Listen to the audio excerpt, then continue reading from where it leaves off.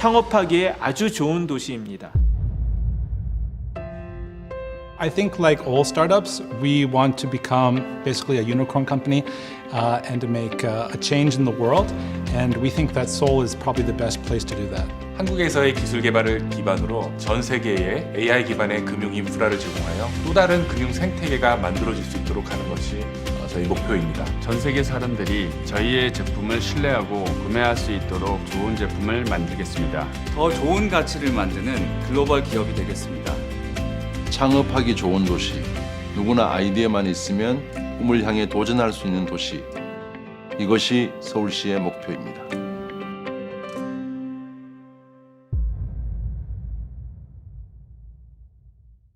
A pandemic has spread around the world. Now, it's time to seek the solution for how to overcome this crisis.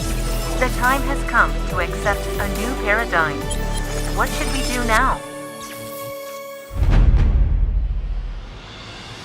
Environment pollution, climate change, disasters, and periodic infectious diseases have always been with us. Yet, we always find a solution, and through crisis, we are given another chance. Now, another crisis has arrived. It's time to prepare for the future with the ability to read the world. Now, Seoul City and Megyeong Media Group work together to find the solution, discussing skills and knowledge to turn crisis into opportunities. We will create opportunities for growth by looking for startups that will lead the post-corona period. So far, Seoul has been nurturing the growth of startups and has been striving to create a startup ecosystem that continuously helps them develop. Seoul is currently coming into the spotlight in the world. In addition, the World Knowledge Forum has been making efforts to resolve the knowledge gap through knowledge sharing and to achieve balanced global economic growth and prosperity. Also, they have continuously made positions for Korea and ASEAN aspiring startups to expand into the world. From primary industry to the fourth industrial revolution, innovation is taking place. And new momentum is being created. Opportunities to talk and share dreams of startups. An effort to overcome a crisis and make a future. A time to learn insights to succeed in the global market. Space to discuss the global situation socially, economically, and culturally. A place that will be a success for entrepreneurs, the public, and anyone who dreams of starting a business.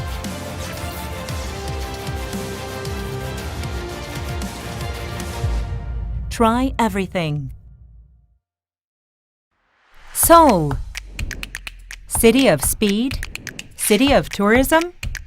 From now on, a city of startups, entrepreneurs, investors. Try Everything 2020 with the Entrepreneur Institute.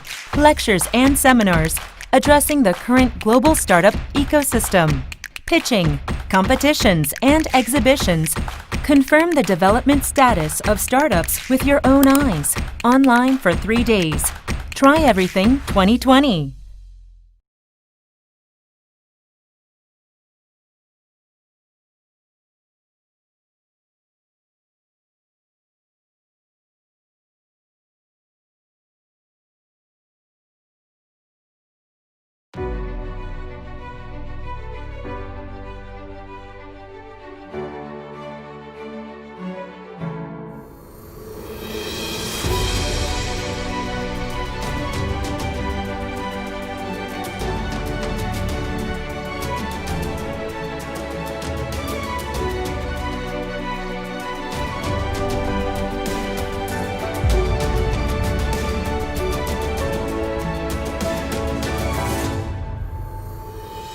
창업 참 힘들죠. 창업이란 게 아이디어만 가지고 할 수 있는 분야가 아니잖아요.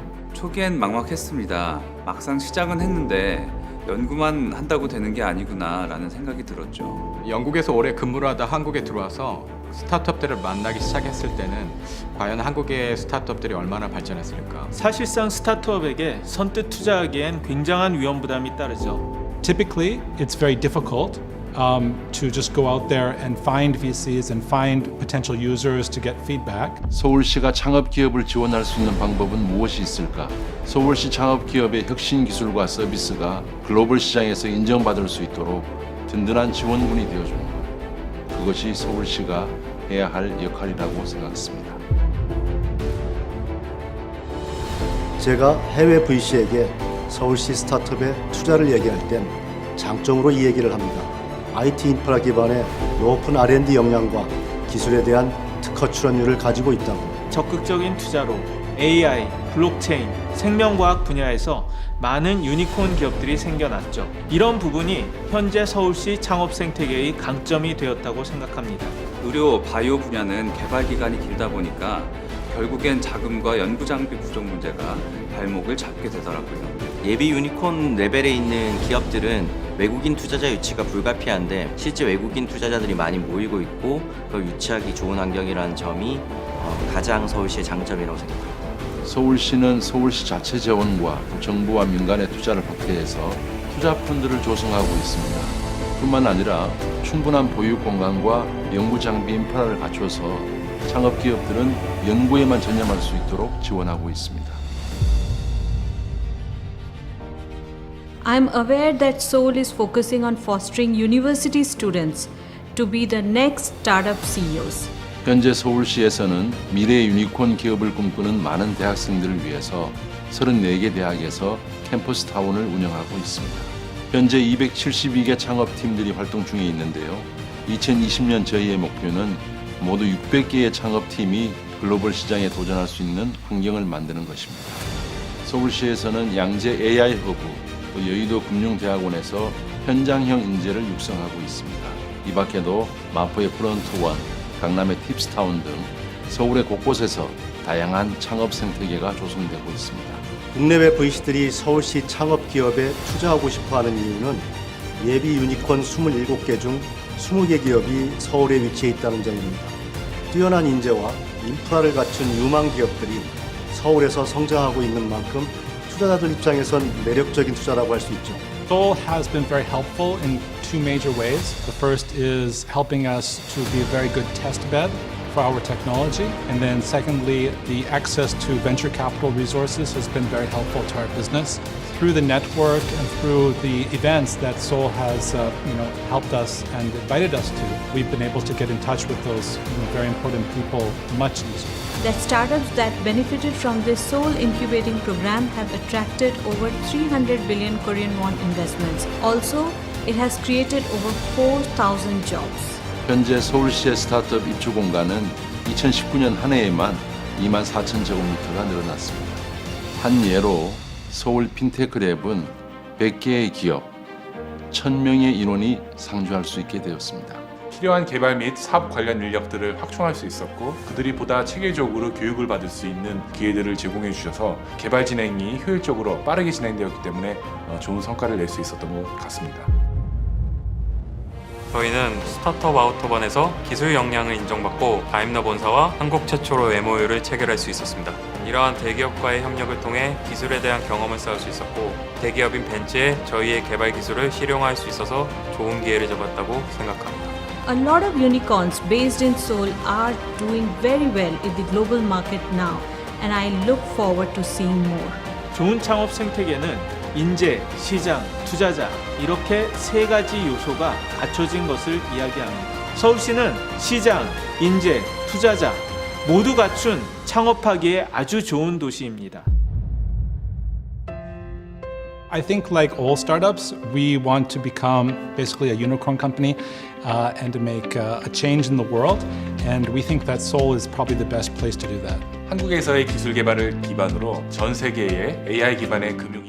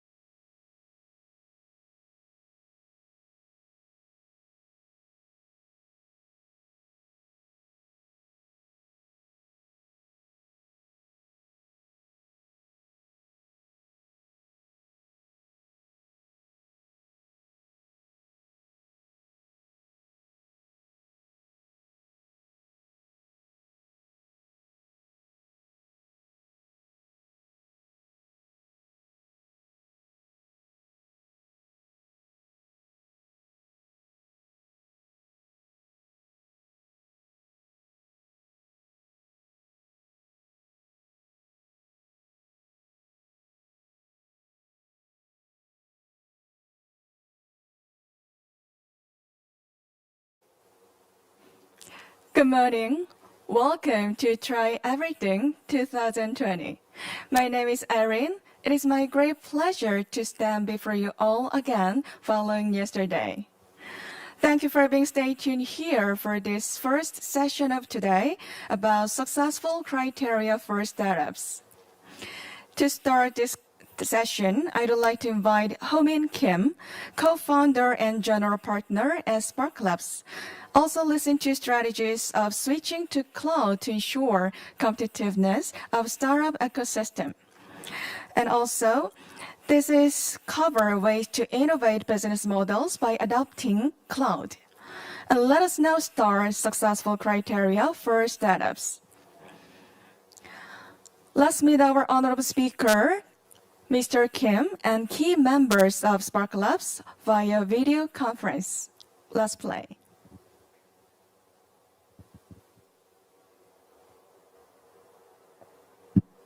토크를 좀 나눠주시죠. 그래? 오랜만에 보시지 않았나요? 오랜만에 오늘 아침에도 보고 saw each other this morning as well. 보고 And during the weekend, we saw 보긴 each other as well. Yes, we've been seeing each other constantly. We 요즘 같은 언택 세상에서 통해서 대면으로 안 보내니까. Because we live in contactless society. 뭐 바쁘죠 뭐 계속. We are all busy nowadays as well. 페이스북에서 많이 봅니다. Well, I follow you on Facebook. 그러니까 저야 뭐 베스핀 때문에 많이 바쁘고. Yes, I am very busy with my own company as well. Bespin Global. And due to the COVID-19, some of the companies are doing well, some bad, and some companies doing poorly. They don't contact me. Sorry, the companies that are performing well, they don't contact me, but the companies that don't perform, they keep contacting me. It's been more than 7 years ever since we launched Spark Lab and startup that we have started. They are already in a mature stage, and some of them are in a really great stage, and some are in medium stage, and about to take a quantum leap. So it's really diverse, and we also have diverse different company and firms. Yes, Kim Yoo-jin and you other people, yes, you also have your own company. So we are very busy doing our own work. So question, what do you think about this company? Because all the conferences are switching to the online conferences. So what do you think about that? Answer, yes, the situation keeps changing. And we are going offline plus online, a hybrid model. And frankly speaking, as you know, we do have a Spark Lab demo day. What we plan is a mega scale. It's not a mega scale originally, but somehow it ended up as a huge, mega scale event. And we have hosted more than 14 Spark Lab demo day, and it really motivated us. The most important factor is the participants come from diverse sector, and of course investors join as well, and large conglomerates, and also companies that are seeking to recruit digital transformations, and also policymakers are joining. So during this Spark Lab demo day, participants learn from each other, and we provide diverse opportunities as well. So this is extremely important.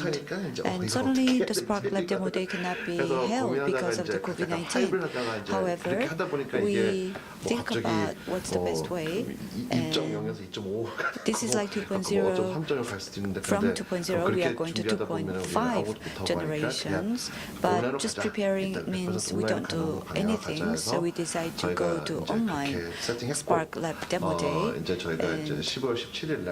December 2017, we'll be hosting Spark Lab demo day, and we don't want to make it just as a sort of an online event, but we'd like to maximize it as if this is virtually held but physically held event day. That's what we are aiming at. So we are preparing various things, and this is like also including virtual booth setup and live broadcasting or live streaming, and having also interactions with the participants. And as much as possible, we'd like to collaborate with other companies, and so that we can display diverse contents. That's what we are preparing. In the Untech Society, 대면으로 꼭 하는 컨퍼런스가 기본이 아니라 this 이제 원래 is important. 이런 온라인 상에서 하는 게 이제 Even though it's 기본이고 online, 만나서 what 하는 게 should we 선택적이 될 수 있는 because 가능성이 커요. yes, of course, we can meet face to face. Selectively, we can do that. But when a new format appears, the previous format, we cannot just get rid of that. We need to recreate the former existing format. But when we do that, 어떤 장점을 갖다 살리지 못하는 거죠. new format 당연히 줄 수밖에 needs to be 없어요. 당연히 recreated. 대면 그게 기본이었다면은 If the 대면 previous 할 수 있는 걸 one 갖다가 was 온라인 our 환경에서 format, but 다시 we need to 재구성한다. recreate that in a 그러면은 virtual 온라인 or 환경이 online 만족스럽지가 않겠죠. environment. And of course, that means that we are not satisfied with the online meetings or online environment. But this is a first trial. But as time goes by, I'm sure that even though we are meeting virtually, but there could be some important interactions that we could witness, just like a mobile environment. 어떤 걸 갖다 지금 뭐 페이퍼를 갖다가 You know that 그런 거 잘 안 되잖아요. we cannot recreate people, 컴퓨터 스크린을 but 갖고 있는 still 어떤 환경이 just 있는데 using 자꾸 a 옛날식으로 computer 갖다가 screen, 리크레이트 that's the only 하려면은 잘안 methodology we 되고. can 근데 그게 use. But we 뭘까는 cannot 아직 just focus on the 모르죠. past. We need to 근데 이제 recreate 이거에 everything. 관련된 And 어떤 새로운 아이디어가 나올 we need to come 거고 up with new ideas. And I'm sure the Sparklab Demo Day needs to embrace all kinds of formats. If we do that, it will be a huge success. If we just recreate the offline event into online, then it will be a failure. 정말 새로운 So we need to present a new pathway. 보니까는 I used to work for a gaming company, and console game developers would make a PC, and the PC game developers would develop a mobile game development. And so, because of the different experiences that they have, and in mobile games there are limitations, and they cannot move to the PC environment to do the development. So there are people who have the strength in console as well as mobile and PC. Whether it's going to be AR or VR, I wish I knew. So if I knew, I would make investments, of course. And as for the investment themes, and we have to in terms of virtual reality, it's a losing game. I mean, we are creating reality virtually. That's a loser mentality. They're not making something new. They are just virtually remaking what's already there. So what's wrong with the real world? And so they have this concept that real is not possible. And I think that concept from the very beginning is a loser proposition. And as I said, native experience.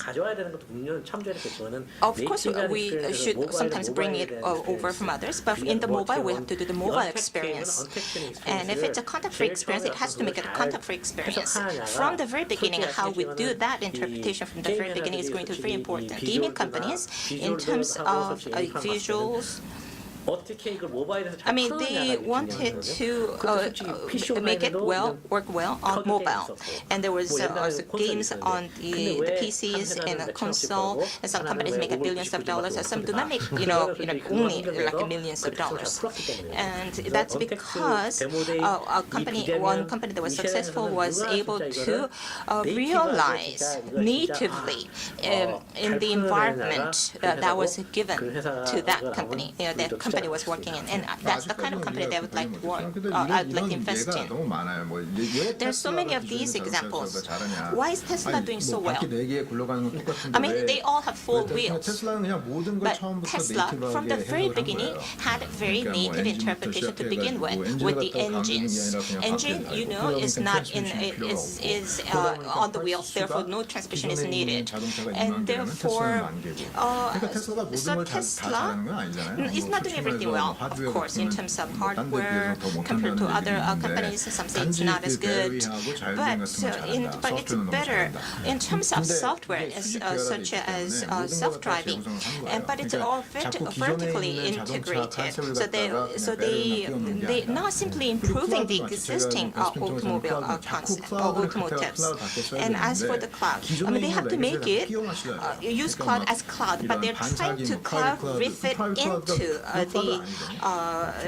the existing computer system, and they're calling this existing cloud system as cloud. But if you're going to adopt new technology according to the past ways, it's going to be losing.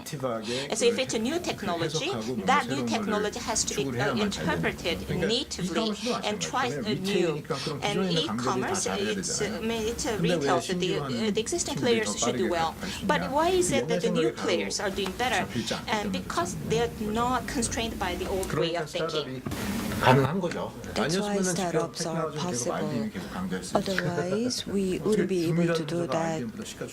I mean, the market capitalizations of Zoom is much higher than that of the IBM. It's amazing. Questions. Are you looking for a new startup?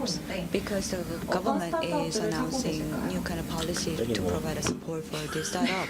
Do you have any plan? Cloud. Answer is cloud. Definitely. Yes, definitely. Without a doubt, cloud-based. Frankly speaking, we do Y Combinator, YG model. There was a blog written by a writer who's been involved in IT, and more than 50% is B2B IT related solutions. Yes, we do have all kinds of things, Airbnb or Mimibox, but all the portfolio that they have, 51%, if you look at, it's B2B SaaS.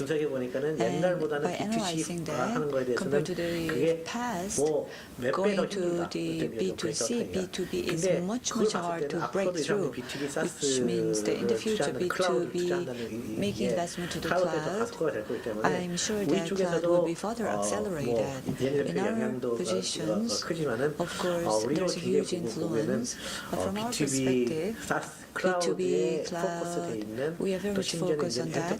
Even enterprise solution is the area that we are focusing on. And think carefully, Korea has no choice, but we can do really good job with the gaming because console belongs to Japan, but still we are doing quite fairly well job. But look at the contents, game contents of Korea. I mean, 20 years ago it's unimaginable, but we are doing that because there were questions that can we really do B2B enterprise? And people said, no, there's no way we can do it. But I'm sure that with a huge difference of this Spark we have a cloud based on data. The biggest application is B2B application, and then software delivery as well. It's on-premise or private cloud, pretending that they are on-premise and on the native cloud, and going to the native cloud is definitely the area that we're really good at. I'm sure that we can do a great job there. I'm sure that it's not. We need to do really good jobs that we can excel. I mean, there's a reason why Korea is so good at semiconductor. I mean, what kind of reason can you identify? Why is Korea so superpower in semiconductor, automobiles, etc.? But there's a saying that the former chairman of Hyundai Group, Jung Ji-young, said that looking at the coin where there's turtle ships. He said that we can do a great job in building ships. So they kind of dramatic stories. But one thing we can be sure about is, if you look at SparkLab website, what kind of companies do we invest? Definitely the answer is data-based companies. The companies that gather, analyze, accumulate the data, we invest. And if the companies try to develop a software that focuses on data, we invest. Because data is equal to money, or it can turn into monetizations. That's why we focus on our investment. However, nowadays, when you say that doing a good job with the data means you create a great software, without being able to produce or develop software, you can never exist in this society. Of course, you can explore something, develop something, but that's one side of the job. But doing an excellent job in data, IT, software, this is like a supporting industry. So, not anymore. Companies that do a great software, they can produce, they can do, they can manufacture cars, ships, etc. So petroleum is almost disappeared because battery, everything is based on software. Of course, we need engineering technique or algorithms for the petroleum, but everything is based on software. If you don't do good with the software, you can never do anything. Kakao, if they go to IPO, the market capitalization will be like 40 to 50 trillion. If you look at Shinhan Holding, I think it's 540 trillion. Sorry, market capitalization only 14. The asset is 540 trillion, but market capitalization is only 14 trillion for the Shinhan Holding. Why the market capitalizations of the Tesla is much higher than Toyota? It's because they are good at software. Why is Amazon better than Walmart? Why is Coupang is much higher when we compare with the Shinsegae or other things?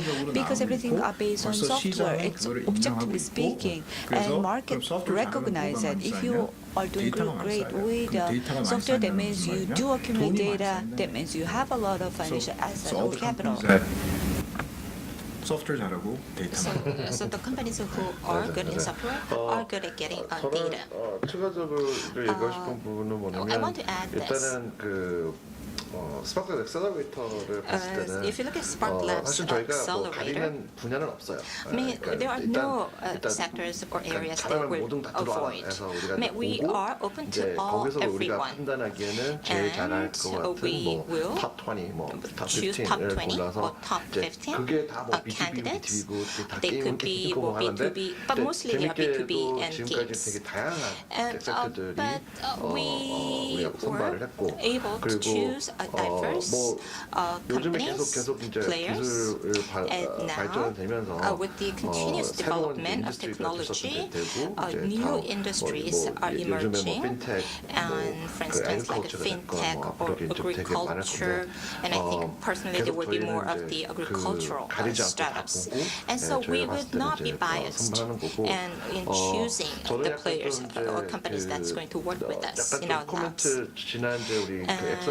And last week we were there was an accelerator selection.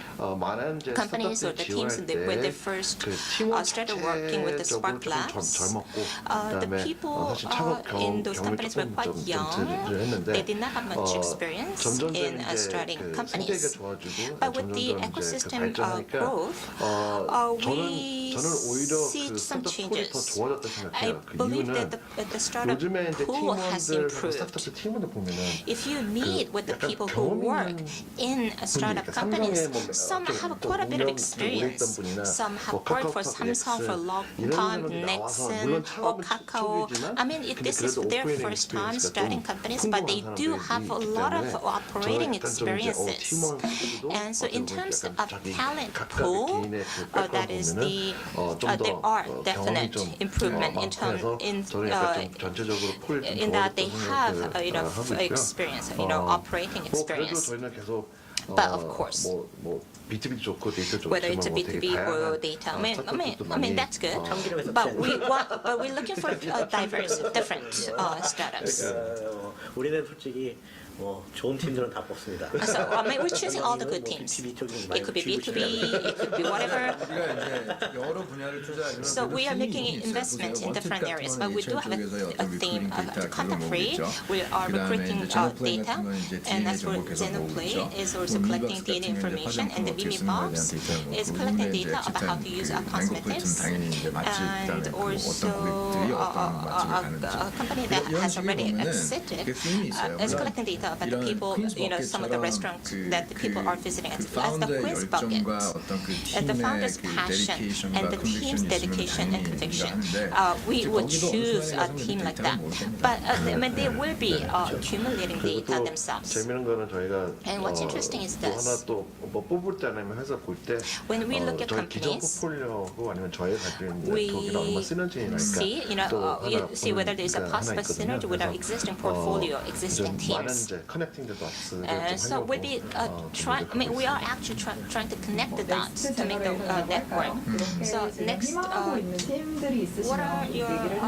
some of the teams that you would like to have in the future, like your aspirations? Well, Kakao and Kufa. 네, 우리는 It is regrettable that we didn't invest Kakao or Kupa. We should have. 저는 뭐 되게 기억에 남는 팀은 What I remember mostly is 미미박스라고 생각해요. Mimibox is the most memorable company. 스파크랩의 역사와 미미박스의 The history of Mimibox, the history of Sparklet Demo Day are same because by investing Mimibox we learned a lot. And by investing in Mimibox, we were able to awaken ourselves about key beauty. And when we mobilize our capital, we realized because Mimibox is a great company, but nobody realized the value, the implications of the Mimibox. And definitely we decided, why don't we ourselves make investment? And Mimibox, yes, definitely in the initial stage it was very difficult, and we had a trial and error, and it's getting better nowadays, but we had a tough time in the beginning. And what I remember mostly is my first record. The company can skyrocket, but skydive, there's up and down. And yes, I am very happy because recently I hear a lot of good news. Also, we have a company, Genoplan. Genoplan is definitely, we look at the data and we were confident that it would succeed. Because when we make an investment, we realize that other people began to make investment, and it's a big data-based company. And there's another company, H2O, and we started as like a helper for the housework. And this company advanced into Japan, and they turned into asset management or real estate development company. And what's really surprising is ending. We thought that they would go bankrupt. Wow, but they didn't. CEO Kim is very confident smart farming, about smart farming, and he put all of the energy and passions, and I could see that his passions and energy could produce some result, and I'm very proud of that company ending. When they make a presentation at demo day, he only brought a plant and it didn't work at all. So I was we were all disappointed, but he talked about making a farm at Mars, and I couldn't believe that was so outrageous. I mean, doing a farm in Mars, but he talked about A to Z, and yes, he did it. Anything he created from nothing to something. Most of the company have the same aspect. With the great ambitions or great energy, it's not always that it's a driving growth, but somehow with the passions and energy, he did a great work in pivoting himself, or a CEO or founder can have a great vast ambitions and go step by step gradually. And the companies that we have invested, every single company, I do have all the memories and great recollections, and they all have up and down, and they all underwent great hardships and difficulties, and some did a great jobs. Yes, I do remember every single company that we have invested invested. But in the future, will be the next great generation company which will make a great hit? Well, I guess every single company has a huge potentials and promises. H2O, anything, yes. General Plan and Wanted, yes. All of these companies will have a great future. Yes, Spark Plus as well. With a vast portfolio that we have, there is a huge chance for the startup to achieve a greater success. Because what is a startup? Failure is always the basic premises. 뭐 저는 개인적으로 Well, personally, 뉴스 나왔지만 이제 망고플레이트 Mangoplate is the company 처음에 that 왔을 때 is most memorable to me. When I first saw the company, oh, what am I going to do with this team? That's the first thought that came to me. But the founders of the company or the team were so passionate, so enthusiastic. And Mangoplate now has about 1 million users. And now had done the exit. Of course, Mangoplate had a lot of up and downs. Many startups. 재밌는 것 같아요. 그러니까 저희 우리 데모데이 피치 영상 유튜브 보면은 If you look at the pitch 하고 지금 회사 모습 videos of the demo on the demo day and what they are right now, compared to the day when they were making the pitching, they have changed so much. And so they start like this. I see those videos and say, so they started like this. But as they grow, they capture opportunities, and they go through all these, turns and twists, and developing, businesses and maturing and growing. That is. And what's really important is that there has to be a good start. There's a company called OTAP, and this started from our design cluster. I mean, it did have quite a bit of a sad start beginning, but anyway, it's a company that creates an app. The ranking was good, and it was one of the top 10 companies in terms of the profitability, but then it fell into holes, and then he told me that there's a new application that he was developing. I mean, we don't really listen to talking about companies talking about pivoting, but this company was an exception. And now I hear good news about this company, and I'm really, really happy. And because at that time, and APM for enterprises, at the time when this company wanted to start that, nobody knew about that. But the team members were observing that new trend, new technology, like a sponge, and were able to grow. And so that is a company that's most impressive. And so that's a company that has been really persistent. I'm so happy for that company.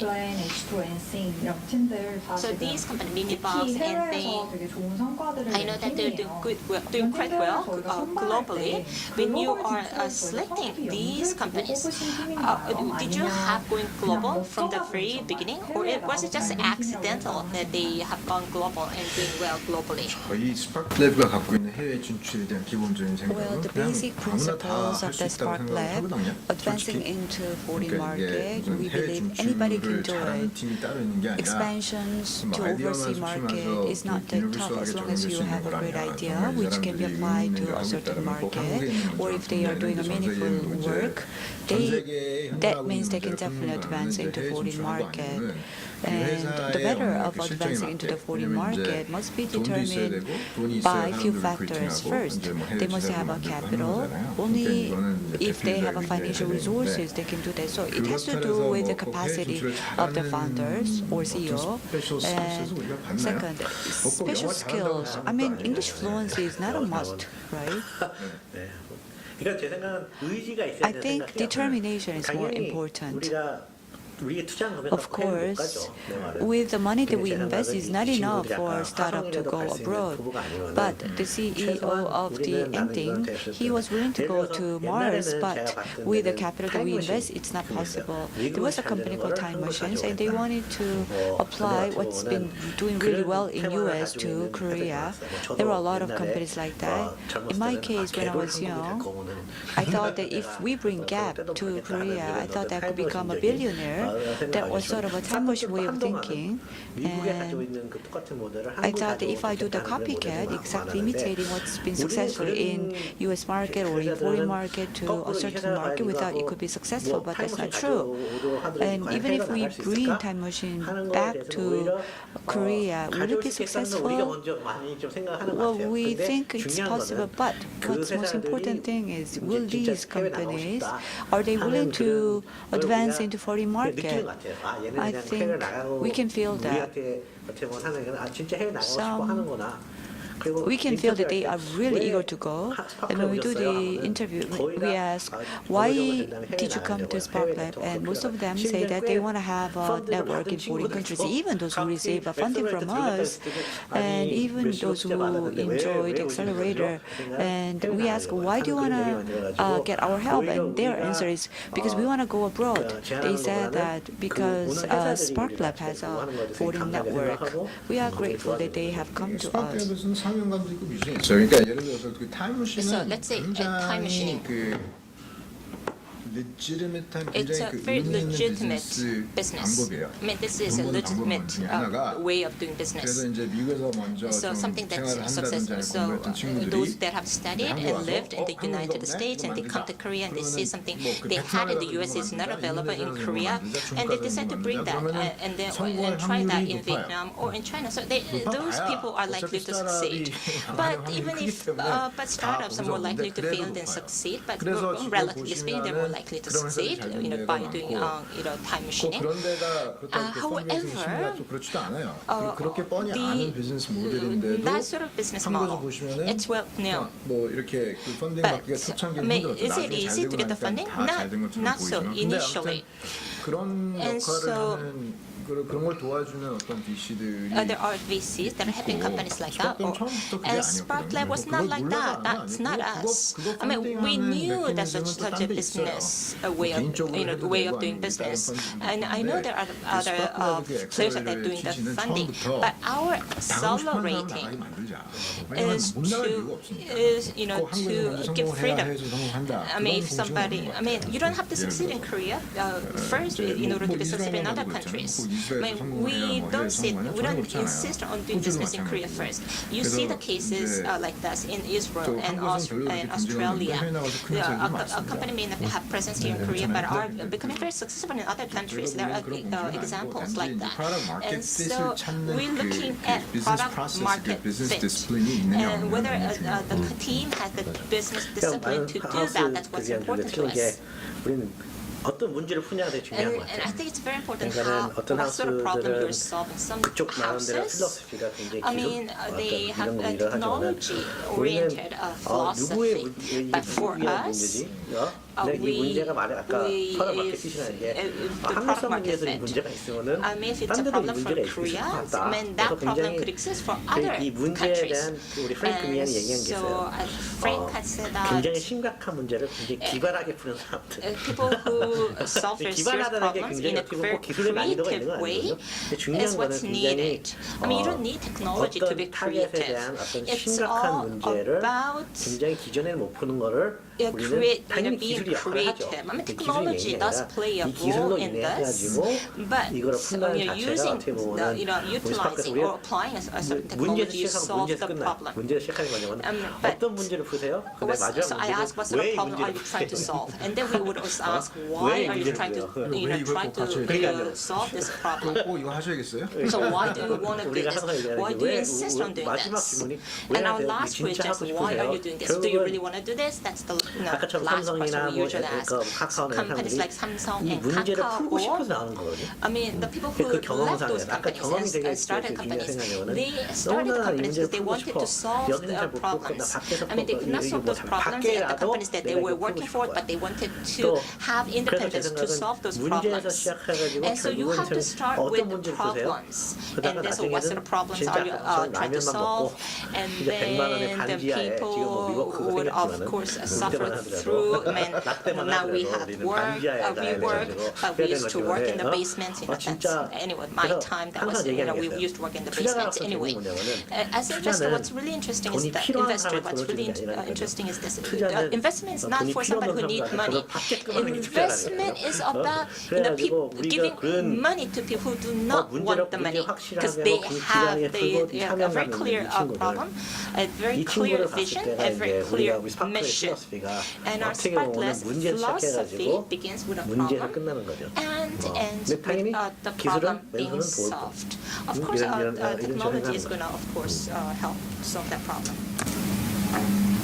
그리고 오늘 저희 스파크랩에 대해서 많은 분들이 오해를 하시고 있는 부분에 Many 대해서 people misunderstand 말씀을 많이 해주신 것 Spark Lab, and I think today's event has been able to help people understand more about Spark Lab. Thank you. 많이 들어보셨을 것 같아요. I'm sure that you heard 스파크랩은 this 영어를 many 잘해야 times. 하나요? 네. 스파크랩은 Do we have to be fluent in English so that we can get help from Spark 미국 Lab? 직원들만 있나요? Does the Spark Lab only hire American or someone who are fluent in English? This is another misunderstanding. Maybe because we are very fluent, that's why. 영어는 전혀 걱정 안 해도 Don't worry 돼요. about 똑같아요. English fluency. 그리고 We're all same, so don't worry 오히려 about 더 that. 반대지 않나요? I think it's opposite, actually. 그러니까 우리는 뭐 우선은 영어 뭐 잘하는 거는 아무 상관없는 것 같고요. 우리 코스프레 회사들이 진짜 영어 거의 편하지 않는 사람들. 당연히 영어를 외국 사람 불편하게 분들 많이 만들죠. 외국 사람들 많이 만나게 해주니까. Well, they will feel very uncomfortable because we connect a lot of foreign investors with 근데 우리 the startup. That's why they 직원들이 might 영어를 feel 좀 awkward. But 잘한다고 하는 거에 대해서는 some of, or most of our employees are very fluent. 우리가 통역을 해줘야 되니까. Otherwise, we need to work as an interpreter for them. 그런 That is why 직원들이 많은 거에 대해서는 그건 사실은 같지만은 it's true. 그렇다고 It seems like that all of our employees are 오시기만 하면 fluent. 돼요. But as long as you 오시면 우리 영어는 다 come and don't worry 해주고 about English, we will help you, 해주니까. translations, everything. 영어 잘한다고 해외 진출 잘하는 거 아니거든요. English fluency is not a mandatory if you 영어 want to go 못한다고 해외 abroad. 진출 못하는 것도 And 아니고. if you are very poor in 정주영 English, doesn't 회장이 mean 영어 that you don't have to go abroad. Did the chairman Chung Ju-young, is he fluent in English? As far as what I recollect, he doesn't speak at all 저희 아버지도 English. 뭐 My 물론 dad, 아버지도 주재원을 나가셔서 of 저도 course, 이제 my 미국 간 dad 케이스인데 was working in foreign 영어가 잘 countries, 돼서 so 나가신 것 같지는 he's not 않아요. that 그러니까 영어 fluent. 해야만 해외 나간다는 So 거는 speaking English is not a 우리 mandatory, 회사들이 다 definitely. 거의 Most of the companies that we work with, 95% are 다 Korean 한국에 companies. They are based in Korea, 어떤 어플라이 돼 있고 and 당연히 they 아까처럼 have roots 뭐 in Korea. 가끔 가다가 And sometimes 펀딩을 위해서 외국의 법인을 attracting 세워가 한국이 funding 법인 in 세워가지 foreign 않게 있었죠. countries, sometimes they need to establish their 그러나 이제 own 근본적으로는 incorporations in 우리는 foreign countries. 한국의 So sometimes English, 한국 yes, they entrepreneur들 need to speak, but mostly they are 영어 all 잘하는 Korean 분들도 entrepreneurs 뭐 교포들이나 이거 다 교포들은 거의 Korean 없어요. residents in foreign countries. We don't have that many. Yes, we do have few, but we never make investment just because that they are Korean residents in foreign countries or they are fluent in English. What we look for is problem identifier and problem solver. That's a critical element. Please don't misunderstand that.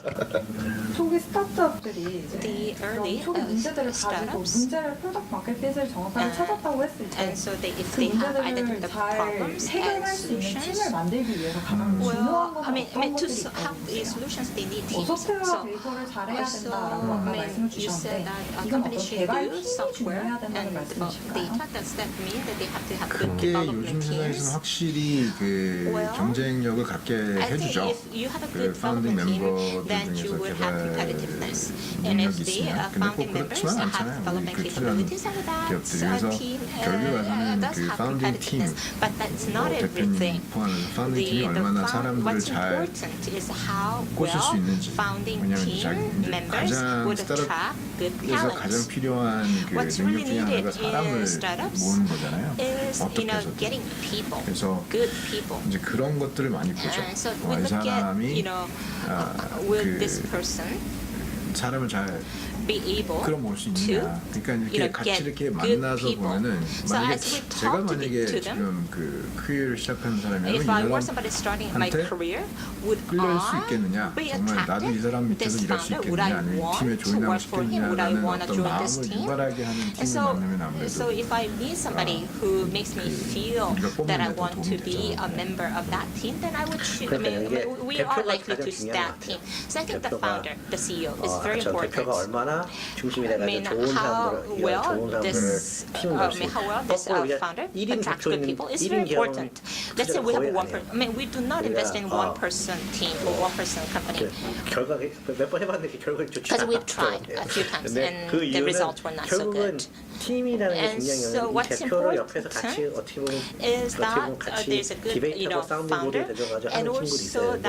결국 그게 뭐냐면은 그 대표가 얼마나 나처럼 어떻게 보면 다른 사람들을 이렇게 the founder should be able to attract good people, people who can, serve as a solid soundboard. I mean, why would you do this? How would you do this? 어떻게 만났어요? So when I meet the founder, I would ask, how did you meet? How did you come to work for this person? 문제보다는 그 팀에 대한 이런 사람들이 어떻게 모였을까? I said, we want to find out how this team was composed. 우리가 경제를 하는 게 학연 때 뭐예요? I mean, usually here in Korea, because of you were used to work for study the same schools or whatever. But we want to go beyond that sort of schools or the same neighborhood, whatever. That link is not strong enough. That's not enough. The people have to come together because of the philosophy they have or because of the mission or the vision they have. That is why the founder is important. How well the founder does the communication and gathers good people is what's really important. 어떻게 보면 가장 중요하게 early stage였어요. So for the early stage companies, so we're talking about companies in early stage. I'm not talking about companies they have revenues of trillion won. And so for early stage companies, what we think is most important is the founder, followed by how good is the team. And that team does not have to have everybody graduating from SNU or having studied overseas. What we look at is how they work 자기가 as 하는 one 이제 team. 문제하고 그 핵심을 얼마나 핀포인트에 대해서 얼마나 잘 아는지 하고 그걸 얼마나 이제 자기 프로덕트를 통해서 그걸 이제 유저들한테 확인하는지가 좀 중요하거든요. 제가 예전에 이제 게임 회사에 있었어요. with the users, with their products. I used to work at a gaming company. We used to make Apex games, or we used to make a game called Roll 우리가 처음으로 이제 스파크랩에서 온라인을 만들 때 when we were making these games THQ가 이제 회사에 있는데 거기서 이제 우리 먼저 숙제 먼저 준 게 기본 레슬링 게임은 이 초반에 이 그랩하고 여기서부터 이제 하는 게 움직이고 다음 게 하는 게 이 핵심 파트가 처음부터 재미없으면 다른 게임 파트 만들 필요 없다. It's not interesting, when you first grab each other. So that grabbing portion, holding on, when you go for each other, the two players go for each other. That has to be the interesting. That is the pain point, or that's what's important. It has to be interesting in order to be able to grab and maintain players. And so the startups should be able to resolve the pain points. What I call is the core. And sometimes they focus on the sound, they focus on the ring in which the wrestlers wrestle. That's not the main point. So we would do the testing and do the iteration and getting better, and so that sort of mindset is needed. It doesn't make sense that if you don't like games and working for a game company, it doesn't make sense. If you don't like technology but working for a cloud-based technology company, it doesn't make sense. So we look at all kinds of qualifications. We look at the talent, we look at team members, business models, and also CEO, everything. 그다음에 이러한 어떤 그 프로덕트 마켓 핏 아니면 그 핵심 요소를 잘 모든 걸 다 봐요. 안 보는 것 같지만 다 봐요. 그리고 이제 우리도 사람이기 때문에 어떤 바이어스가 있어요. 선입견이 있습니다. 그리고 이제 지금 뜨는 트렌드가 뭔지에 따라서 우리도 움직이는 게 분명히 있어요. 그런데 이제 몇 가지 이제 핵심 요소들이 이거 없으면 안 되는 것들이 뭐냐면 바로 이런 약간 오타쿠 같은 거, 그리고 이런 약간 그 이 팀의 성격하고 이 하는 비즈니스하고 안 맞는 거, 이러면 굉장히 안 한되게 보이는 거죠. 잘할 수 있을까? 너무나 막뭐 심지어 막 실적도 나오는 데도 있는데 뭔가 안 맞아. Something doesn't fit, and then we see discrepancy. Well, what we always discuss among ourselves are 우리가 제일 좋아하는 게 뭐냐면은 what we really 제일 like. 아이디어는 게 보세요. 100조짜리 마켓인데 매년 10조씩 커져. There's a market size of 100 trillion, and this company enjoy growth of 10 billion. 천억 마켓인데 맨날 100%씩 커가지고 100 billion, 지금 3년 후에는 5조 6조 in 되는데 3 years it becomes 5-6 trillion. So very small size company turned into huge company, and like a domestic market is like a 500 trillion. What do we do? But it's very mature market. Fourth, it's quite reluctant to make an investment. Huge market but shrinking. The worst one is small market. It doesn't likely to grow. 마켓이 1000억입니다. So we say that the market size is 100 billion, but you don't take the market share of everything. The difference between myself and him is we always want, he said he always watched the trend, but in my case, the growing market, you can make a mistake, you can make all kinds of trials and errors, 그래가지고 트라이앤을 가능해. 굉장히 efficient 마켓, the efficient market, 레드 오션 마켓에서는 in the red ocean market, you have to be excellent in execution. 제일 좋아하는 마켓, 큰데 더 What we 큰 like 마켓이나 is the market is likely to become much bigger. 빨리 이거를 Then with a great agility, with a great efficiency, how soon can you produce result? Then even if you make a mistake, it's okay. Because if you do surfing, you make all kinds of efforts, but you can never ride a tide. So between me and Hanju, myself, the first question that we ask ourselves is this market growing?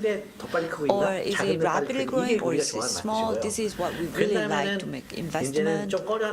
And what we are reluctant to make investment is huge, and it's already established, the red ocean market.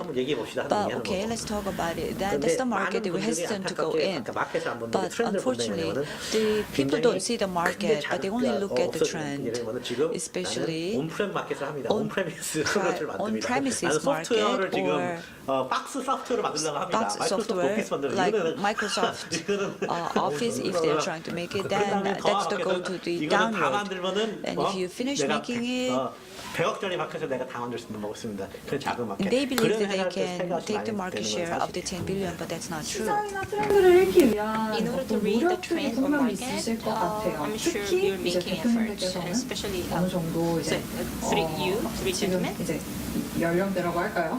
How are you trying to get along with the young generation? How are you trying to read the young trends? 지금 그런데 스파크랩에서 소위 말하는 MZ 세대들이 굉장히 열광하고 있는 그런 것들을 많이 투자를 했어요. You have invested in companies that are very 이런 쪽에 있어서 저희가 투자를 진행을 하고 있는데 이런 트렌드를 어떻게 the 읽고 young 계신지 generation. 궁금해요.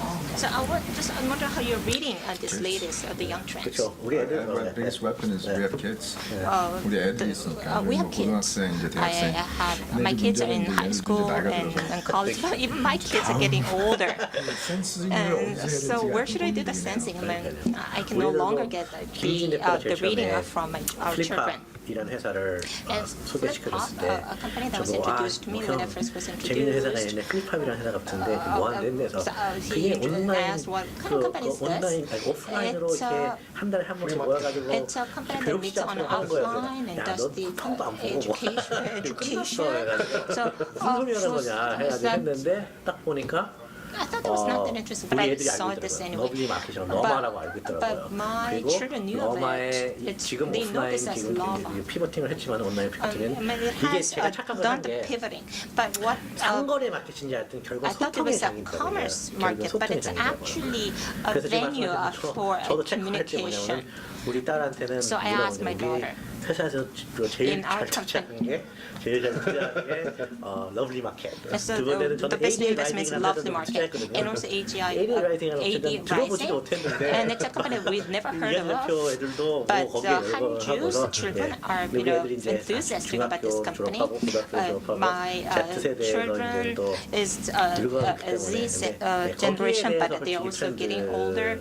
그런 젊은 사람들의 트렌드라는 그리고 가장 하수가 그건 같아요. 투자할 때 But when you're 나는 making 안 할 것 같아 investment, 하면은 if 그건 you 아닌 것 같아요. think you're not 그게 going to do this 누구를 yourself, 위한 then you 문제지? should not invest 누구를 위해 there. 하는 거지? 그럼 거의 공감대를 볼 수 있는 것이 투자가의 어떤 스트렝스인 것 You have to be able to empathize as an investor. I mean, you have to have empathy. 나는 안 할 것 같은데 So, people say, oh, I think I'm not going to do this, and we're not going to make an investment. But the thing is that company is not targeting you.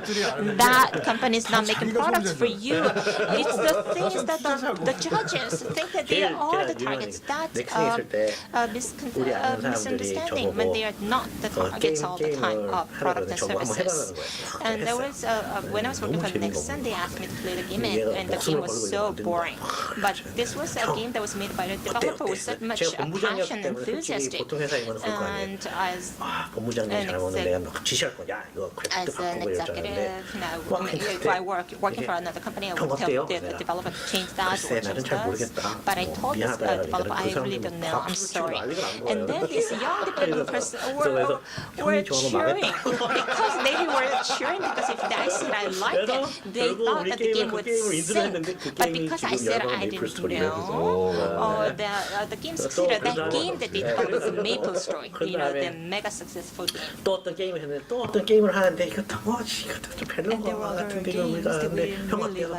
글쎄 똑같은 다른 팀인 거죠. 다른 팀은 형 어때요? 글쎄 나 잘 너무 좋아하는 거야. 그래서 우리 이걸 했어요. 그게 던전 파이트. 그러니까 중요한 거는 옛날 어떻게 보면 세대에서는 본부장이고 내가 형이고 나의 어떤 당연히 미드점이니까 가져가겠죠. 제가 어떤 의견이나 이런 걸 들어보겠지만은 게임 회사에서는 재밌는 게 뭐냐면 대상이 명확했거든요. 이거는 그래서 그때 내가 이제 30대 후반이었으니까 내가 좋아하면은 잘못된 거라는 게 확실했어요. 근데 지금 말씀하신 대로 많은 우리 침사한테 제가 좀 답답할 거 자기가 유저고 자기가 사용하고 자기가 안 하면 안 되는 걸로 알고 있는데 거기에 대해서 우리는 한번 힘들게 펀딩을 해본 사람들과 이런 경험이 있기 때문에 거기에 대해서 우리가 조금 더 좀 어떻게 보면 견해가지고 틀려랄까? 그래서 우리는 물어봐요. 누가 그걸 봐요?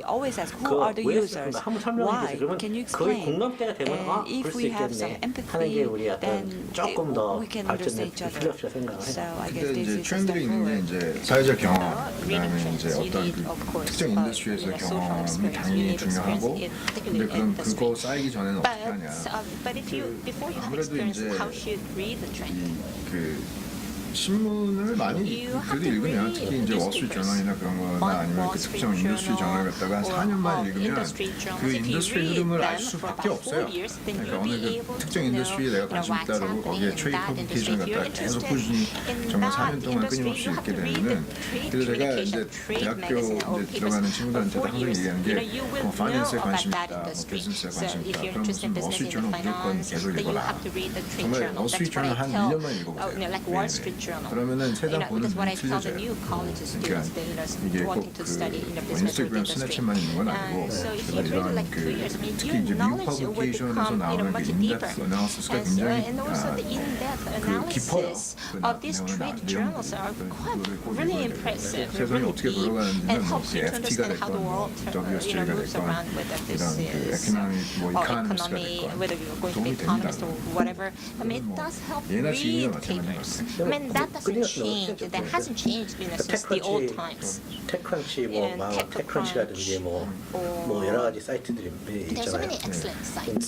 그런 대화를 할 수가 있고 그런 픽업을 못하면은 어떻게 보면은 뭐 우리가 뭐 뭐 라떼 나 뭔지 몰랐는데 라떼라는 이 텀이 모르면 되게 뒤처지는 것처럼 인베스트도 마찬가지예요. 그런 핫한 트렌드나 이게 어떻게 하느냐 경험을 못하지만은 간접 경험이 간접 경험은 좀 워스트존이나 패컨치나 이런 계속 끊임없이 읽어야 되는 게 중요한 것 같아요. And to get in that experience, you read a blog, read the papers. So I try to learn myself. I mean, I see, see how things are changing. I mean, by reading, you do learn a lot. 오늘 우리 여기 관객님들 또 나중에 뭐 유튜브 보실 분들은 아마 이게 굉장히 레어한 이렇게 앉아가지고 이렇게 편안하게 지금 이렇게 얘기할 수도 있고 맨날 심각한 얘기밖에 안 하고 회사 망해간다 어떻게 해야 되나 저 회사를 또 살려야 되나 이런 얘기만 하는데 이렇게 하는 거에 대해서는 좀 그런 얘기가 중요해요. 앞으로도 이런 과연 얼마나 많이 있을까 그거 어떻게 된 거야? 우리가 무슨 로비를 한 거야? 아니야 그냥 그러니까 여태까지 제 경험상 이런 식으로 우리 아버지도 옛날에 어디에 백인에 뽑히시니까 그 백인에 뽑힌 다음에 계속 연락 오는데 결국은 뭐냐면 그분들이 이제 돈을 요구하더라고. 제가 임명사정에 해가지고 제일 처음에 이메일로 나한테 당신이 백인에 뽑힐 때 했을 때는 비즈니스 인사이더가 돈 돌라고 한 거야. 그래서 제가 무시를 했어. 이게 뭐 이건 분명히 또 했는데 하도 연락이 안 돼가지고 버나드 이메일 찾아가지고 버나드가 연락이 와가지고 야 why are you ignoring this email? 얘네들이 실체가 또 호주고 뭐 해가지고 이게 비즈니스가 호주 와가지고 이게 아닌 것 같아가지고 내가 아닌 것 같다. 알고 보니까 이게 진짜 그렇게 됐고 솔직히 이걸 봤을 때는 우리나라의 굉장히 심지어는 굉장히 투자나 더 오래 하셨고 또 실적도 좋으신 분들이 하는 거 그리고 참 하늘 굉장히 뭐 영광스럽게 또 생각하고 하지만은 뭐랄까 왜 뽑혔는지는 아직까지 저도 잘 대신 뽑힌 이상 열심히 또 거기에 맞게끔 또 이제 따라가려고 열심히 노력을 하겠습니다. 그래서 그게 그래서 그렇죠.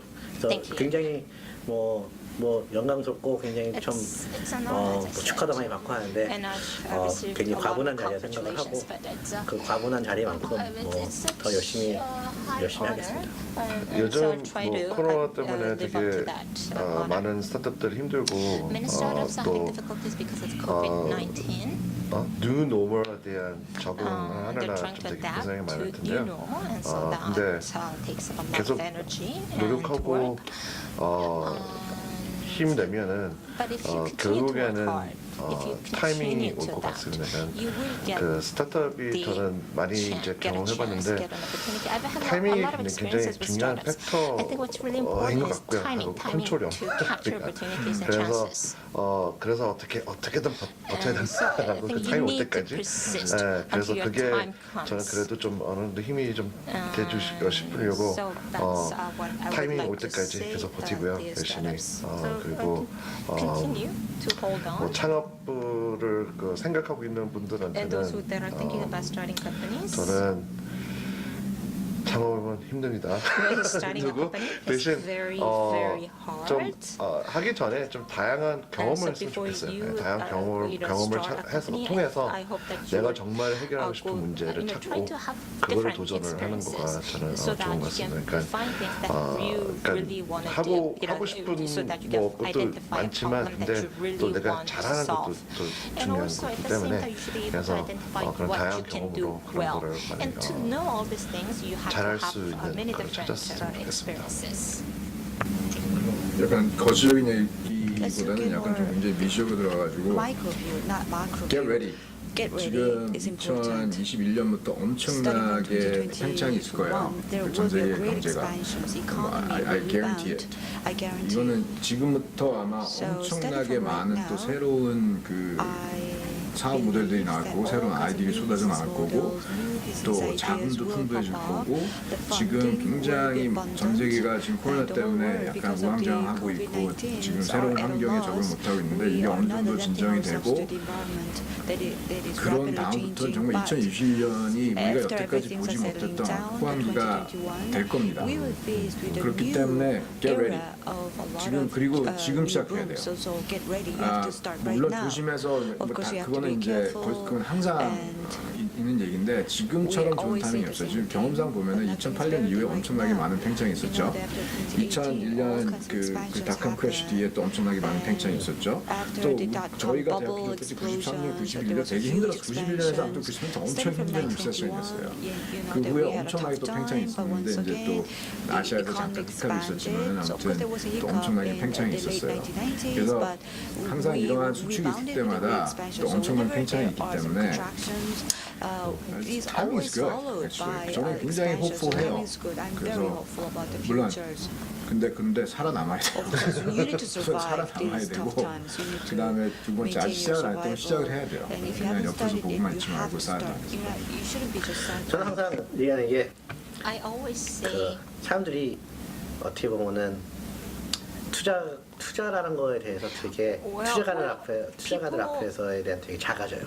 뭐 굉장히 그냥 되게 힘이 많다고 생각하고 나의 인생을 바꿀 수 있다고 생각하고 이거 하는데 저는 아까도 그렇지만은 스타트업한테 얘기하는 거냐면 투자는 돈이 필요한 사람한테 돈을 준 게 아니니까요. 투자는 돈이 필요 없는 사람들한테 돈을 받게끔 하는 게 투자가 써야 되는 그런 것 같아요. 그래서 여러분들이 이거 마인드세트를 가지고 이런 마인드세트를 가지고 하면은 제 생각은 좀 어떻게 보면은 이 사명을 할 때 좀 버틸 수도 있고 또 기대도 할 수도 있고 하는 식으로 좀 마인드세트가 있지 않을까. 저는 솔직히 아까 말한 창업에 대해서는 절대로 권하지 않아요. 창업은 진짜 힘든 거고 우리 아들한테도 창업을 안 권하고 근데 진짜 하시는 분들한테는 이게 사명감을 하고 하시는 분들한테는 그런 걸 아까처럼 get ready 버티고 그리고 어떻게 보면은 투자자를 만날 때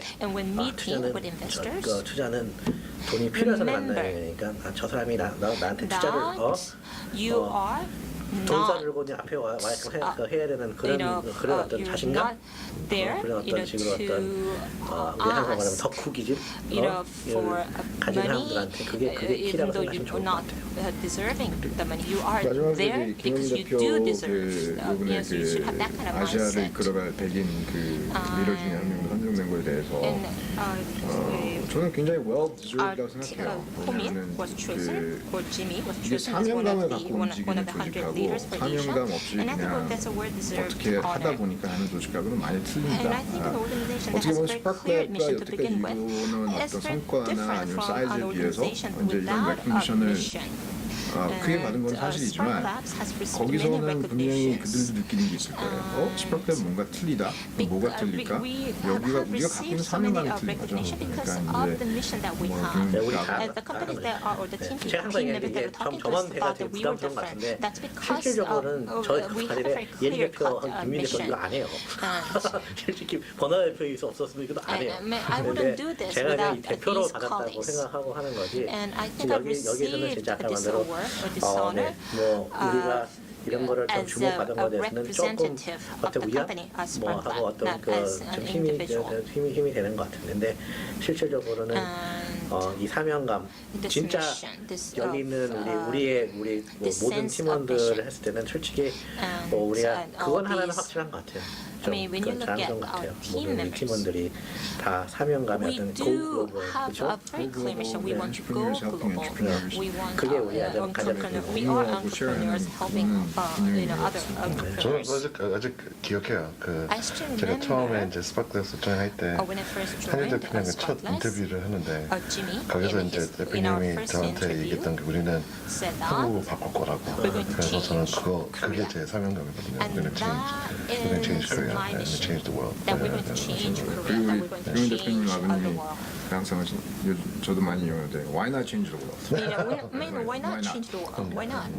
Given 우리한테 이렇게 많은 찬스가 I mean, we 주어지는 have so many chances that are given to us. We should. 뭐 국뽕하는 얘기지만 우리나라가 가장 지금 이 세대 지금 이 환경에서는 어떻게 보면 컬처하고 테크놀로지를 엑스포트할 수 있는 나라는 미국 다음에는 솔직히 우리나라밖에 없거든요. 그래서 거기에 대해서는 굉장히 우리가 어떤 부분 그 자신감과 어떤 그 프라이드를 가지고 좀 우리 안트프레너들이 좀 더 크게 봤으면 좋겠어요. 더 크게 그냥 한국만 잘하면 되는 게 아니라 한국 이해가 갈 수 있다. 된 거예요? 네, 감사합니다. Wow, it was just like great talk show led by key members of Sparklabs, I think. Okay, hope you enjoy all. And this concludes the session 4, Successful Criteria for Startups. So thank you for joining here and see you here again next session.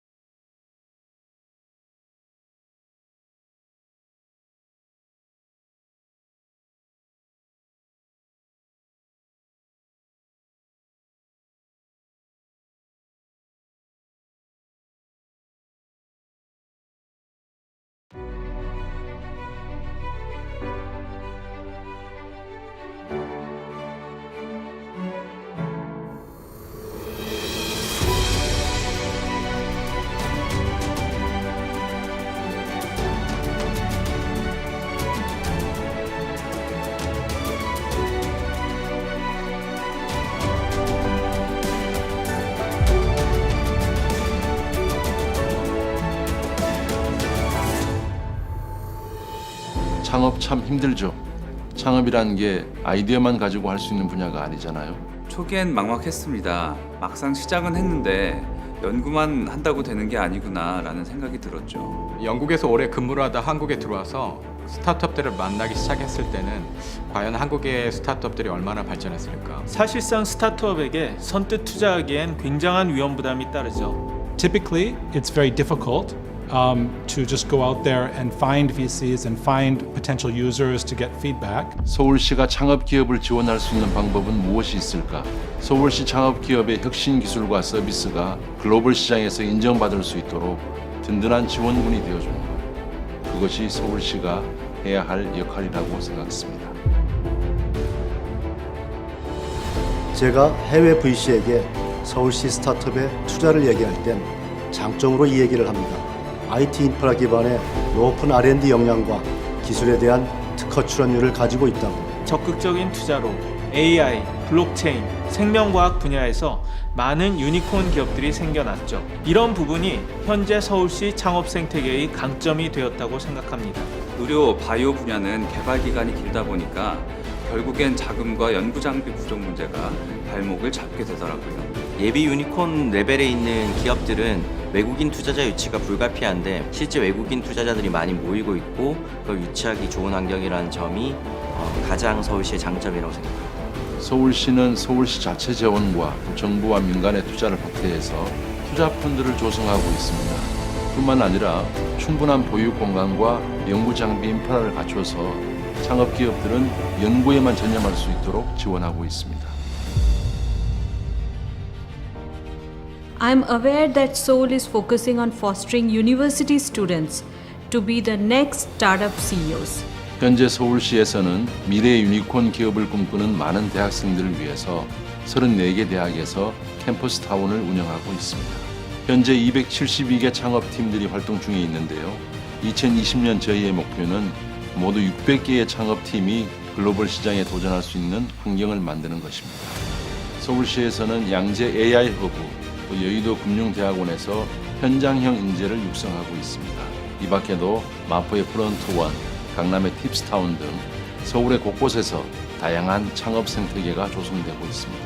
국내외 VC들이 서울시 창업 기업에 투자하고 싶어하는 이유는 예비 유니콘 27개 중 20개 기업이 서울에 위치해 있다는 점입니다. 뛰어난 인재와 인프라를 갖춘 유망 기업들이 서울에서 성장하고 있는 만큼 투자자들 입장에선 매력적인 투자라고 할 수 있죠. Seoul has been very helpful in two major ways. The first is helping us to be a very good test bed for our technology. And then secondly, the access to venture capital resources has been very helpful to our business. Through the network and through the events that Seoul has helped us and invited us to, we've been able to get in touch with those very important people much easier. That startups that benefited from this Seoul incubating program have attracted over 300 billion Korean won investments. Also, it has created over 4,000 jobs. 현재 서울시의 스타트업 입주 공간은 2019년 한 해에만 24,000제곱미터가 늘어났습니다. 한 예로 서울 핀테크 랩은 100개의 기업, 1,000명의 인원이 상주할 수 있게 되었습니다. 필요한 개발 및 사업 관련 인력들을 확충할 수 있었고 그들이 보다 체계적으로 교육을 받을 수 있는 기회들을 제공해 주셔서 개발 진행이 효율적으로 빠르게 진행되었기 때문에 좋은 성과를 낼 수 있었던 것 같습니다. 저희는 스타트업 아우터반에서 기술 역량을 인정받고 다임러 본사와 한국 최초로 MOU를 체결할 수 있었습니다. 이러한 대기업과의 협력을 통해 기술에 대한 경험을 쌓을 수 있었고 대기업인 벤츠에 저희의 개발 기술을 실용화할 수 있어서 좋은 기회를 잡았다고 생각합니다. A lot of unicorns based in Seoul are doing very well in the global market now, and I look forward to seeing more. 좋은 창업 생태계는 인재, 시장, 투자자 이렇게 세 가지 요소가 갖춰진 것을 이야기합니다. 서울시는 시장, 인재, 투자자 모두 갖춘 창업하기에 아주 좋은 도시입니다. I think like all startups, we want to become basically a unicorn company and to make a change in the world. And we think that Seoul is probably the best place to do that. 한국에서의 기술 개발을 기반으로 전 세계에 AI 기반의 금융 인프라를 제공하여 또 다른 금융 생태계가 만들어질 수 있도록 하는 것이 저희 목표입니다. 전 세계 사람들이 저희의 제품을 신뢰하고 구매할 수 있도록 좋은 제품을 만들겠습니다. 더 좋은 가치를 만드는 글로벌 기업이 되겠습니다. 창업하기 좋은 도시, 누구나 아이디어만 있으면 꿈을 향해 도전할 수 있는 도시. 이것이 서울시의 목표입니다.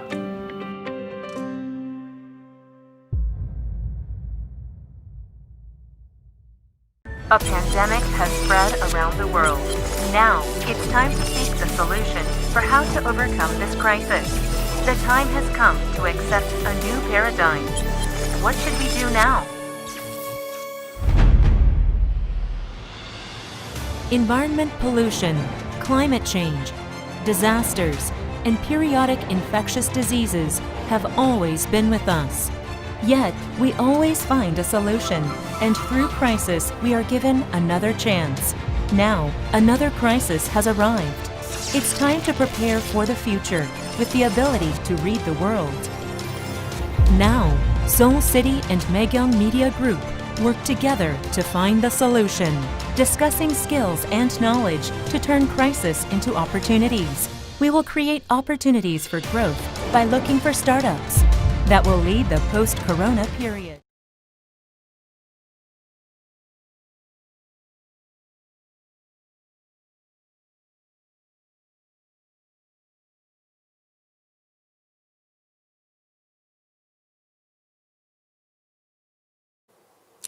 Good morning and welcome back again. Thank you for being stay tuned this session on AI Startup Ecosystem Seminar. This session will feature the presentation on coexistence of AI and human and the potential aspects of AI technology, and also a follow-up panel discussion. Let us now start AI Startup Ecosystem Seminar. Let's invite our honorable first speaker on this session, Mr. Lakos Weil. He will give us presentation as inventor, author, and also futurist. Wow, he's amazing. And probably he's in live conferencing system now. So can I check it for a second? Whether he can hear me or not. Hello, sir. Yeah, I can hear you very well. Yeah, sounds perfect. So the stage is yours. Please start. Okay.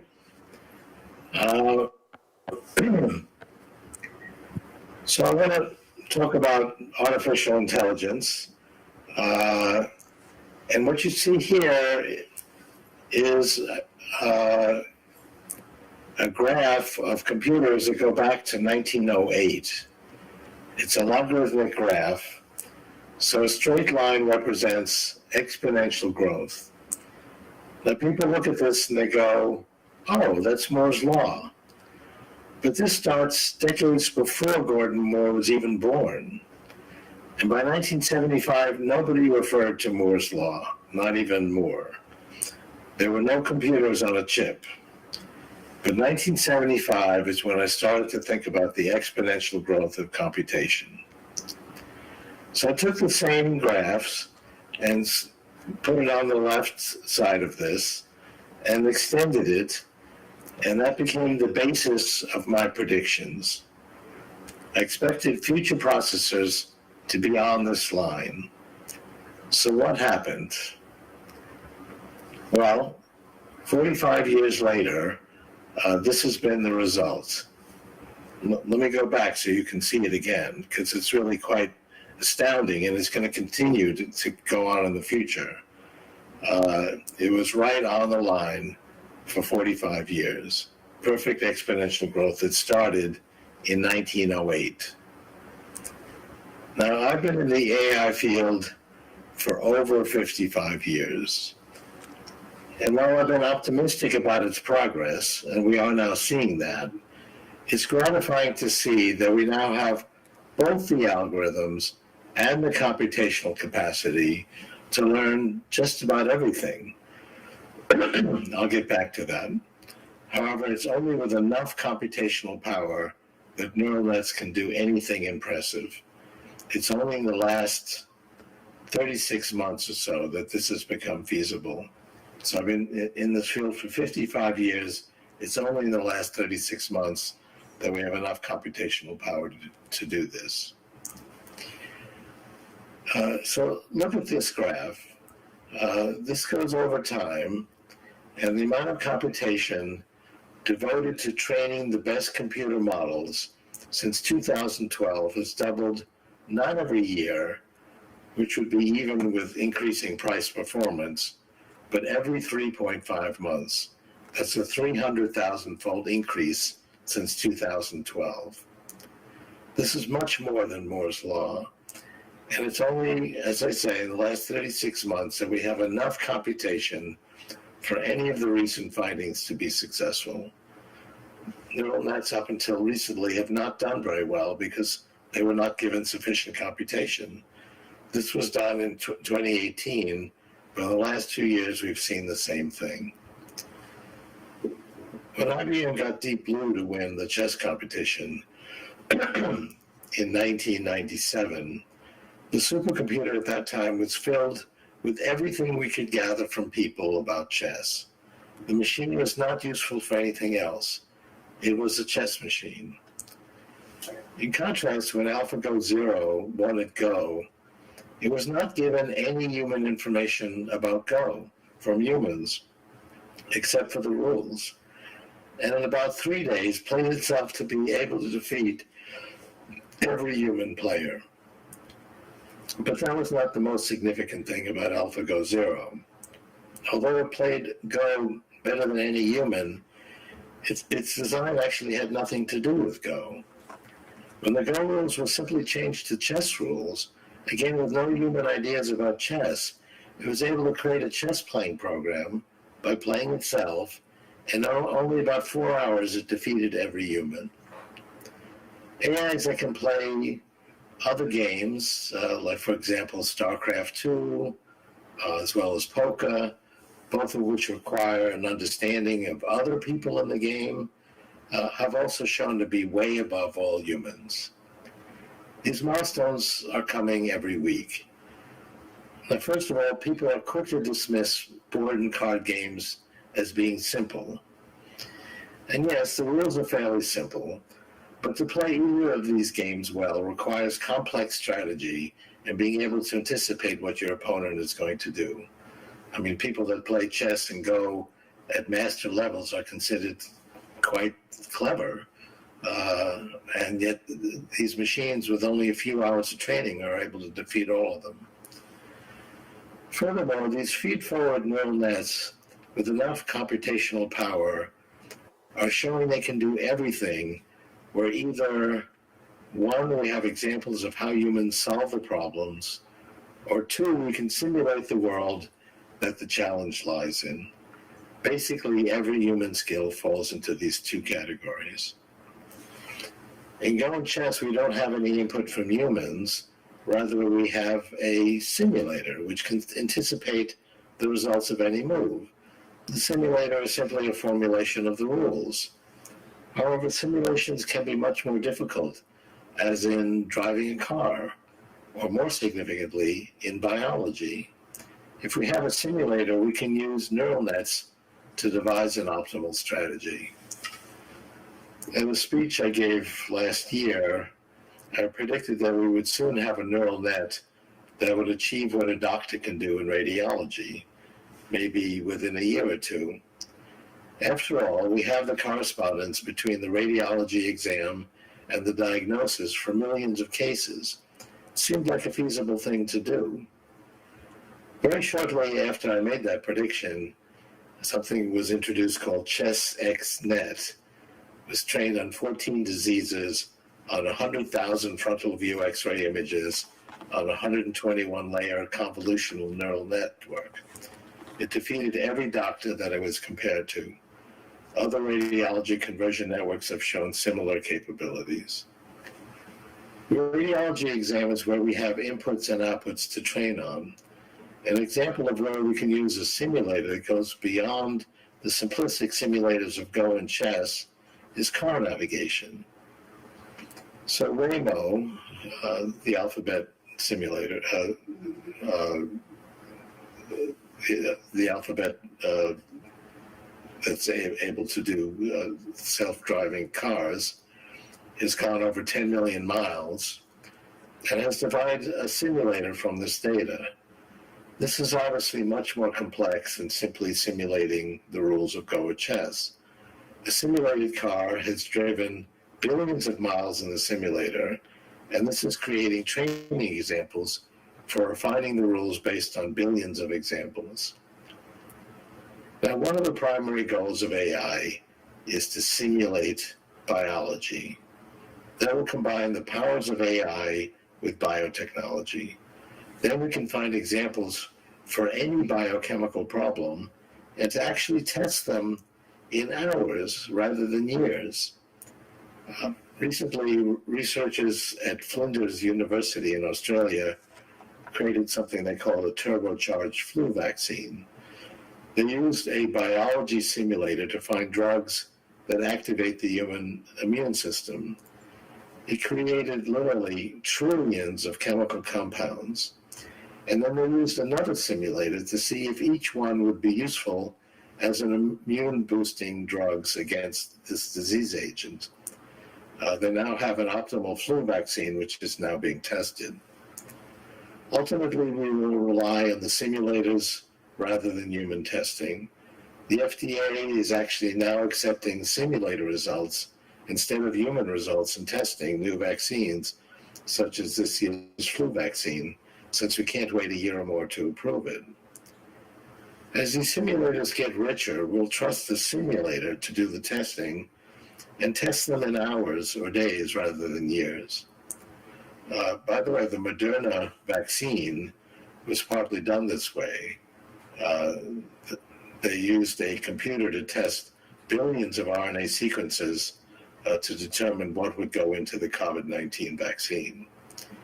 As our biology simulators get more general, this should work on all interventions in biology, particularly as we go through the 2020s.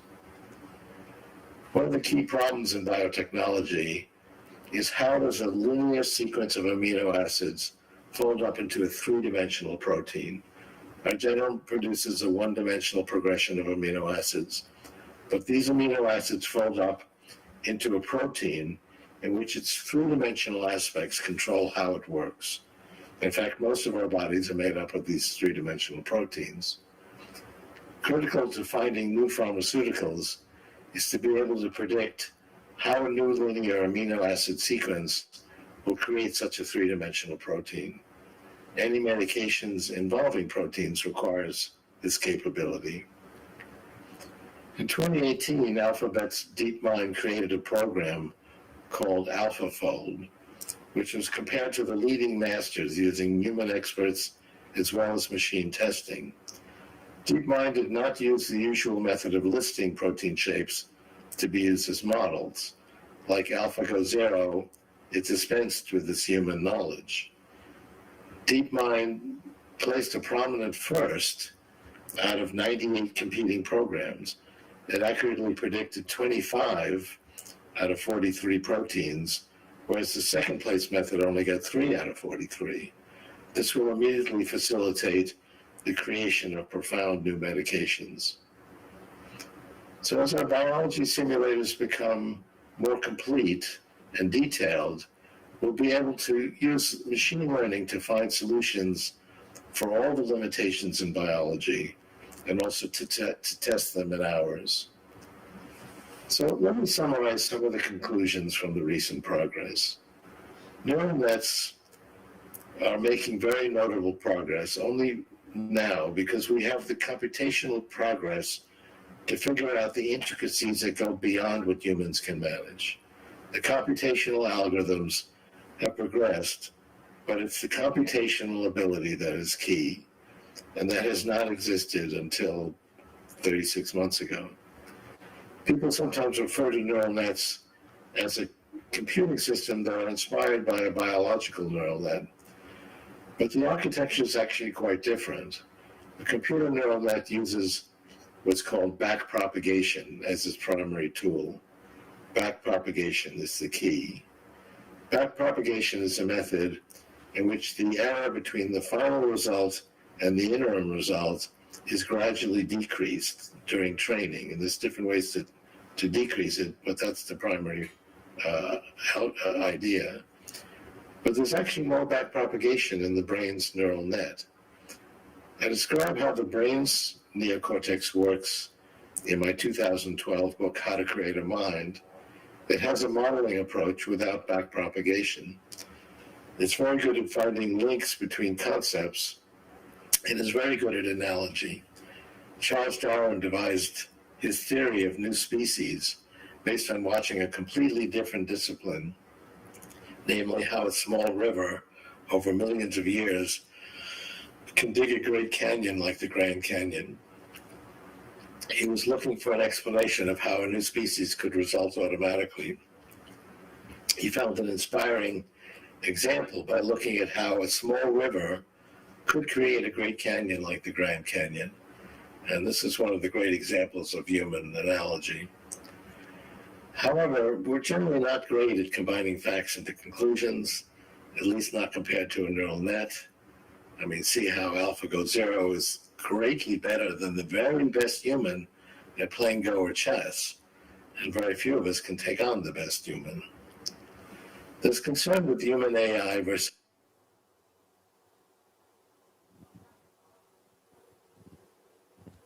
it's just one more bar to pass.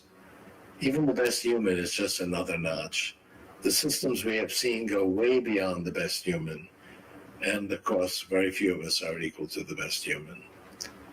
There's still a few things missing, but all of these are being worked on in labs across the country, across the world. One is to combine multiple skills. Minsky's Society of Mind, and Marvin Minsky actually was my mentor, actually for 55 years. His Society of Mind expresses the idea that we have both simple and complex ideas, and we combine them in artful ways. Over the next year or two, you'll see one capability of humans after another be taken over by AI. But later on in the 2020s, we'll see the capabilities blend into human-like capability. If we have, say, let's say 1,000 skills, there's no reason why we can't have a neural net master them all. And combining them is just another thing to learn. All the skills that humans learn are available to humans and therefore to machines. Some are carefully bound, like radiology exams to diagnoses. Some require the humans to interact with other humans, but AIs can also keep track of what we are doing and learning as we go through the day. The team I'm heading at Google is focused on understanding language.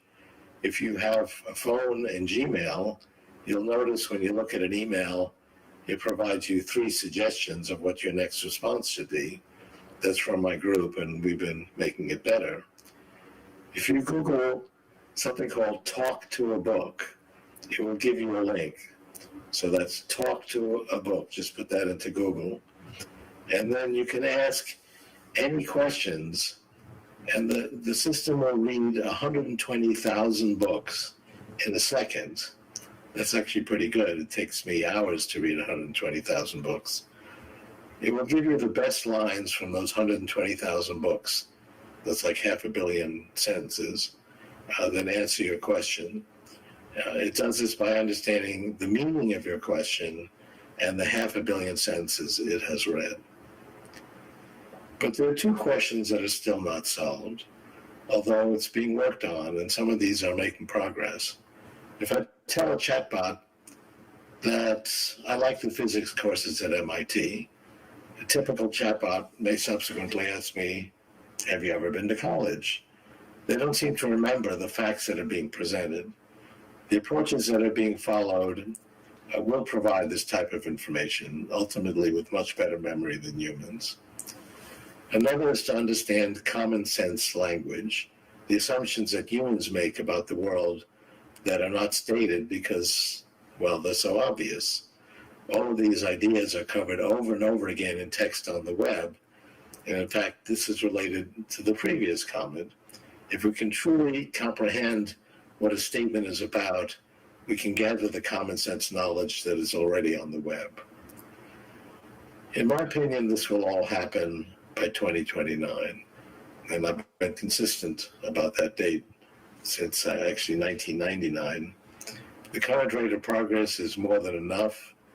And keep in mind that the progress will continue to accelerate. Once we pass a Turing test, that same machine will also have all human skills way beyond the best human. So to pass a Turing test, which is to emulate a human, the capabilities will have to be made much less than it otherwise would be, because otherwise it would have abnormal skills. If it had its normal skills, we'd realize that it was a computer and not a human. The last point I'll make is that these machines are brain extenders, just like all technology extends our natural capabilities. I mean, who here could build the building that you're in, or a skyscraper? If we have created machines that are muscle extenders, we have created machines that are muscle extenders, and these machines are brain extenders, even if not yet directly connected to our brains. In the 2030s, we'll connect the top layer of our neocortex, the layer with the most advanced ideas, to the cloud using nanobots. The neocortex is involved in layers. The layers are actually diagonal, so as you go up the layers, they get smaller. The very top layer is smallest, and it has the most advanced ideas. Keep in mind that the top layer is relatively easier to get to than the other layers. Elon Musk just introduced the Neuralink.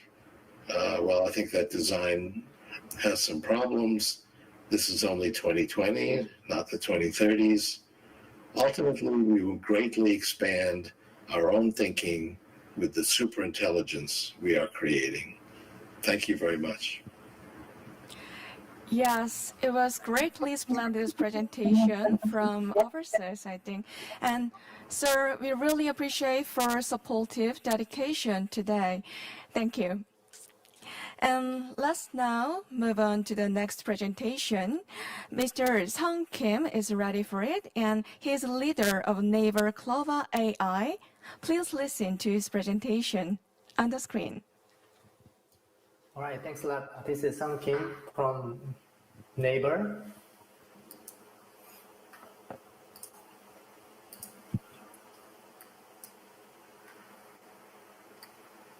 Thanks, Lei, for the wonderful talk. And what I'm going to talk about is that then he introduced very, very interesting technologies.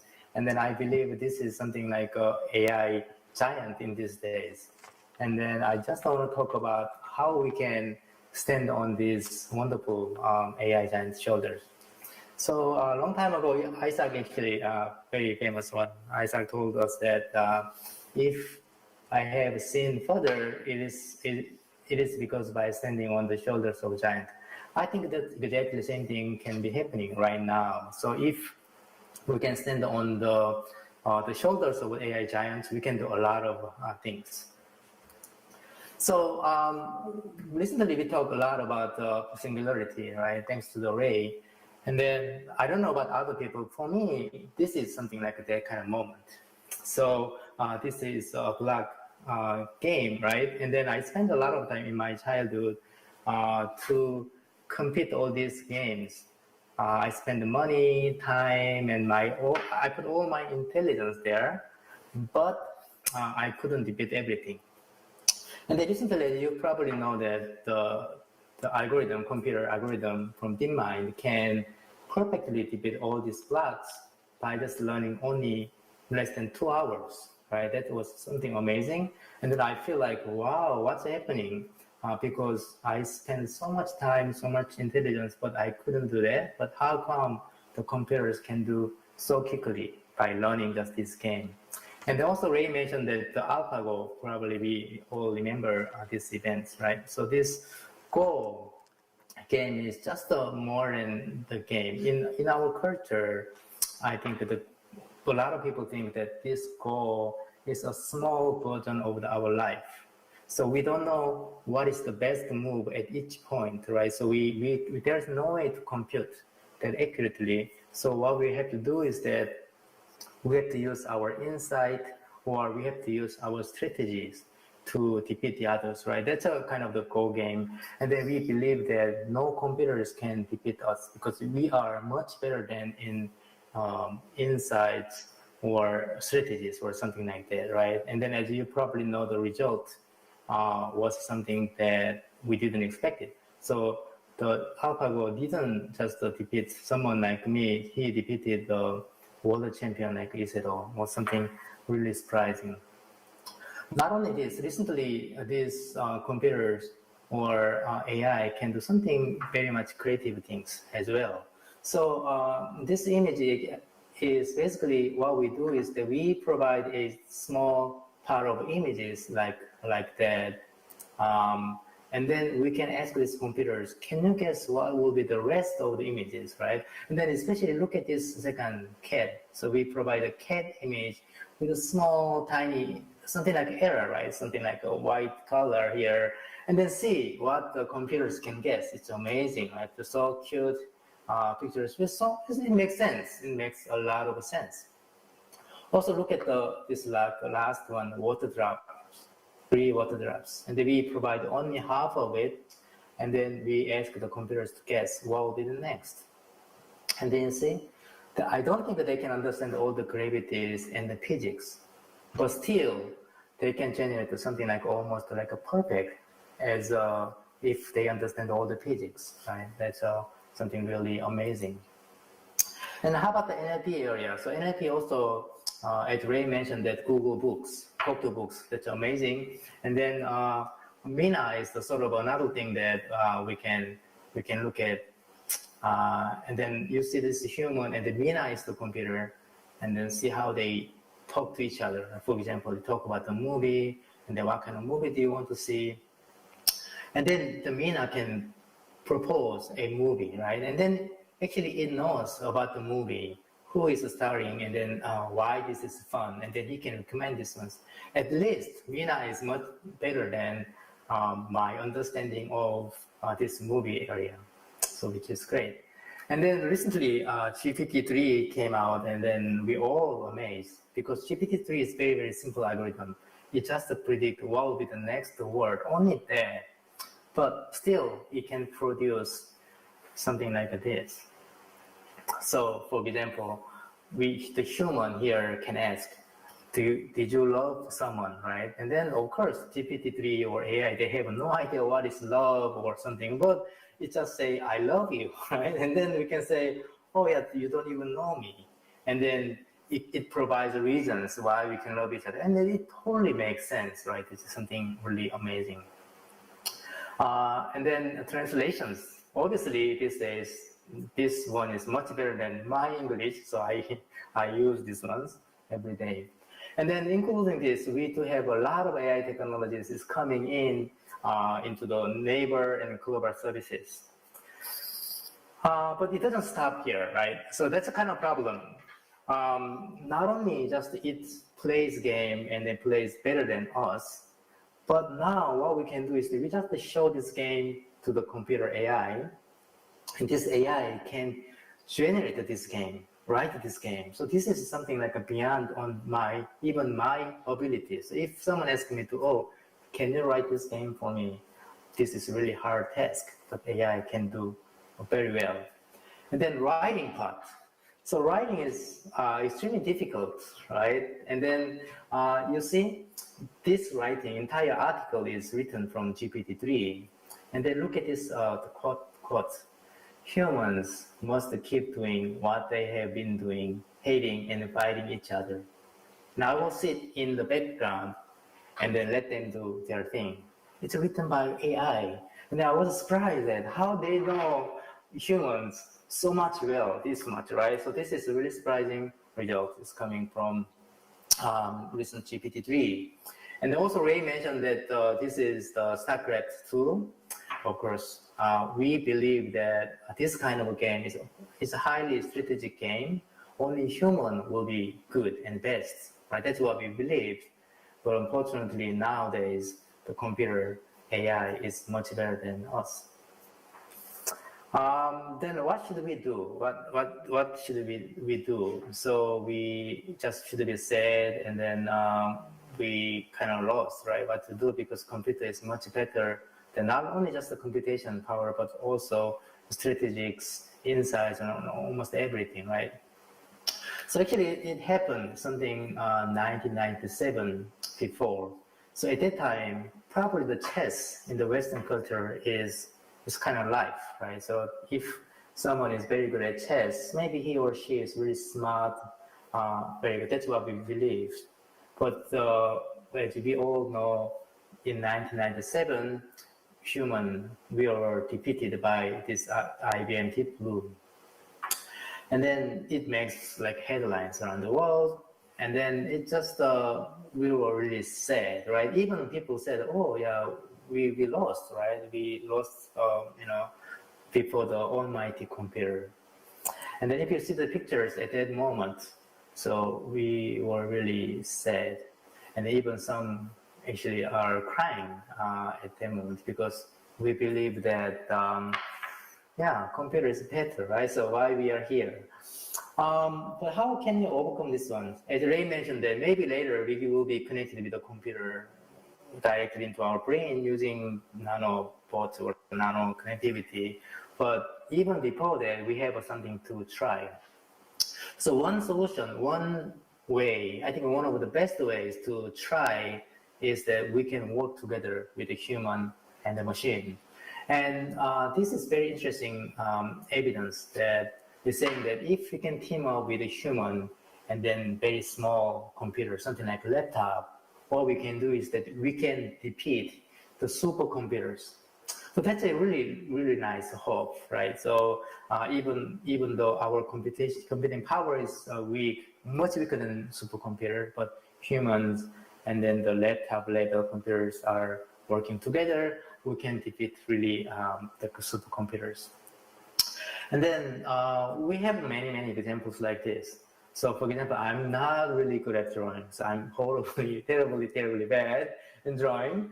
but I can use AI and we work together. For example, here I can provide the layers, right? Oh, here's cloud and an island and water and waves.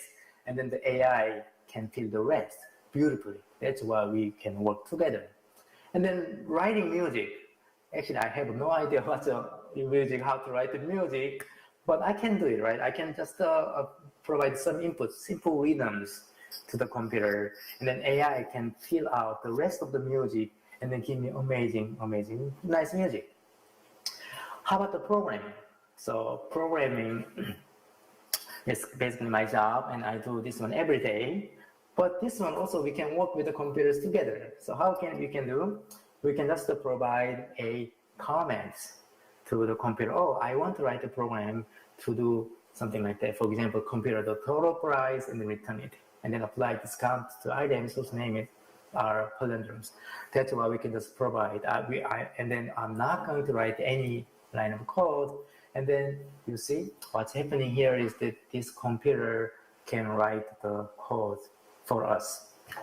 So if you know the Python a little bit, so the code generated from the computer totally makes sense. It's really well-written piece of code. So that's what we can do together. And then even this kind of tools are widely available right now, so we can try to use it. And then this is like examples that we can stand on the shoulders of the AI giant, right? So we can do that. But the examples here is just not limited. We can extend all many other areas. Then how can it start? So I just provide a few tips to start with. First of all, I think we need to be very curious about all these technologies and AIs and so on. So for example, if there is some new technology came out, new idea came out, or new apps came out, maybe we should just try out and then see how it works. So make ourselves familiar with this one. And then the second one, I really like the name of this event, Try Everything. So that's actually what I do. So once I come up with some idea or some algorithms, I try to make a small stuff using this AI. And then often this can be really developed to real service level or real production level things. So we can try small step at a time, but everything. And then lastly, once we discover something new, or once we make something, then always I recommend to share it with many people. So sometimes we can think, oh, why we should share? Because I spend a lot of time to understand this thing. So just I want to keep it by myself, right? That's what we can maybe think of. But I think if you don't share with this knowledge, it's just value is only just one, right? But if you can share this idea with other people, maybe people can chip in more ideas or ask questions, then our knowledge will be just extended and more. So the sharing is the best way. Also, once we have competitions with the computers and the humans, I think we should work together. We should share things together, right? So hopefully everyone here listening to this talk, hopefully they can find the ways to stand on top of AI shoulders, and we can make many impossible things possible. Thank you very much. Okay, great, sir. And thank you for your insightful and informative presentation for today's session. And thank you. And let's move on to the next session, the panel discussion. Thanks to two presenters with their honor. I've got huge expectation on this panel discussion. And this discussion will be moderated by Mr. Jung Young-yoon, as is in here, and Director of AI Yangji Hub. Sir, moderator, would you please start? All right, thank you. Hi, Ray. Good to see you again. Can you hear me okay? Yeah, good. Yeah, it's great. Okay, good to see you again. It was a very present. Hello, Sam. Can you hear me okay? Yeah. Thank you. Okay, great. By the way, do you think Mono is good enough to pass the Turing test, or where are we with regard to that? with something like Mina? I guess so. It's a very limited area, so it depends on how we're gonna define the Turing test. But I think definitely, actually, I guess it's a pass. Yeah, it's getting there. I don't think it's quite ready for a Turing test, but it's moving in the right direction. Great. Well, thank you, Ray. I mean, this is really engaging. You started already, but let me first introduce these two great people formally. Sung Kim. Sung is a global AI leader at Naver Corporation, also an associate professor at the Hong Kong University of Science and Technology. He was a postdoc at the Program Analysis Group at MIT. He received his PhD in the computer science department at the University of California, Santa Cruz. His research area is software engineering, focusing on deep learning-based code generation, software education, and software evolution, repository data mining, development, social network mining, program analysis, and empirical studies. Okay. This was about Sung. And let me also introduce Ray Kurzweil. Ray Kurzweil is one of the world's leading inventors, thinkers, and futurists. With a 30-year track record of accurate predictions, called the Restless Genius by the Wall Street Journal and the Ultimate Thinking Machine by Forbes magazine.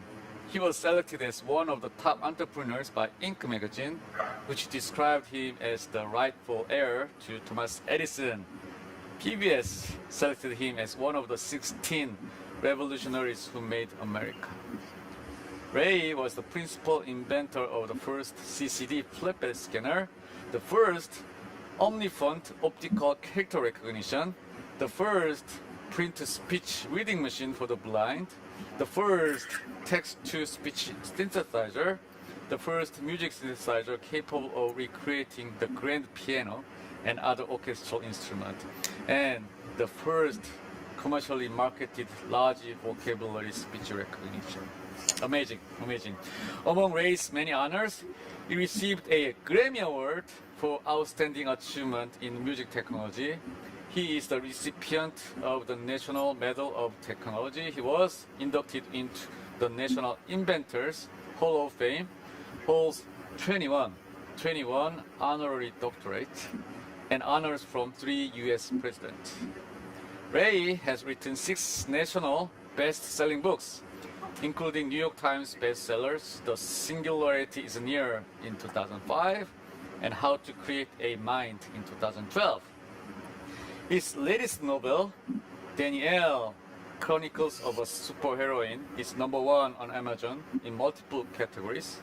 #7 on Publishers Weekly Young Adult Fiction List, a winner of the National Association of Book Entrepreneurs Pinnacle Book Achievement Award, and Moonbeam Children's Book Award Gold Medal winner.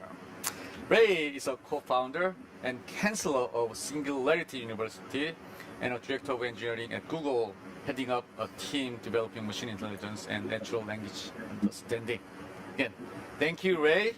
Thank you, Sung, for attending this session. So let's go into a conversation. So I'm gonna ask. So I have just a quick questions when I listen to Ray's all this great work. How did you come up with so many good ideas? So many good ideas. How did you come up with that? Well, that's actually a very good question. I really try to start from the end, from the goal, and work my way backwards, and try to figure out how would I actually get to that goal.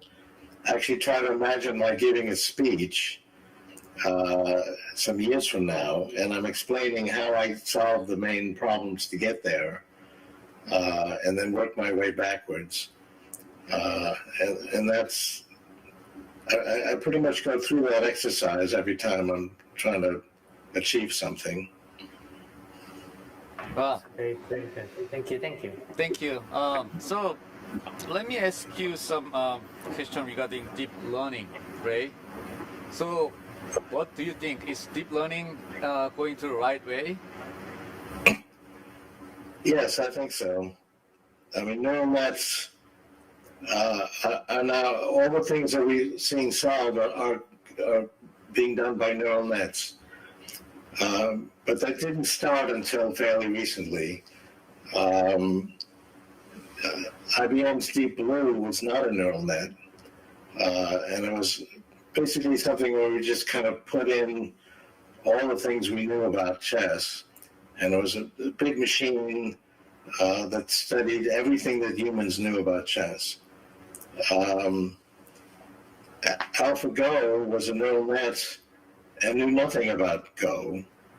And it learned it on its own just by playing itself. And then once it had done that, we simply replaced the Go rules with chess rules. And within 4 hours, it was now better than any human. And we've done this in one thing after another, radiology and so on. And I believe we'll be able to do everything that humans can do with a neural net. But it was not clear that this would work. Neural nets have been around for decades. I mean, I actually encountered the perceptron. This was 1962. I was 14 years old. And I went to Cornell and I met Dr. Rosenblatt, who had his perceptron. It was a one-layer neural net, and it really didn't do very much. He said it could recognize images. We gave it images. Most of them it didn't recognize.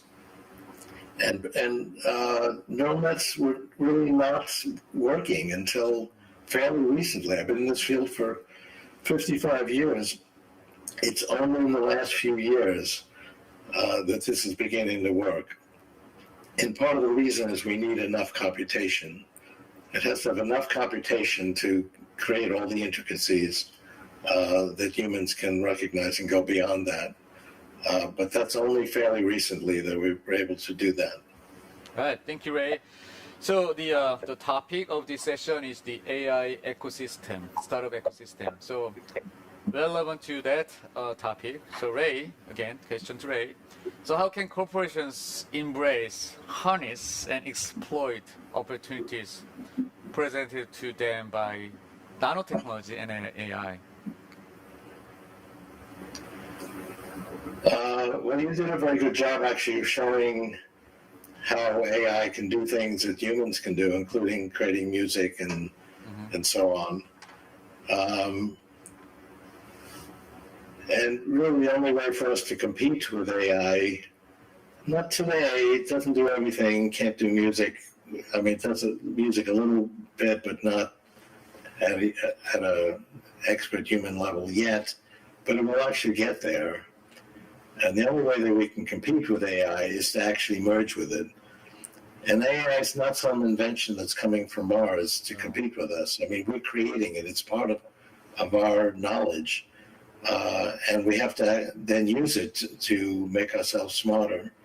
So I talked a little bit about that, how we will actually merge our neocortex with AI from the cloud. I believe we'll do that in the 2030s. And then we will be partly AI. But the AI part of us will actually grow.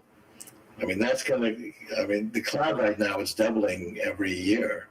And that's going to continue to take place.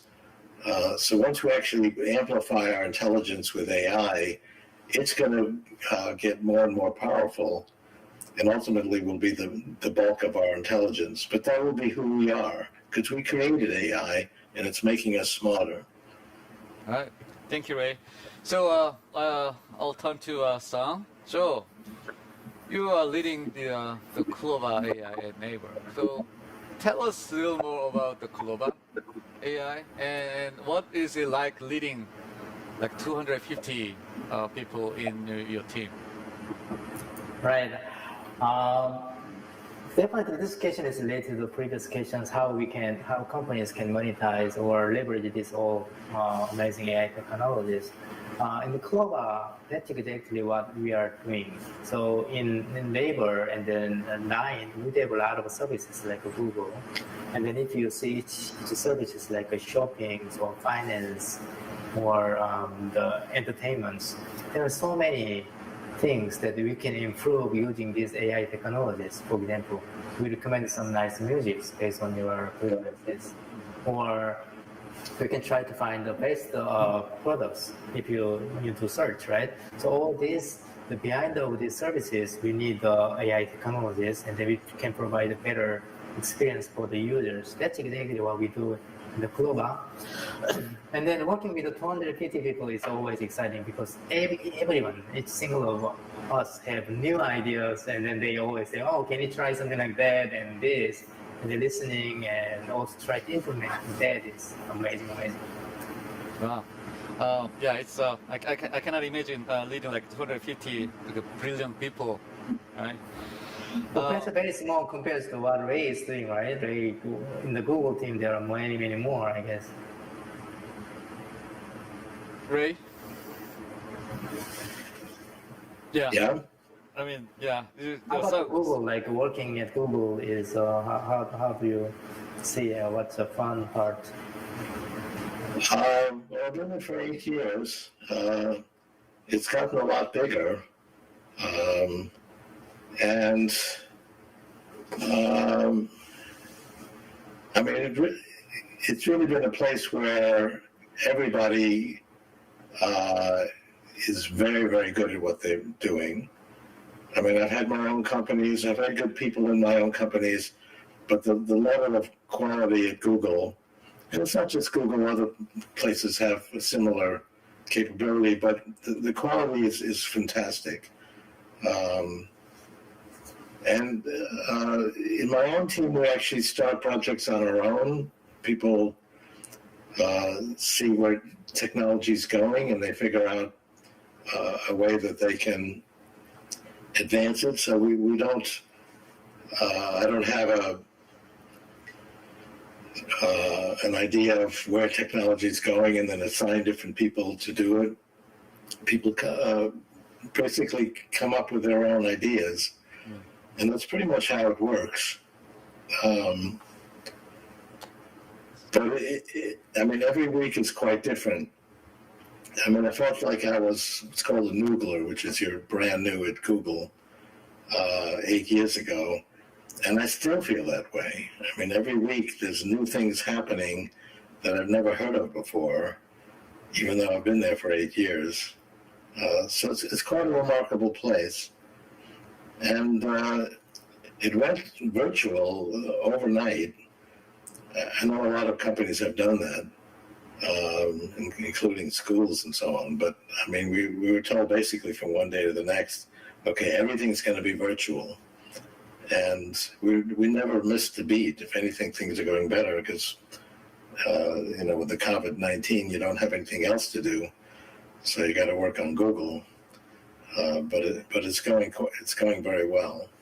Yeah, thank you. And as I said before, I think in computers in general, not just at Google, the progress is happening without interruption by COVID-19.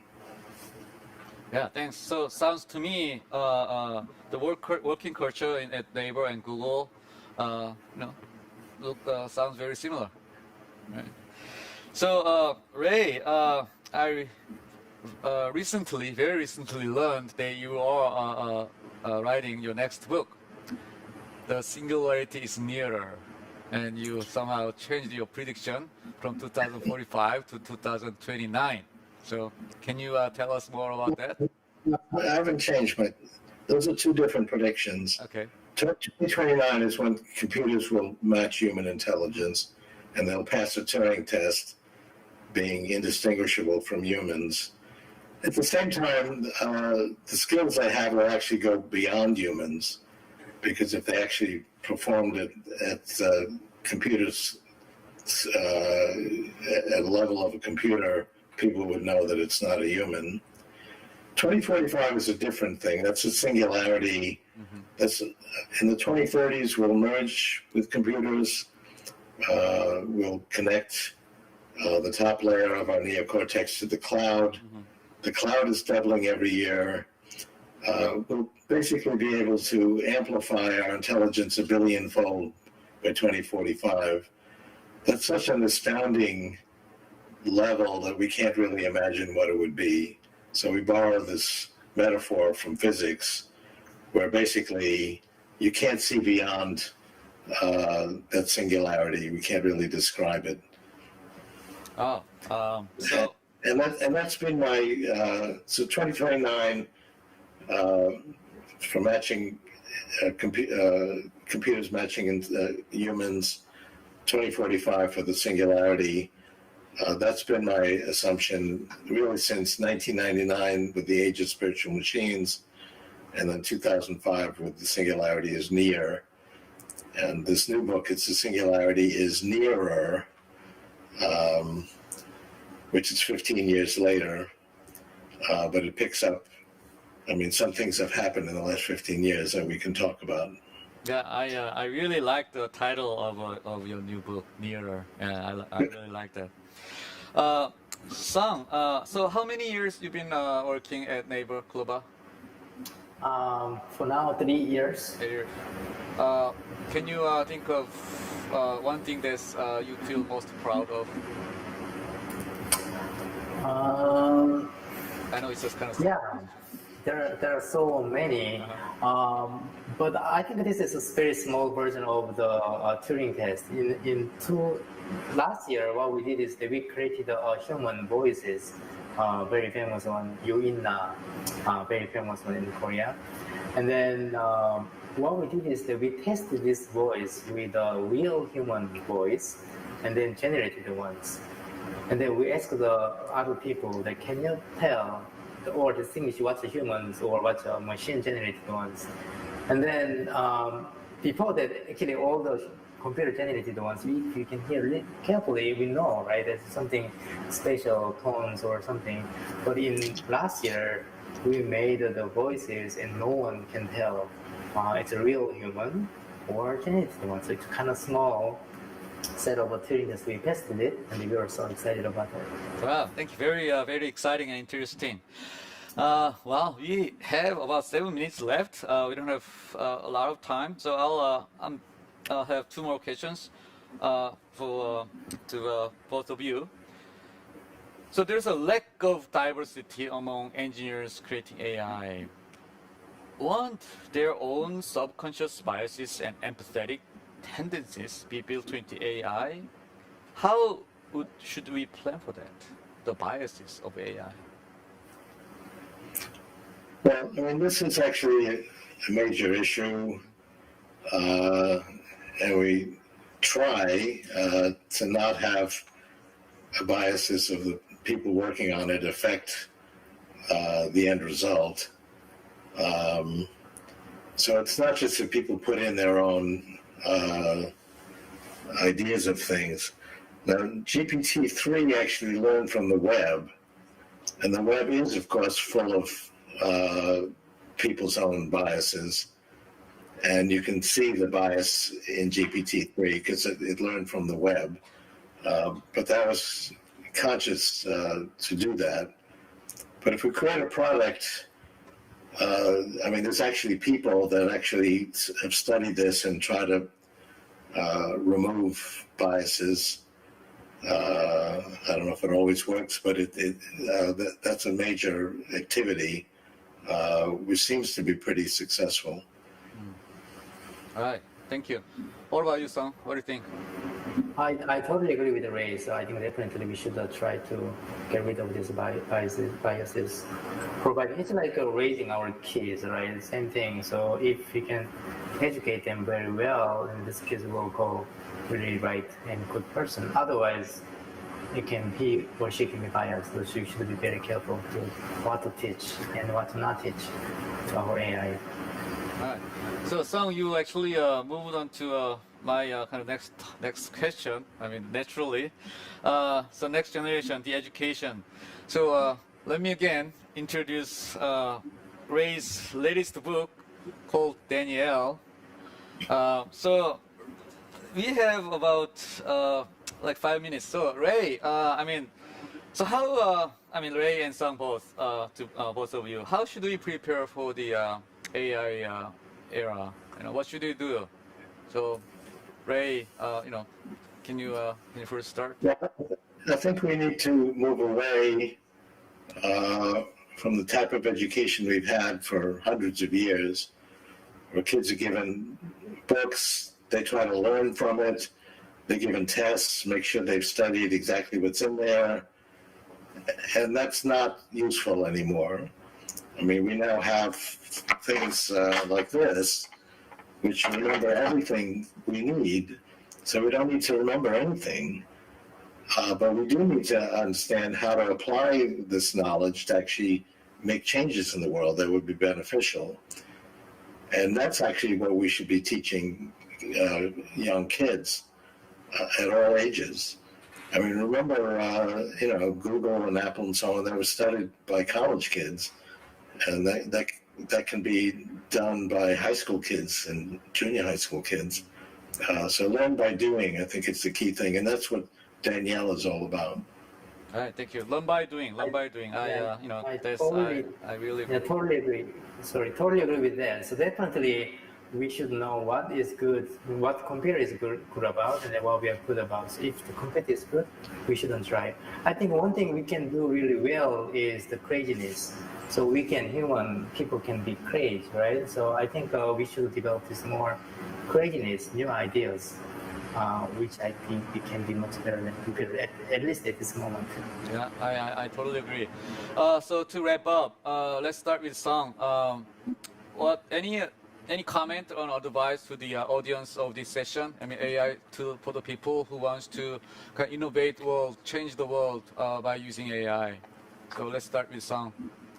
Right. I can just echo what I said before. I think all the educations, we shouldn't try that something computer is good at it, right? We don't have to memorize a lot of stuff, or we don't have to run the rules or things like that. So just to let the computer do this, and then as humans, what we should focus more is more creativity, or even maybe we should be a little bit more crazy. That's what I think is the best. Thank you, Sung.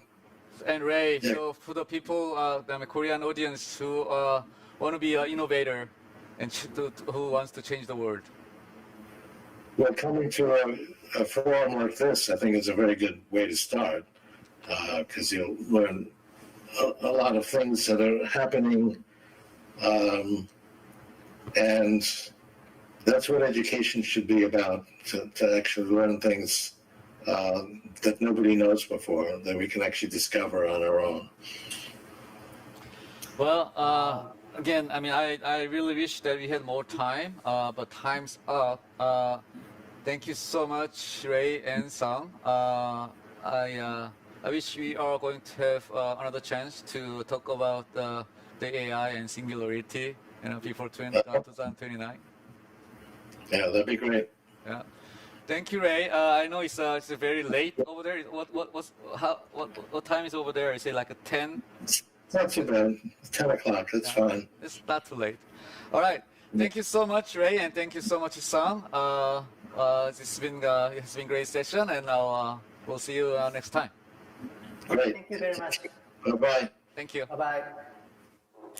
Okay, goodbye all, and thank you so much for giving us a greatly impressive discussion and here based on online and mixed online and offline together.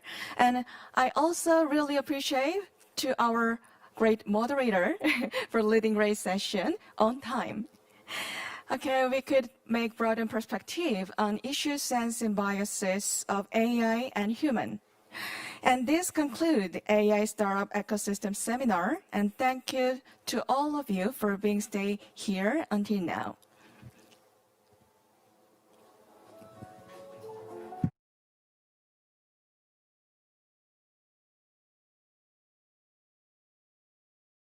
A pandemic has spread around the world. Now, it's time to seek the solution for how to overcome this crisis. The time has come to accept a new paradigm.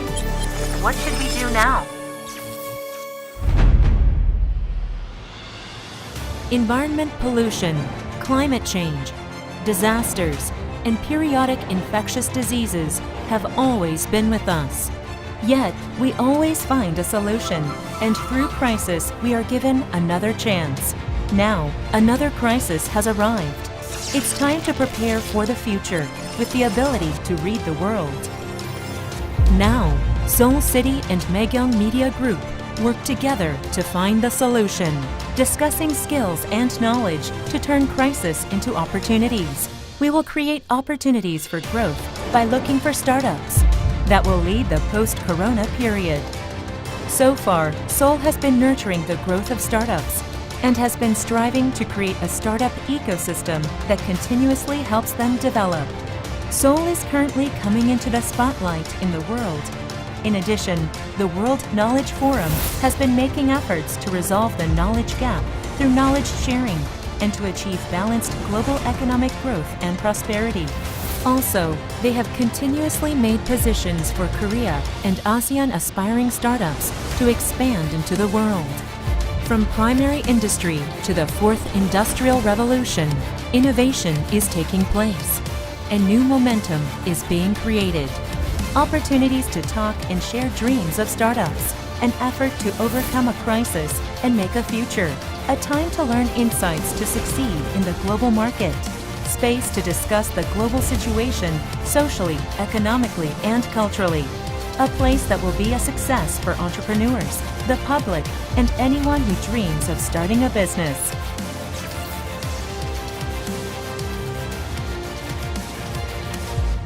Try everything.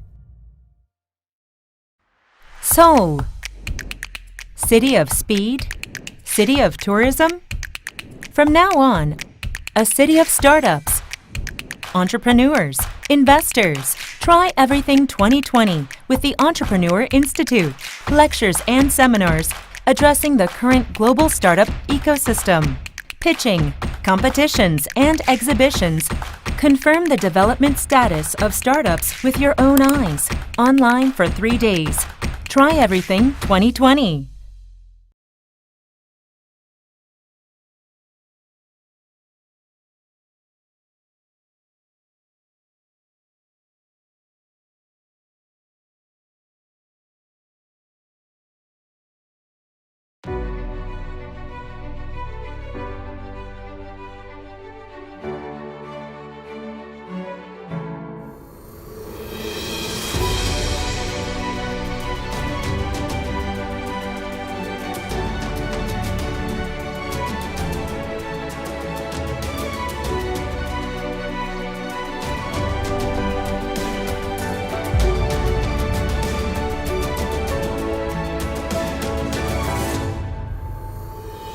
창업 참 힘들죠.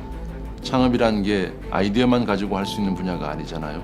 초기엔 막막했습니다. 막상 시작은 했는데 연구만 한다고 되는 게 아니구나 라는 생각이 들었죠. 영국에서 오래 근무를 하다 한국에 들어와서 스타트업들을 만나기 시작했을 때는 과연 한국의 스타트업들이 얼마나 발전했을까? 사실상 스타트업에게 선뜻 투자하기엔 굉장한 위험 부담이 따르죠. Typically, it's very difficult to just go out there and find VCs and find potential users to get feedback. 서울시가 창업 기업을 지원할 수 있는 방법은 무엇이 있을까? 서울시 창업 기업의 혁신 기술과 서비스가 글로벌 시장에서 인정받을 수 있도록 든든한 지원군이 되어주는 것. 그것이 서울시가 해야 할 역할이라고 생각했습니다. 제가 해외 VC에게 서울시 스타트업에 투자를 얘기할 땐 장점으로 이 얘기를 합니다. IT 인프라 기반의 높은 R&D 역량과 기술에 대한 특허 출원율을 가지고 있다고. 적극적인 투자로 AI, 블록체인, 생명과학 분야에서 많은 유니콘 기업들이 생겨났죠. 이런 부분이 현재 서울시 창업 생태계의 강점이 되었다고 생각합니다. 의료, 바이오 분야는 개발 기간이 길다 보니까 결국엔 자금과 연구 장비 부족 문제가 발목을 잡게 되더라고요. 예비 유니콘 레벨에 있는 기업들은 외국인 투자자 유치가 불가피한데 실제 외국인 투자자들이 많이 모이고 있고 그걸 유치하기 좋은 환경이라는 점이 가장 서울시의 장점이라고 생각합니다. 서울시는 서울시 자체 재원과 정부와 민간의 투자를 확대해서 투자펀드를 조성하고 있습니다. 뿐만 아니라 충분한 보유 공간과 연구 장비 인프라를 갖춰서 창업 기업들은 연구에만 전념할 수 있도록 지원하고 있습니다. I'm aware that Seoul is focusing on fostering university students to be the next startup CEOs. 현재 서울시에서는 미래 유니콘 기업을 꿈꾸는 많은 대학생들을 위해서 34개 대학에서 캠퍼스 타운을 운영하고 있습니다. 현재 272개 창업팀들이 활동 중에 있는데요.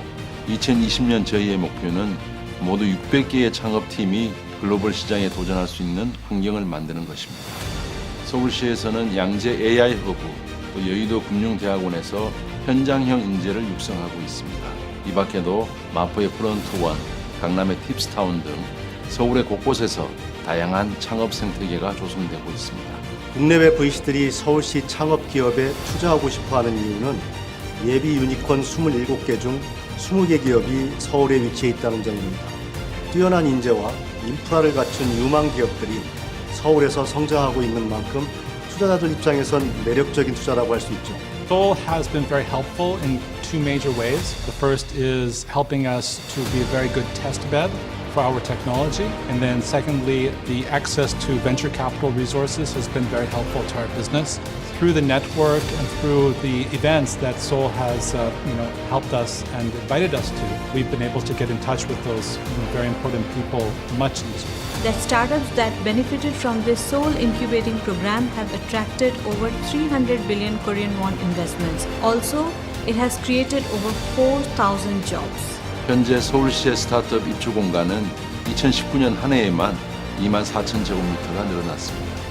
한 예로 서울 핀테크 랩은 100개의 기업, 1,000명의 인원이 상주할 수 있게 되었습니다. 필요한 개발 및 사업 관련 인력들을 확충할 수 있었고 그들이 보다 체계적으로 교육을 받을 수 있는 기회들을 제공해 주셔서 개발 진행이 효율적으로 빠르게 진행되었기 때문에 좋은 성과를 낼 수 있었던 것 같습니다.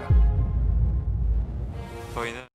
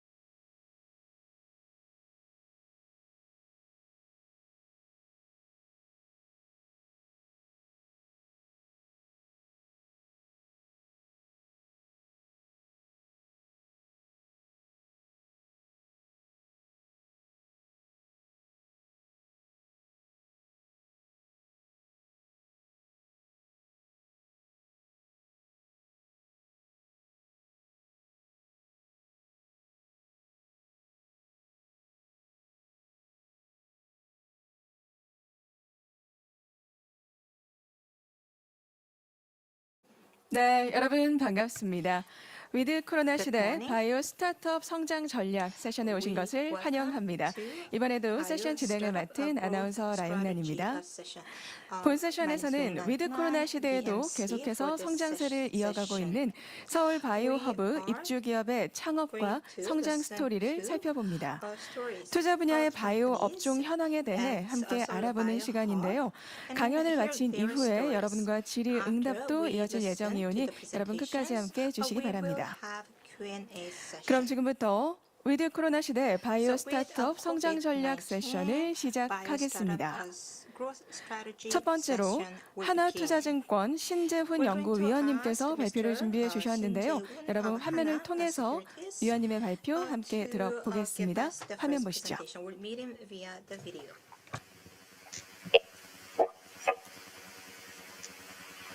안녕하세요. 저는 하나투자증권 리서치센터 기업분석팀에서 제약바이오 업종 맡고 있는 신재훈 애널리스트입니다.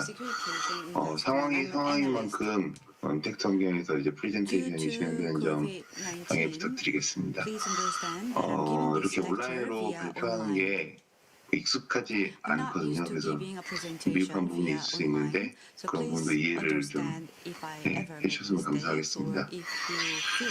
오늘 제가 이제 발표를 준비한 내용은요, 코로나 관련 바이오 업종 현황입니다. 그리고 코로나가 어떤 질병인지, 어떻게 이를 우리가 또 극복하고 있는지, 그리고 어떤 분야가 또 각광을 받고 있는지, 그런 것들에 대해 살펴보는 시간을 가져보도록 하겠습니다. 먼저 사진을 한 2장 준비를 해봤어요. 첫 번째 장표인데, 이거는 이제 그 스페인 독감 이 유행했던 1918년도, 19년도 사진이거든요.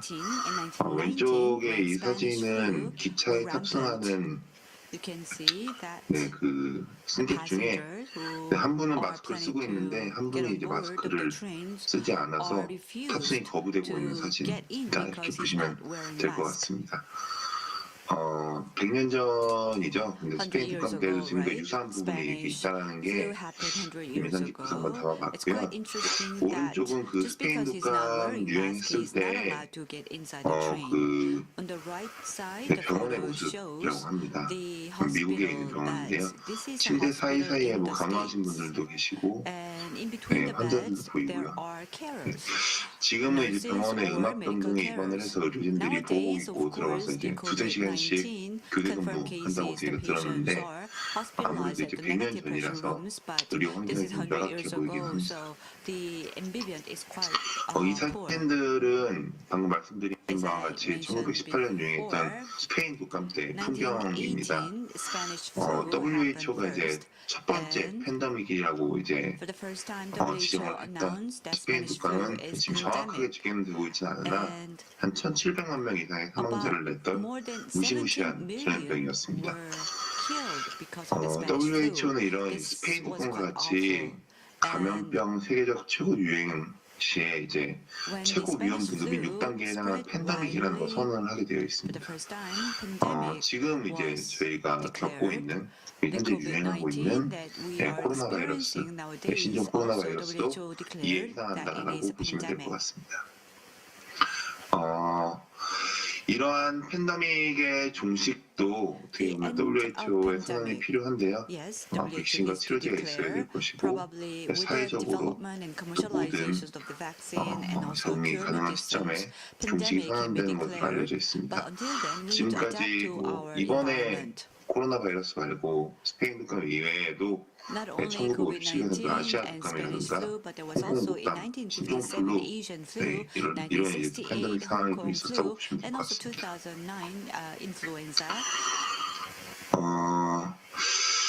지금 이제 유행하고 있는 코비드-19는 다른 팬데믹과 어떻게 다른지 한번 살펴보도록 하겠습니다.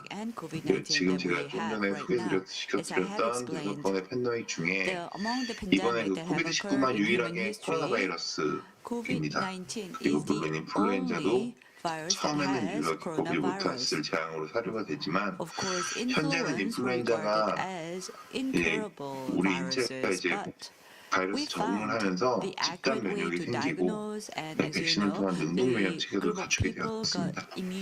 즉 인플루엔자는 진단과 예방, 그리고 치료, 이런 확실한 시스템이 구축이 되어 있다고 볼 수 있고요.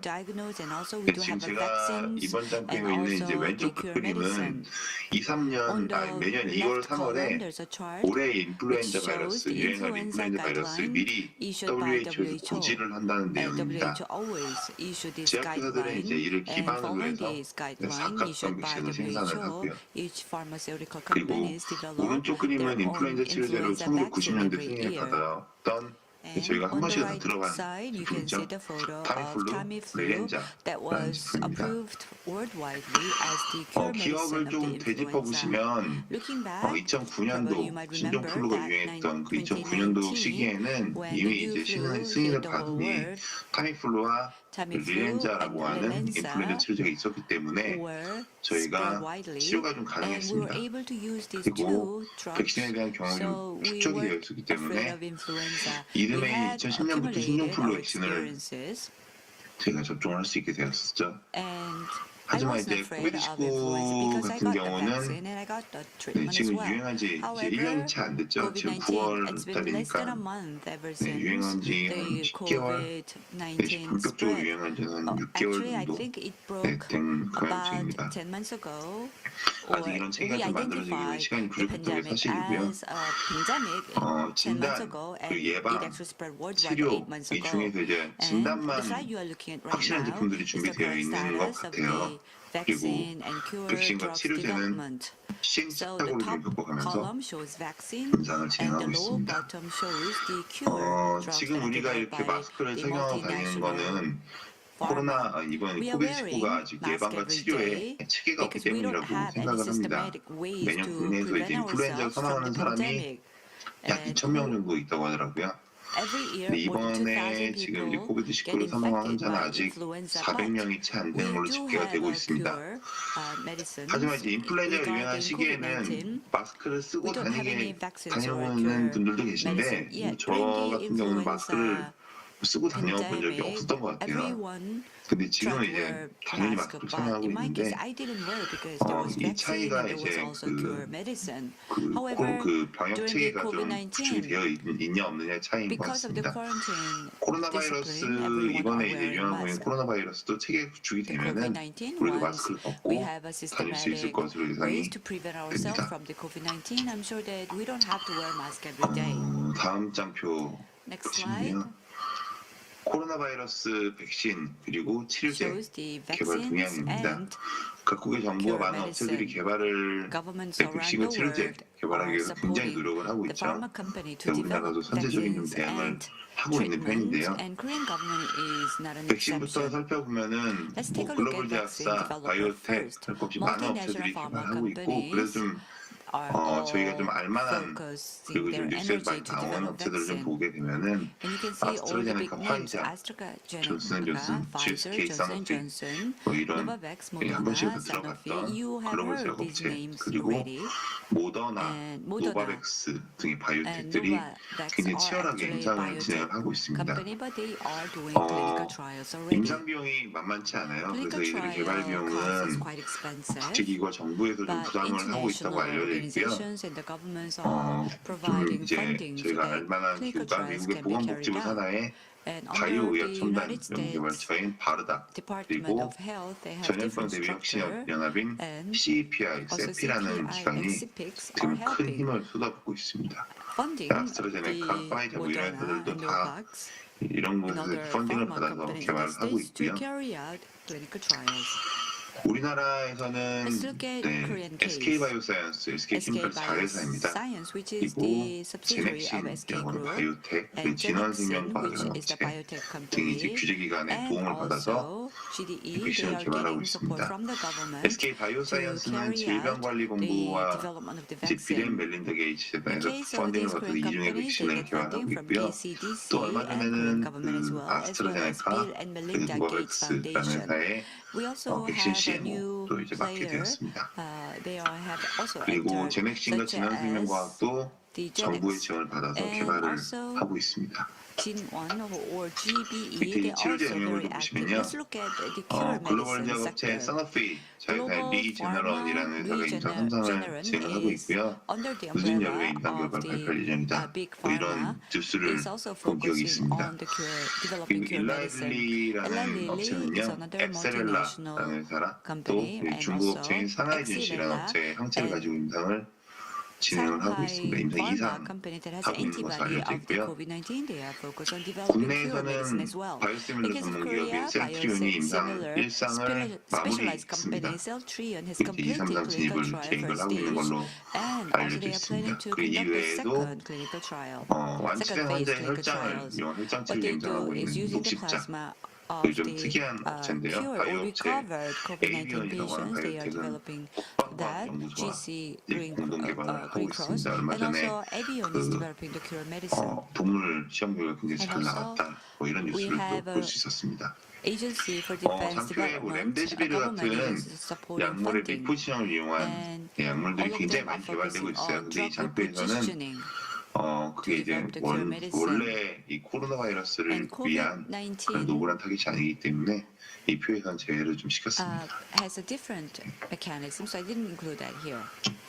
이번에는 그 코로나19와 주가 지수 그리고 업종 그리고 개별 종목 주가를 보고 수혜를 받고 있는 수혜를 받게 될 치료 영역에 대해서 좀 알아보도록 하겠습니다.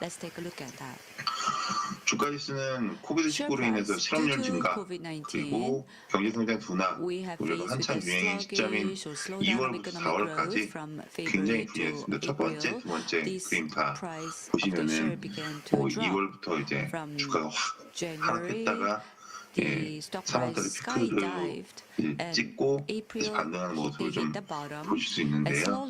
이 상황 때 이제 코스피는 1300포인트를 위협을 했었고요. 나스닥 지수도 코비드19 사태 이전에 40%까지 이제 가까이 하락을 했었습니다. 하지만 이런 가운데도 홀로 빛난 업종이 있었으니 그 업종은 바로 제약바이오 섹터였습니다. 왼쪽 그림 보시면은 코스닥 지수와 코스닥 내 제약바이오 업종 비중 그래프인데요. 여기서도 이제 지수는 밑으로 꺾이는데 빨간색으로 꺾이는데 업종 비중은 이제 점차 증가하는 뭐 이런 모습들을 좀 볼 수 있었고요. 오른쪽은 나스닥 지수 그리고 나스닥 내 생명공학 업종 비중 그래프인데 이 그래프는 동일하게 나스닥은 이제 2월도 빠져서 3월 이후에 저점을 찍고 반등하는데 바이오 업종은 계속 견조하게 비중을 유지하고 있다. 이렇게 보시면 될 것 같습니다. 동일하긴 하지만 양쪽 그래프가 다 이제 그렇게 주가 반등한 이후에는 그 제약바이오 비중이 어떻게 보면 이제 크게 늘어나지 않고 있는데요. 이는 백신과 치료제 개발되면서 코비드19 중심을 기대하여 업종 비중이 낮아지고 있다. 이런 상황이라고 보시면 될 것 같습니다. 업종 비중은 좀 등락이 있었어요. 코비드19 관련된 업체들 밸류에이션은 굉장히 높아졌습니다. 저를 보시면은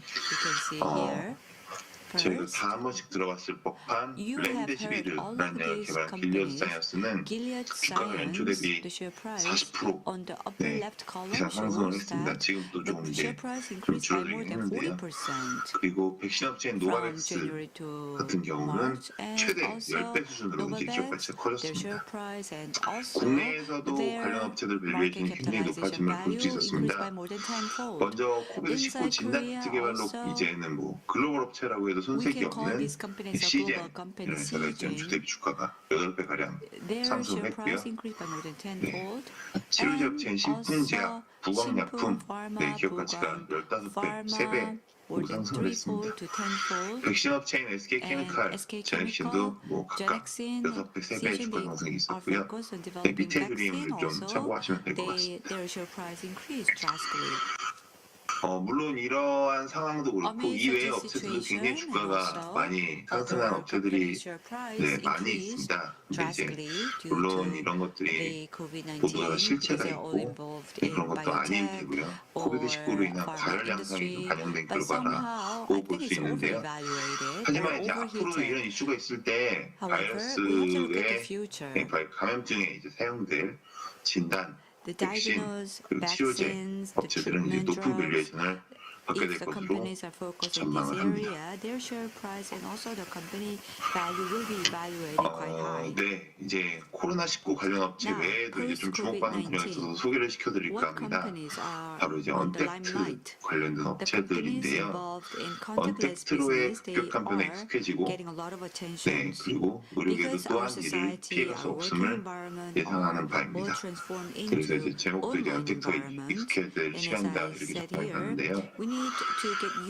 이런 언택트로의 급격한 변화 그리고 이런 언택트 중심이 원격 분야에 있기 때문에 의료계 접목이 좀 될 것으로 전망을 합니다. 우리나라는 사실 좀 아직 익숙하지 않은 분야인데요. 미국이나 유럽은 이미 이런 수요가 굉장히 빠르게 증가하고 있습니다. 특히 미국이 좀 이제 수요가 굉장히 빠르게 증가하고 있는데요. 지금은 이제 만성질환에 대한 팔로우 그리고 기본적인 처방에 줄을 이루고 있는데 이 영역은 점차 넓어질 것으로 생각을 합니다. 많은 업체가 있지만 재미있는 미국 업체가 있어서 소개를 드릴 텐데요. 텔레각이라는 회사입니다. 원격 진료 플랫폼 업체인데 당뇨 케어 업체인 리본고엑스라는 회사를 또 인수를 했습니다. 그리고 원격 진료로 당뇨를 시작해서 고혈압 등의 만성질환과 또는 이제 정신질환 분야로 이제 영역을 확장할 계획을 가지고 있는 회사입니다. 이 업체는 향후 이제 원격 진료 수요, 이게 코로나 바이러스 인해서도 그렇고요. 미국 같은 경우는 굉장히 땅덩이가 넓어서 환자들이 이런 만성질환 환자들이 직접 이제 병원에 매번 가는 게 굉장히 번거로울 수 있어요. 대부분의 만성질환자들이 고령자일 거기 때문에 또 차를 타고 가서 병원에 가서 진료를 받고 올해 또 병원이 또 미국은 우리나라처럼 이제 빠르게 접수가 되고 그런 게 또 아니라고 하더라고요. 그래서 오랫동안 또 기다렸다가 거의 뭐 하루를 다 써야 된다고 알고 있는데 뭐 이런 이제 부분들이 좀 해소가 되면서 수요가 늘어나고 있는 것으로 예상이 됩니다. 어쨌든 뭐 이런 이제 수요 증가에 대한 수혜를 받아서 주가는 오른쪽 그래프를 보시면은 이제 5배가량 상승을 하였습니다. 연초 대비해서. 그리고 이런 업체들이 앞으로는 굉장히 많이 생겨날 것으로 전망합니다. 우리나라는 좀 아쉽게도 원격 진료에 대한 좀 다양한 저항들이 존재를 하고 있습니다. 의사들이 좀 이제 해결을 좀 찾고 있는 부분들도 있고요. 하지만 이제 멀지 않은 미래에 우리나라에서도 원격 진료에 대한 필요성을 느끼고 수요가 늘어날 것으로 예상을 합니다. 그리고 이제 좀 더 편리하게 의료 서비스를 제공받을 수 있는 그런 날이 올 것으로 기대가 됩니다. 제가 준비한 프레젠테이션은 여기까지입니다. 온라인으로 발표하는 게 좀 익숙하지 않았어요. 그래서 미흡한 부분이 많았을 텐데 시청해 주셔서 감사합니다. 우리 모두가 이제 코로나 바이러스 종식을 위해서 사회적 안전거리 2.5단계까지 이제 유지하면서 노력하고 있는데 다시 조금씩 이제 기승을 부리고 있는 것 같습니다. 건강 항상 유의하시고 다음 세션도 즐겁게 들어주셔서 감사하겠습니다. 즐거운 주말 보내시고요. 저는 신재현 애널리스트였습니다. 감사합니다. 네, 우리 신재훈 연구위원님 감사합니다. 온라인이라 조금 미흡할 것 같다는 말씀을 주셨지만 전혀 그렇지 않았고요. 우리 시청자분들이 함께 참고할 수 있는 유용한 정보 그리고 많은 인사이트까지 얻어볼 수 있었습니다. 고맙습니다.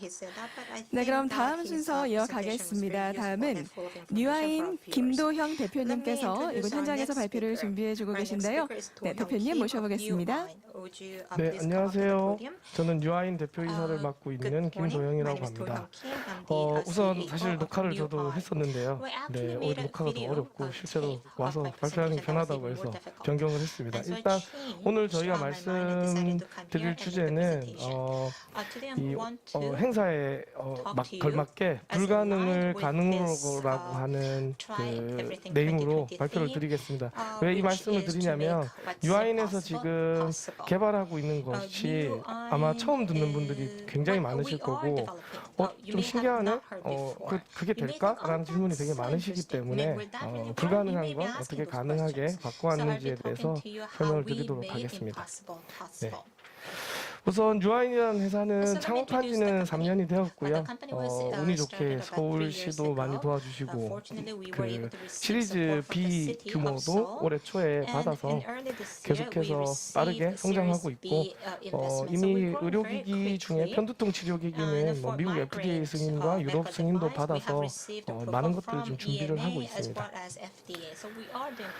우선 이 회사를 창업한 저에 대해서 좀 설명을 드리려고 하는데요. 저는 학부 때는 물리학을 전공을 했었고요. 원래 제가 원했던 미래는 이렇게 죄송합니다.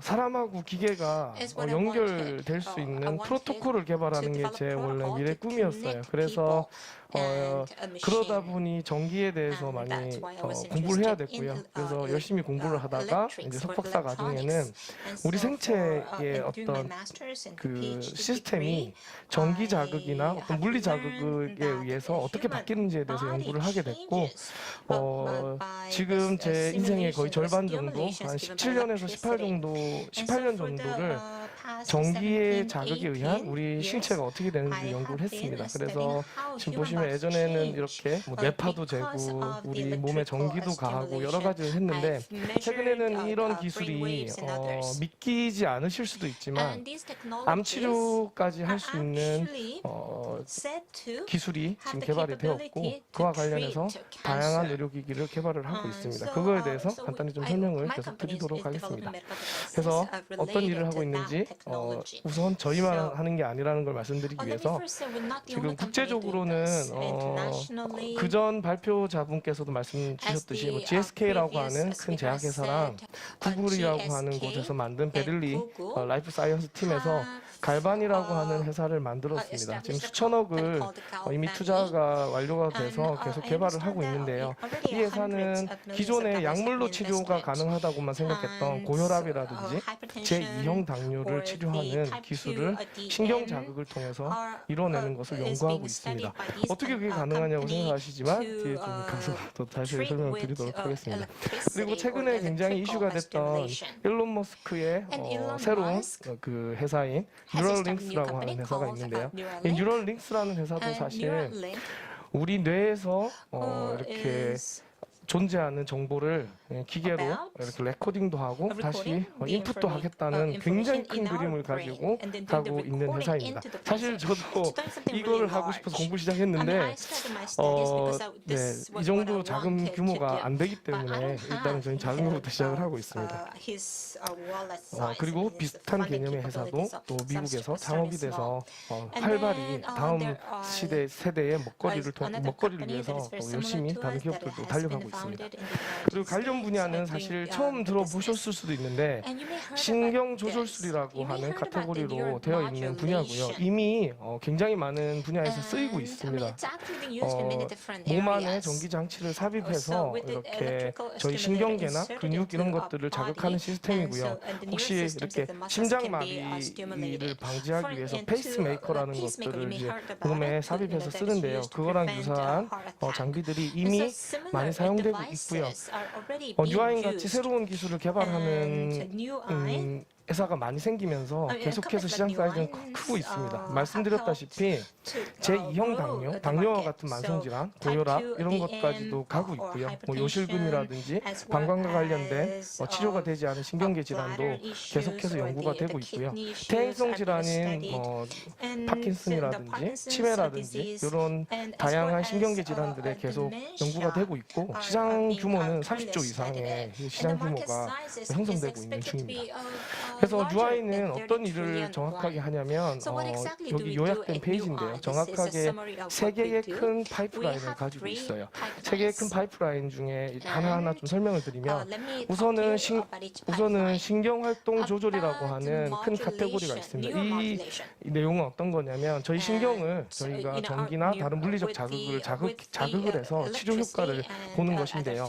이 부분을 가지고 무엇을 치료할 수 있냐면 일단 신경 자극이 가능해서 뭐 수면 치료라든지 그 신경계 장애 혹은 정신과 질환을 치료할 수 있는 부분이 있습니다. 이 부분에 대해서도 뒤에 조금 더 예시를 들어서 설명을 드리도록 하겠습니다.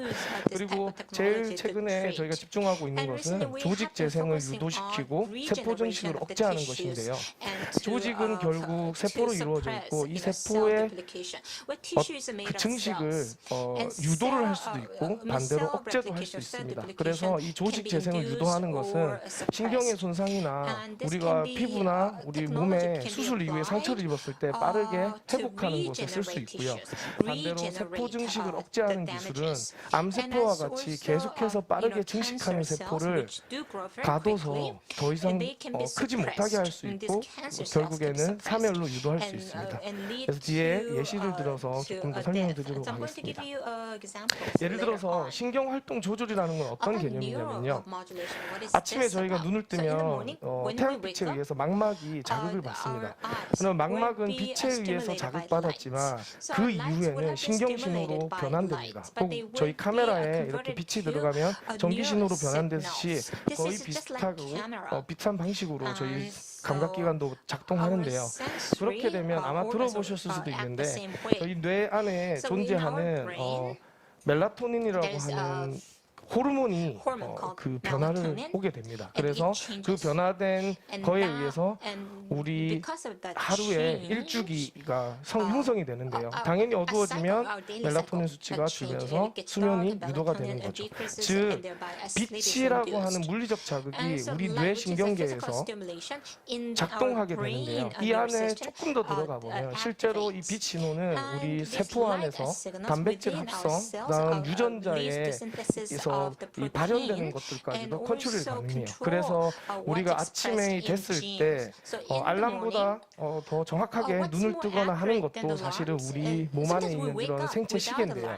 이 생체 시계는 신경계에서 만들어내는 신호와 상호작용하면서 실제로 이루어지고 있습니다. 즉 우리가 외부에서 신경 자극을 하면 망막에 신경 신호를 전달하듯이 이런 방식으로 우리 신경계를 작동시킬 수 있고 이거는 말씀드렸다시피 굉장히 많은 정신과 질환과 신경과 질환에 활용을 할 수가 있습니다. 그리고 예시를 하나 들면 저희 회사에서 만든 편두통 장비의 경우 안면신경에 있는 신경 자극을 통해서 우리 뇌 깊숙한 곳과 익히 알려진 대뇌피질을 통해서 우리 뇌를 조절할 수 있고요. 이 조절할 수 있는 원리를 통해서 여러 질환을 치료를 할 수가 있습니다. 간단히 말씀드리면 저희가 기분이 나쁘면 표정이 안 좋아지지 않습니까? 그 안 좋아진다는 거는 감정의 영역이랑 저희 안면신경이랑 사실 연결이 되어 있어서 안면신경에 자극을 주면 저희 뇌의 감정의 영역과 관련된 신경계에 다 자극이 가능합니다. 그렇다고 보시면 제일 쉬울 것 같고요. 그리고 또 말씀드리는 거는 이제 베릴리와 GSK가 만든 회사 갈바니도 여러 분야에 지금 연구를 하고 있는데 당뇨와 고혈압이 왜 가능하냐면 혈압이라는 것도 사실은 저희 신경계와 우리 혈관이 서로 상호작용하면서 수축과 이완을 하는 것인데요. 이 부분을 신경 자극을 통해서 충분히 약과 같은 효과를 낼 수 있는 기술입니다.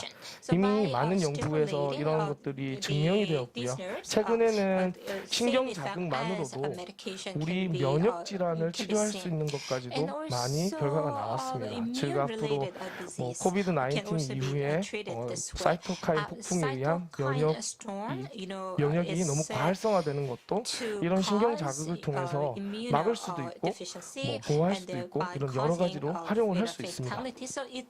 그래서 이 내용은 조금 어려울 수도 있는데 어떻게 그럼 조직 재생을 하느냐에 대한 질문에 간단히 말씀을 드리면 우리 몸을 이루고 있는 세포는 실제로 작은 배터리랑 같은 역할을 하고요. 그 배터리라는 뜻은 뭐냐면 우리 세포에 막이 존재하고 존재하는데 그 세포막 안과 밖에 그 이온이 존재해요. 이 이온은 그 뭐 소금, 쉽게 말해 소금물이라고 생각하시면 되는데 이 소금물이 우리 세포 내 안과 밖에 이렇게 분리가 되어 있는데 이 세포들이 사실은 손상을 받게 되면 실제로 배터리가 터진 것처럼 이렇게 이온들이 밖으로 배출되게 되고 이 신호는 주변에 있는 세포들에게 신호를 줍니다. 지금 손상을 받았다. 그러면 보통 이런 손상을 받으면 우리 세포 내에는 스스로 치료하려고 하는 물질들이 분비가 됩니다.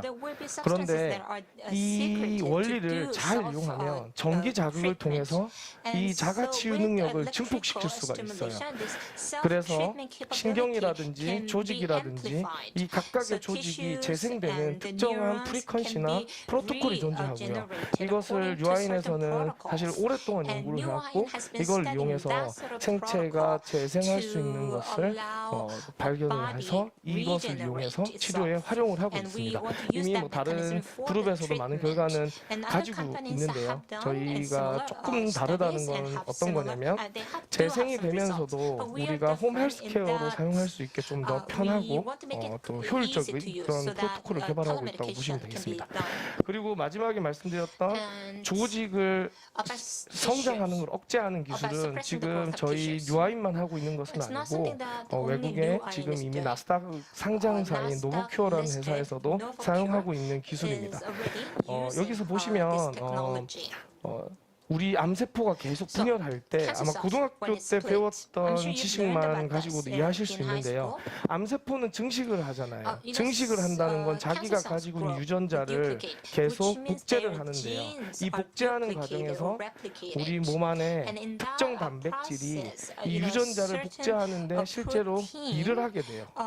이 일을 하는 과정은 이 단백질 자체가 실제로 움직이는 과정이고 이 단백질은 정기적 성질을 띠고 있어서 외부에 저희가 특정 프리퀀시의 전기장을 가하게 되면 이 세포가 더 이상 분열하지 못하고 사멸을 하게 되는 방식을 이용한 것입니다. 즉, 이 방식은 기존의 화학적 방법이라든지 면역 항암제라든지 다른 기타 항암 요법하고 함께 사용할 수 있는 굉장히 큰 장점이 있고 그리고 일단 착용했을 때 보기엔 이렇지만 아무런 부작용이 없고 느낌이 없어요. 이유는 뭐냐면 저희 휴대폰으로 통화를 할 때 전파가 지나가는 걸 느끼지는 못하잖아요. 그런 거랑 똑같이 이 기술은 안전하고 그리고 기존에 있는 약물과 함께 할 수 있다 이런 장점을 가지고 있습니다. 좀 더 자세히 말씀드리면 런캔서, 폐암인 경우 이렇게 큰 대형 패치를 앞뒤 옆에 붙여서 사용을 하고 실제로 미국에서는 임상 승인이 끝난 기술이기 때문에 이렇게 뇌암 환자분들은 머리에 이렇게 패치를 붙이셔서 생활하시면서 암 치료를 도움을 주는 방식입니다. 이렇게 원래는 암세포가 이쁘다는 표현이 좀 그런데요. 이쁘게 분열을 해야 되는데 잘 분열하지 못하고 암세포가 사멸하는 모습을 볼 수 있고 지금 현재 유아인에서도 동등 혹은 그 이상의 기술로 지금 현재 동물 실험을 준비를 하고 있고 이후에는 저희도 임상을 통해서 한국 분들도 빠르게 이 기술을 사용해서 암 치료를 하는데 도움을 주고자 하고 있습니다. 그래서 이런 기술을 기반으로 유아인에서는 굉장히 가장 쉬운 타겟부터 시작을 해서 개발을 하고 있는데 제일 첫 번째 기술은 사실은 눈에 사용하는 기술입니다.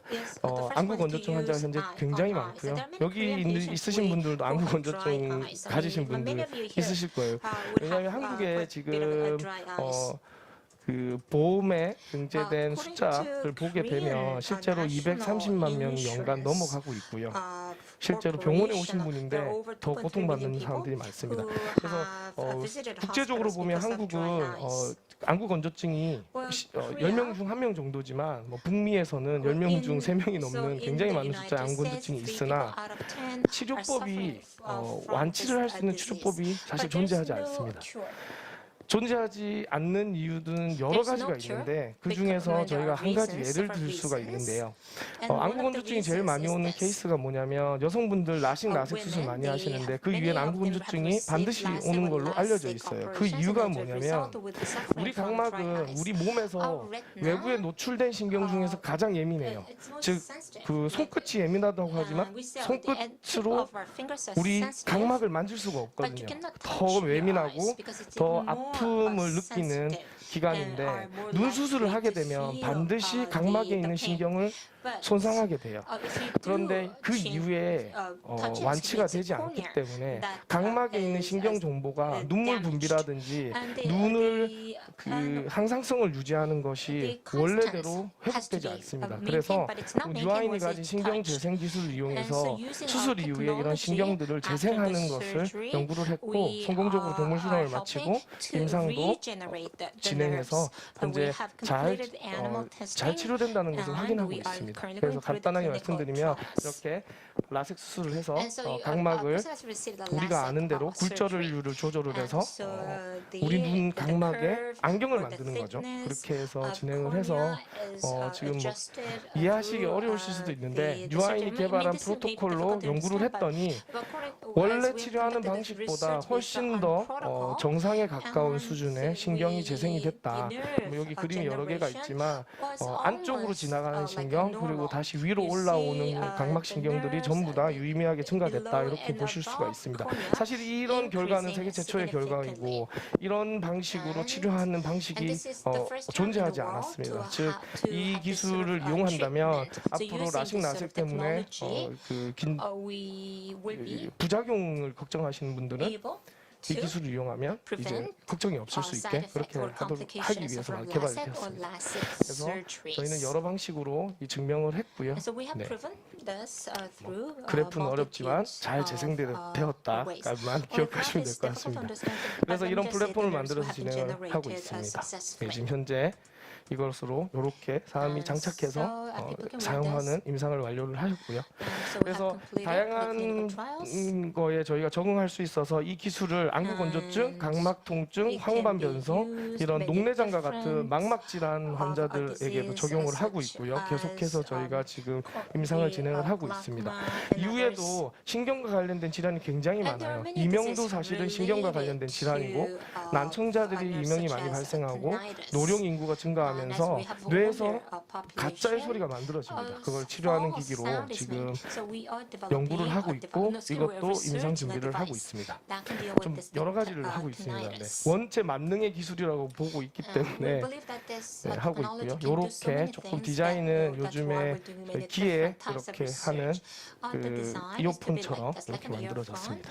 네. 다양한 걸 연구를 하고 있고 말씀드렸듯이 신경이 재생되니까 성형수술이나 안면신경 수술 이후에 신경 손상이 있으신 분들도 이렇게 치료를 해서 원래 있는 신경을 재생하는 것도 만들고 있고 이 부분은 저희가 동물 실험을 직접 하여서 증명을 했습니다. 사람과 동일하게 수술을 진행하였고 그 이후에 저희 기술을 사용한 그룹은 훨씬 더 빠르게 재생되고 원래대로 돌아간다는 것을 확인했습니다. 네, 이거는 뭐 복잡한 생물학적 데이터인데 이런 것까지도 전부 연구를 해서 저희가 프로토콜을 개발하였고 앞서 보여드린 대로 장비를 개발해서 임상을 진행하고 있습니다. 말씀드렸던 암을 치료하는 장비도 이미 프로토타입이 만들어져서 지금 현재 실험실 내에서 계속해서 더 좋은 프로토콜을 만들기 위해서 준비를 하고 있습니다. 네.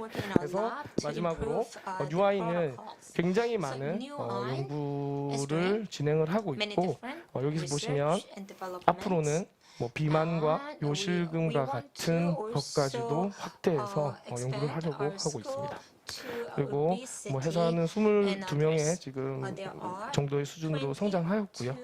많은 분들이 지금 도와주고 계십니다. 뭐 의사 선생님, 과학자, 그리고 외국에 계신 동료 연구자들이 도움을 주셔서 연구를 하고 있습니다. 이상으로 발표를 마치도록 하겠습니다. 감사합니다. 네, 지금까지 우리 뉴아인 대표님의 멋진 발표를 잘 들어봤습니다. 대표님께서 발표 내용은 좀 어렵다라고 말씀하셨지만 워낙 쉽고 정확하게 이해가 쏙쏙 될 수 있게 설명을 해주셔서 많은 분들이 도움 얻었을 것 같습니다. 고맙습니다. 네, 그럼 오늘 발표를 해주신 두 분의 연사님께 다시 한번 깊이 감사를 전하면서 이것으로 위드 코로나 시대 바이오 스타트업 성장 전략 세션 매듭 짓겠습니다. 시청해주신 여러분 고맙습니다.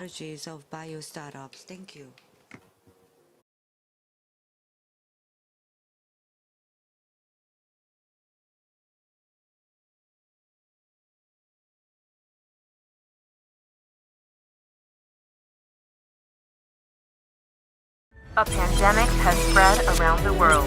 Now, it's time to seek the solution for how to overcome this crisis. The time has come to accept a new paradigm. What should we do now? Environment pollution, climate change, disasters, and periodic infectious diseases have always been with us. Yet, we always find a solution, and through crisis, we are given another chance. Now, another crisis has arrived. It's time to prepare for the future with the ability to read the world. Now, Seoul City and Maekyong Media Group work together to find the solution, discussing skills and knowledge to turn crisis into opportunities. We will create opportunities for growth by looking for startups that will lead the post-corona period. So far, Seoul has been nurturing the growth of startups and has been striving to create a startup ecosystem that continuously helps them develop. Seoul is currently coming into the spotlight in the world. In addition, the World Knowledge Forum has been making efforts to resolve the knowledge gap through knowledge sharing and to achieve balanced global economic growth and prosperity. Also, they have continuously made positions for Korea and ASEAN aspiring startups to expand into the world. From primary industry to the fourth industrial revolution, innovation is taking place. A new momentum is being created. Opportunities to talk and share dreams of startups, an effort to overcome a crisis and make a future, a time to learn insights to succeed in the global market, space to discuss the global situation socially, economically, and culturally, a place that will be a success for entrepreneurs, the public, and anyone who dreams of starting a business.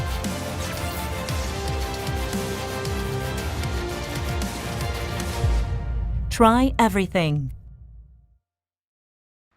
Seoul, city of speed, city of tourism. From now on, a city of startups, entrepreneurs, investors. Try Everything 2020 with the Entrepreneur Institute. Lectures and seminars addressing the current global startup ecosystem. Pitching, competitions, and exhibitions. Confirm the development status of startups with your own eyes. Online for 3 days. Try Everything 2020.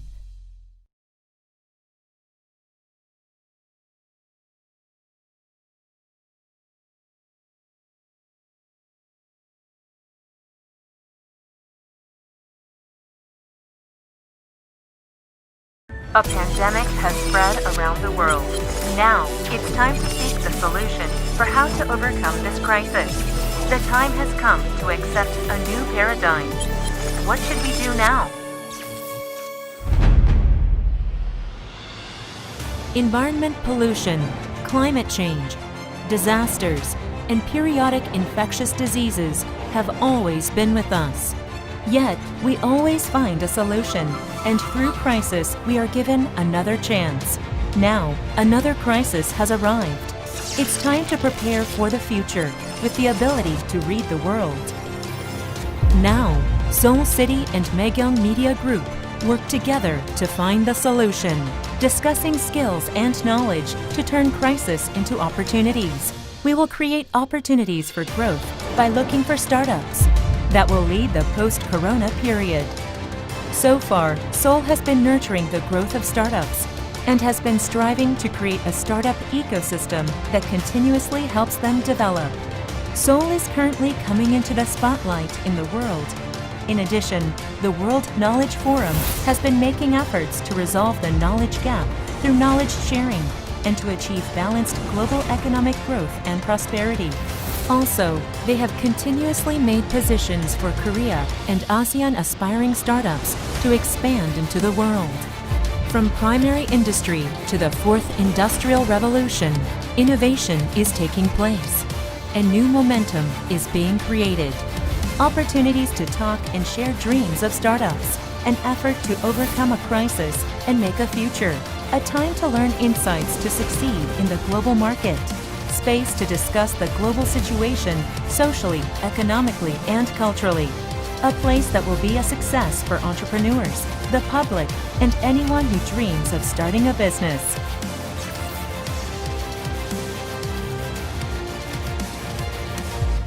Try everything. Seoul. City of speed? City of tourism? From now on, a city of startups. Entrepreneurs, investors. Try Everything 2020 with the Entrepreneur Institute. Lectures and seminars addressing the current global startup ecosystem. Pitching, competitions, and exhibitions. Confirm the development status of startups with your own eyes. Online for 3 days. Try Everything 2020.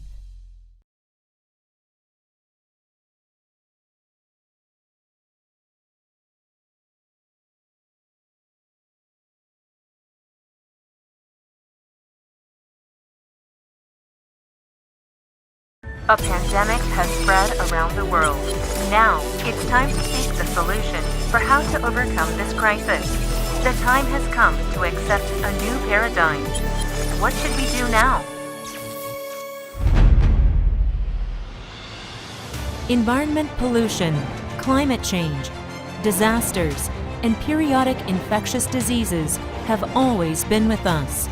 Yet, we always find a solution, and through crisis, we are given another chance. Now, another crisis has arrived. It's time to prepare for the future with the ability to read the world. Now, Seoul City and Megyeong Media Group work together to find the solution, discussing skills and knowledge to turn crisis into opportunities.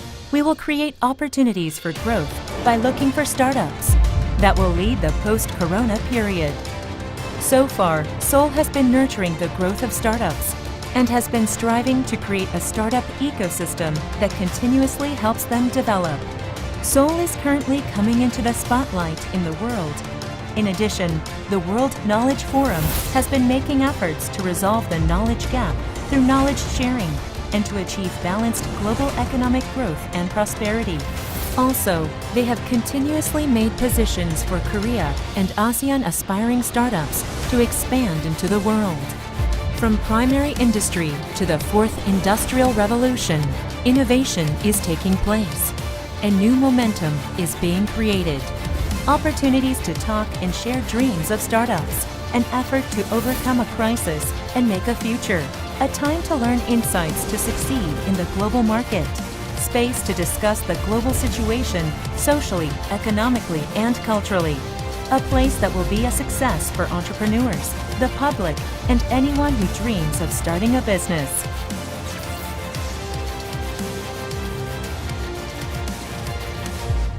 Try everything. Seoul. City of speed? City of tourism?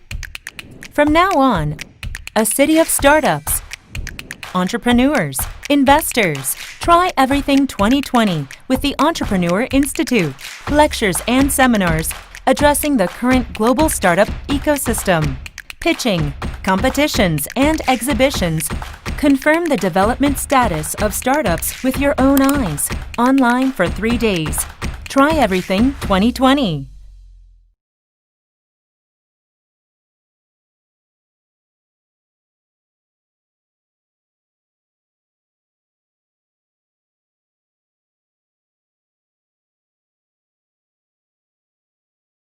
A pandemic has spread around the world.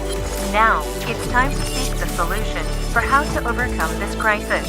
The time has come to accept a new paradigm. What should we do now? Environment pollution, climate change, disasters, and periodic infectious diseases have always been with us. Yet, we always find a solution, and through crisis, we are given another chance. Now, another crisis has arrived. It's time to prepare for the future with the ability to read the world. Now, Seoul City and Megyeong Media Group work together to find the solution, discussing skills and knowledge to turn crisis into opportunities. We will create opportunities for growth by looking for startups that will lead the post-corona period. So far, Seoul has been nurturing the growth of startups and has been striving to create a startup ecosystem that continuously helps them develop. Seoul is currently coming into the spotlight in the world. In addition, the World Knowledge Forum has been making efforts to resolve the knowledge gap through knowledge sharing and to achieve balanced global economic growth and prosperity. Also, they have continuously made positions for Korea and ASEAN aspiring startups to expand into the world. From primary industry to the fourth industrial revolution, innovation is taking place. And new momentum is being created. Opportunities to talk and share dreams of startups, an effort to overcome a crisis and make a future, a time to learn insights to succeed in the global market, space to discuss the global situation socially, economically, and culturally, a place that will be a success for entrepreneurs, the public, and anyone who dreams of starting a business.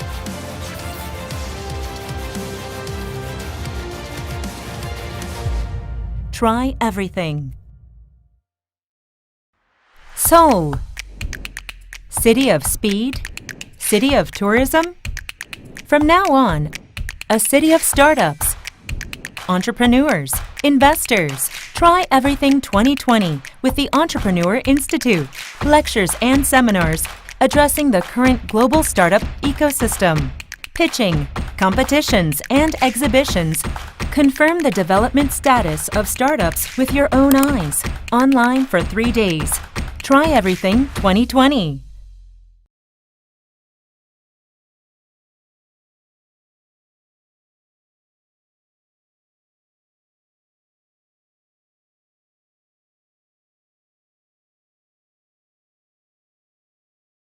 A pandemic has spread around the world. Now, it's time to seek the solution for how to overcome this crisis. The time has come to accept a new paradigm. What should we do now?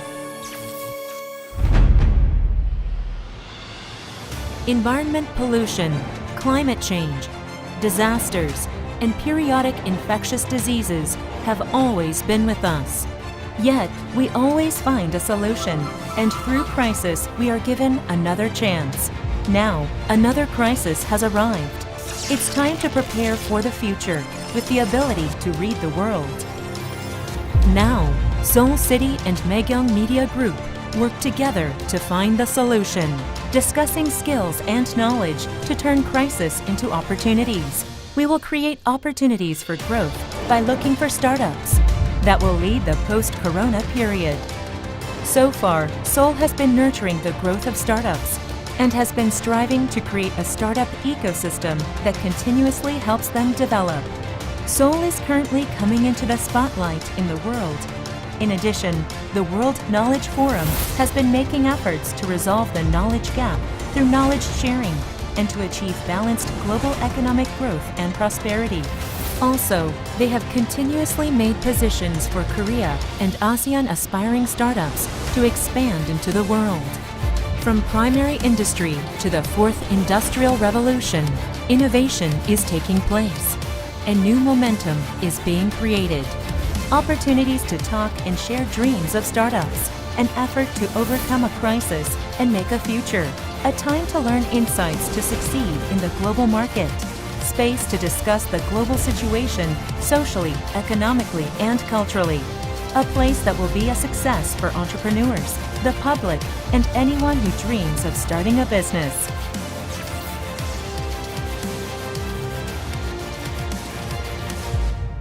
Try everything. Seoul. City of speed? City of tourism? From now on, a city of startups, entrepreneurs, investors. Try Everything 2020 with the Entrepreneur Institute. Lectures and seminars addressing the current global startup ecosystem. Pitching, competitions, and exhibitions. Confirm the development status of startups with your own eyes. Online for 3 days. Try Everything 2020.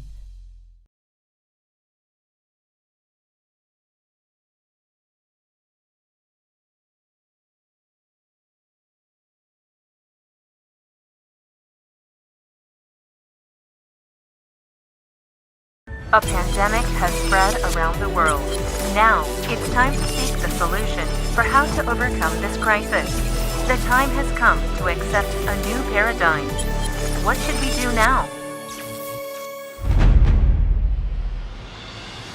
Environment pollution, climate change, disasters, and periodic infectious diseases have always been with us. Yet, we always find a solution, and through crisis, we are given another chance. Now, another crisis has arrived. It's time to prepare for the future with the ability to read the world. Now, Seoul City and Maegyeong Media Group work together to find the solution, discussing skills and knowledge to turn crisis into opportunities. We will create opportunities for growth by looking for startups that will lead the post-corona period. So far, Seoul has been nurturing the growth of startups and has been striving to create a startup ecosystem that continuously helps them develop. Seoul is currently coming into the spotlight in the world. In addition, the World Knowledge Forum has been making efforts to resolve the knowledge gap through knowledge sharing and to achieve balanced global economic growth and prosperity. Also, they have continuously made positions for Korea and ASEAN aspiring startups to expand into the world. From primary industry to the fourth industrial revolution, innovation is taking place. A new momentum is being created. Opportunities to talk and share dreams of startups. An effort to overcome a crisis and make a future. A time to learn insights to succeed in the global market. Space to discuss the global situation socially, economically, and culturally. A place that will be a success for entrepreneurs, the public, and anyone who dreams of starting a business.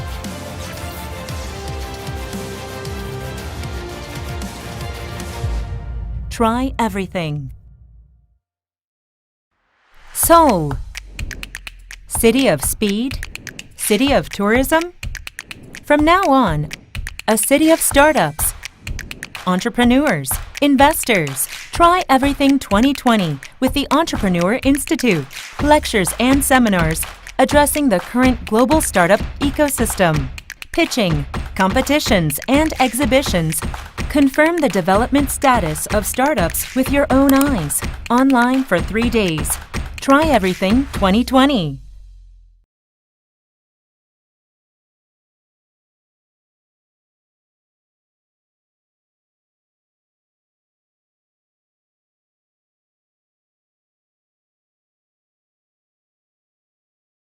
A pandemic has spread around the world. Now, it's time to seek the solution for how to overcome this crisis. The time has come to accept a new paradigm. What should we do now? Environment pollution, climate change, disasters, and periodic infectious diseases have always been with us. Yet, we always find a solution, and through crisis, we are given another chance. Now, another crisis has arrived. It's time to prepare for the future with the ability to read the world. Now, Seoul City and Maegyeong Media Group work together to find the solution, discussing skills and knowledge to turn crisis into opportunities. We will create opportunities for growth by looking for startups that will lead the post-corona period. So far, Seoul has been nurturing the growth of startups and has been striving to create a startup ecosystem that continuously helps them develop. Seoul is currently coming into the spotlight in the world. In addition, the World Knowledge Forum has been making efforts to resolve the knowledge gap through knowledge sharing and to achieve balanced global economic growth and prosperity. Also, they have continuously made positions for Korea and ASEAN aspiring startups to expand into the world. From primary industry to the fourth industrial revolution, innovation is taking place. A new momentum is being created. Opportunities to talk and share dreams of startups, an effort to overcome a crisis and make a future, a time to learn insights to succeed in the global market, space to discuss the global situation socially, economically, and culturally, a place that will be a success for entrepreneurs, the public, and anyone who dreams of starting a business.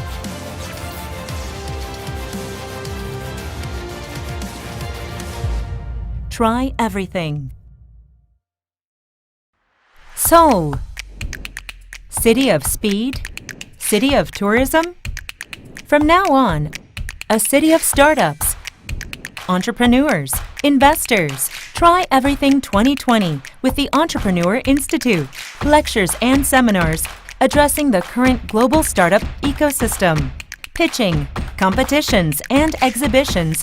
Confirm the development status of startups with your own eyes, online for 3 days. Try Everything 2020.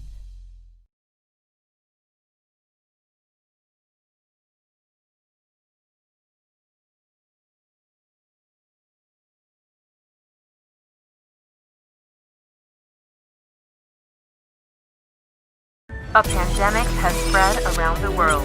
Now, it's time to seek the solution for how to overcome this crisis. The time has come to accept a new paradigm. What should we do now?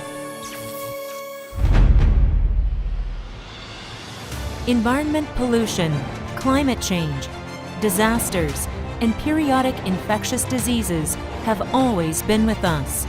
Yet, we always find a solution, and through crisis, we are given another chance. Now, another crisis has arrived. It's time to prepare for the future with the ability to read the world. Now, Seoul City and Megyeong Media Group work together to find the solution, discussing skills and knowledge to turn crisis into opportunities. We will create opportunities for growth by looking for startups that will lead the post-corona period. So far, Seoul has been nurturing the growth of startups and has been striving to create a startup ecosystem that continuously helps them develop. Seoul is currently coming into the spotlight in the world. In addition, the World Knowledge Forum has been making efforts to resolve the knowledge gap through knowledge sharing and to achieve balanced global economic growth and prosperity. Also, they have continuously made positions for Korea and ASEAN aspiring startups to expand into the world. From primary industry to the fourth industrial revolution, innovation is taking place. A new momentum is being created. Opportunities to talk and share dreams of startups, an effort to overcome a crisis and make a future, a time to learn insights to succeed in the global market, space to discuss the global situation socially, economically, and culturally, a place that will be a success for entrepreneurs, the public, and anyone who dreams of starting a business.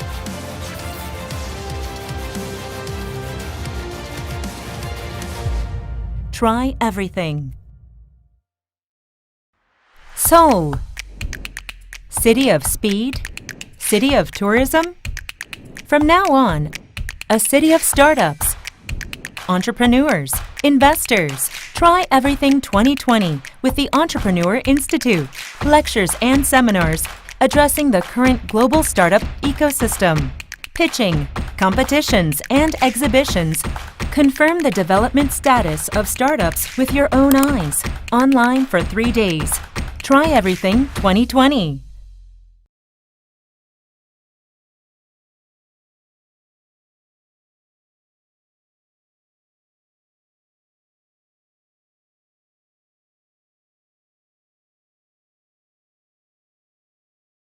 A pandemic has spread around the world.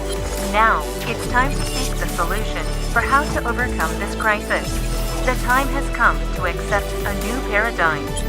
What should we do now? Environment pollution, climate change, disasters, and periodic infectious diseases have always been with us.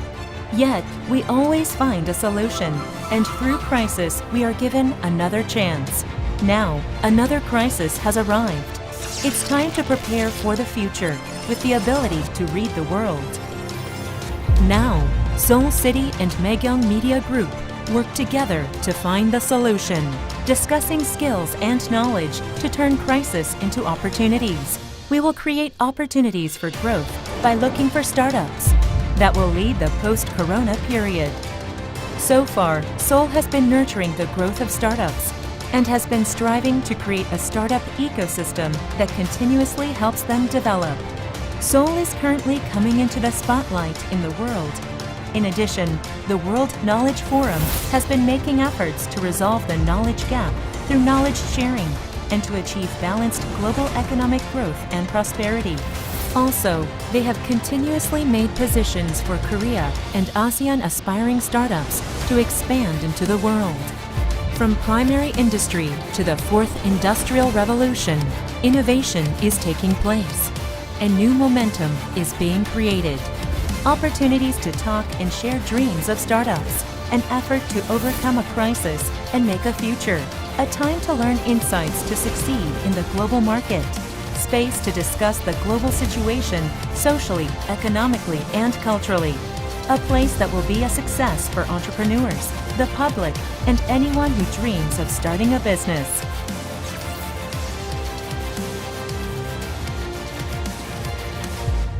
Try everything. Seoul. City of speed? City of tourism? From now on, a city of startups, entrepreneurs, investors. Try Everything 2020 with the Entrepreneur Institute. Lectures and seminars addressing the current global startup ecosystem. Pitching, competitions, and exhibitions. Confirm the development status of startups with your own eyes. Online for 3 days. Try Everything 2020.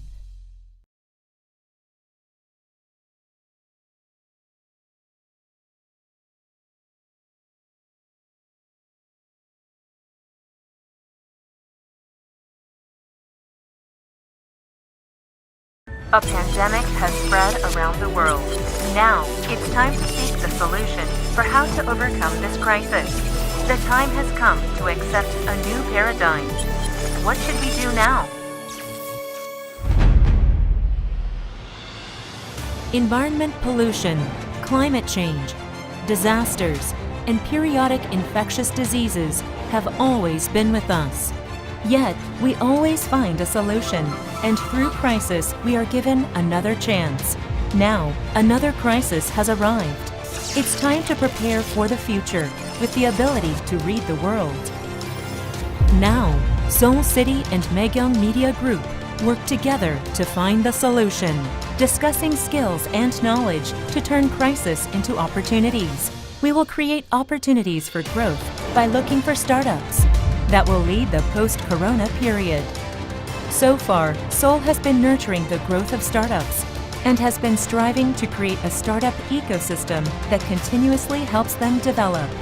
Seoul is currently coming into the spotlight in the world. In addition, the World Knowledge Forum has been making efforts to resolve the knowledge gap through knowledge sharing and to achieve balanced global economic growth and prosperity. Also, they have continuously made positions for Korea and ASEAN aspiring startups to expand into the world.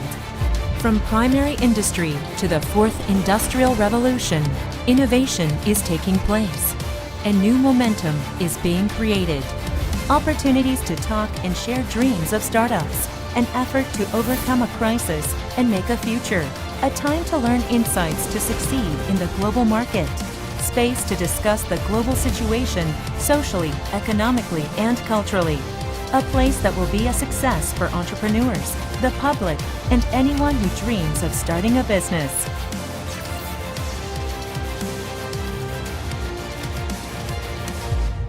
Try everything. Seoul. City of speed? City of tourism? From now on, a city of startups, entrepreneurs, investors. Try Everything 2020 with the Entrepreneur Institute. Lectures and seminars addressing the current global startup ecosystem. Pitching, competitions, and exhibitions. Confirm the development status of startups with your own eyes. Online for 3 days. Try Everything 2020.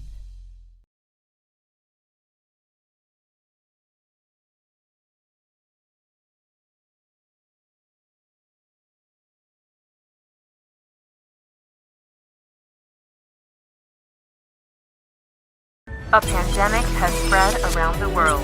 Now, it's time to seek the solution for how to overcome this crisis. The time has come to accept a new paradigm. What should we do now?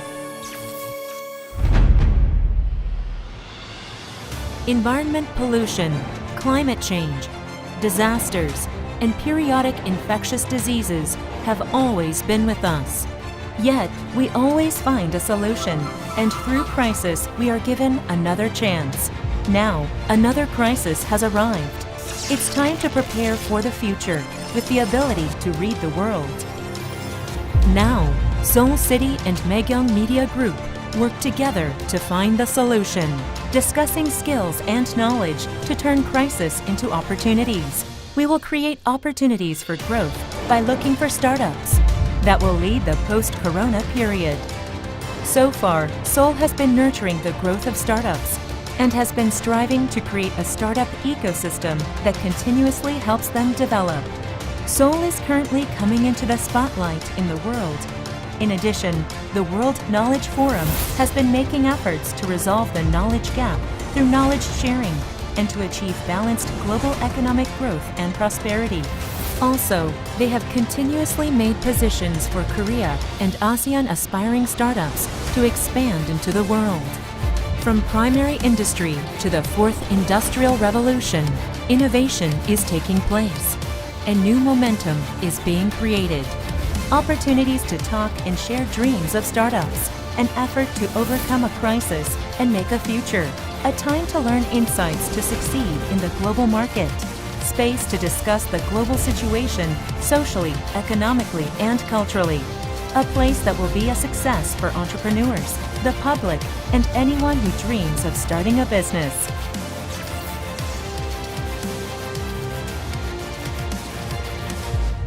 Try everything. Seoul. City of speed? City of tourism? From now on, a city of startups, entrepreneurs, investors. Try Everything 2020 with the Entrepreneur Institute. Lectures and seminars addressing the current global startup ecosystem. Pitching, competitions, and exhibitions. Confirm the development status of startups with your own eyes.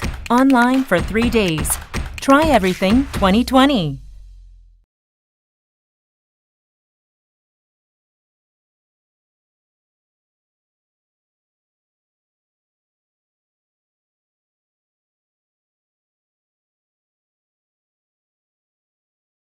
A pandemic has spread around the world. Now, it's time to seek the solution for how to overcome this crisis. The time has come to accept a new paradigm. What should we do now? Environment pollution, climate change, disasters, and periodic infectious diseases have always been with us. Yet, we always find a solution, and through crisis, we are given another chance. Now, another crisis has arrived. It's time to prepare for the future with the ability to read the world. Now, Seoul City and Megyeong Media Group work together to find the solution, discussing skills and knowledge to turn crisis into opportunities. We will create opportunities for growth by looking for startups that will lead the post-corona period. So far, Seoul has been nurturing the growth of startups and has been striving to create a startup ecosystem that continuously helps them develop. Seoul is currently coming into the spotlight in the world. In addition, the World Knowledge Forum has been making efforts to resolve the knowledge gap through knowledge sharing and to achieve balanced global economic growth and prosperity. Also, they have continuously made positions for Korea and ASEAN aspiring startups to expand into the world. From primary industry to the fourth industrial revolution, innovation is taking place. A new momentum is being created. Opportunities to talk and share dreams of startups, an effort to overcome a crisis and make a future, a time to learn insights to succeed in the global market, space to discuss the global situation socially, economically, and culturally, a place that will be a success for entrepreneurs, the public, and anyone who dreams of starting a business.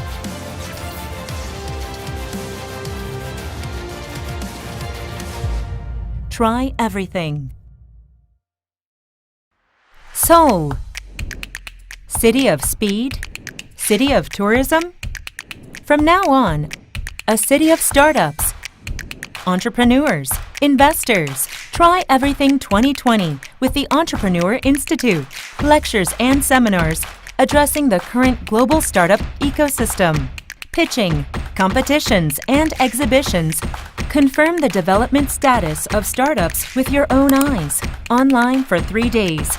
Try Everything 2020.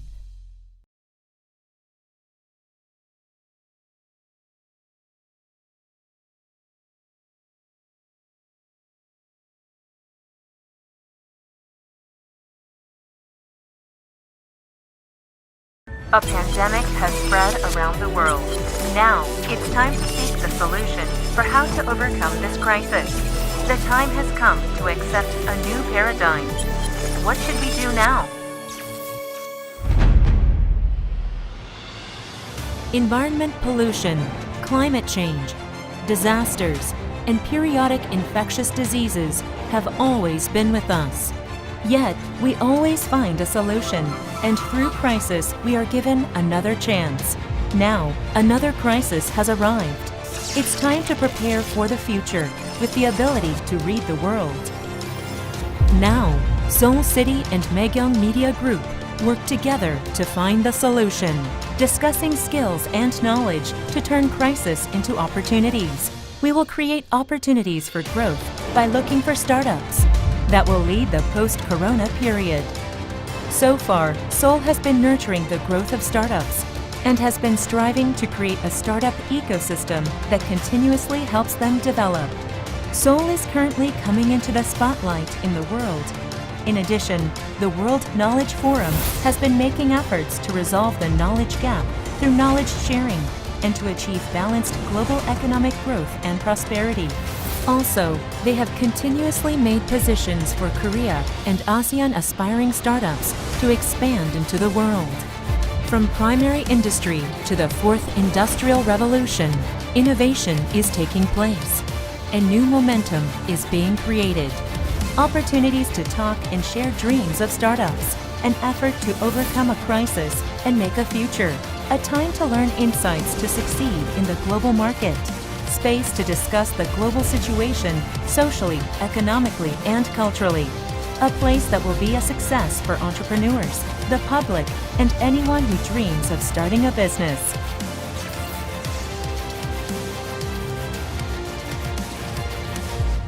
Try everything. Seoul. City of speed? City of tourism? From now on, a city of startups. Entrepreneurs, investors. Try Everything 2020 with the Entrepreneur Institute. Lectures and seminars addressing the current global startup ecosystem. Pitching, competitions, and exhibitions. Confirm the development status of startups with your own eyes. Online for 3 days. Try Everything 2020.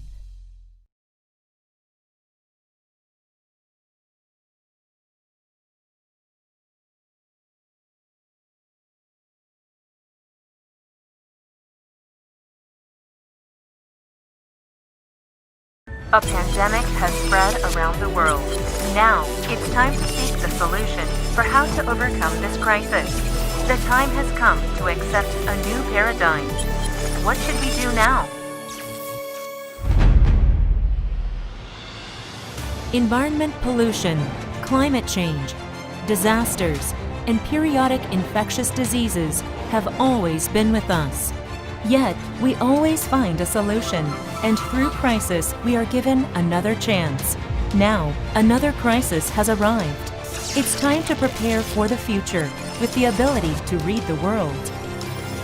Now, Seoul City and Maekyong Media Group work together to find the solution, discussing skills and knowledge to turn crisis into opportunities. We will create opportunities for growth by looking for startups that will lead the post-corona period. So far, Seoul has been nurturing the growth of startups and has been striving to create a startup ecosystem that continuously helps them develop. Seoul is currently coming into the spotlight in the world. In addition, the World Knowledge Forum has been making efforts to resolve the knowledge gap through knowledge sharing and to achieve balanced global economic growth and prosperity. Also, they have continuously made positions for Korea and ASEAN aspiring startups to expand into the world. From primary industry to the fourth industrial revolution, innovation is taking place. A new momentum is being created. Opportunities to talk and share dreams of startups, an effort to overcome a crisis and make a future, a time to learn insights to succeed in the global market, space to discuss the global situation socially, economically, and culturally, a place that will be a success for entrepreneurs, the public, and anyone who dreams of starting a business.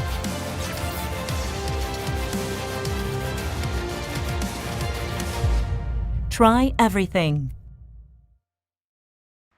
Seoul. City of speed? City of tourism?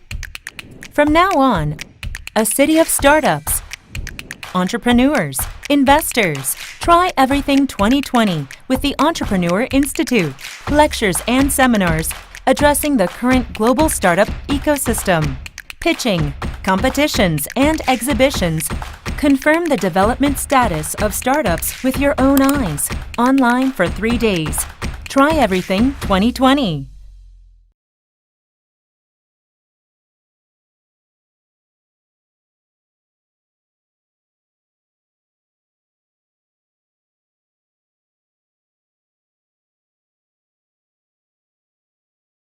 A pandemic has spread around the world.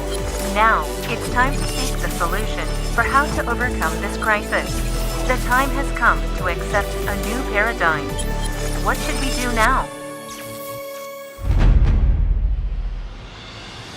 Environment pollution, climate change, disasters, and periodic infectious diseases have always been with us. Yet, we always find a solution, and through crisis, we are given another chance. Now, another crisis has arrived. It's time to prepare for the future with the ability to read the world. Now, Seoul City and Maekyong Media Group work together to find the solution, discussing skills and knowledge to turn crisis into opportunities. We will create opportunities for growth by looking for startups that will lead the post-corona period. So far, Seoul has been nurturing the growth of startups and has been striving to create a startup ecosystem that continuously helps them develop. Seoul is currently coming into the spotlight in the world. In addition, the World Knowledge Forum has been making efforts to resolve the knowledge gap through knowledge sharing and to achieve balanced global economic growth and prosperity. Also, they have continuously made positions for Korea and ASEAN aspiring startups to expand into the world. From primary industry to the fourth industrial revolution, innovation is taking place. A new momentum is being created.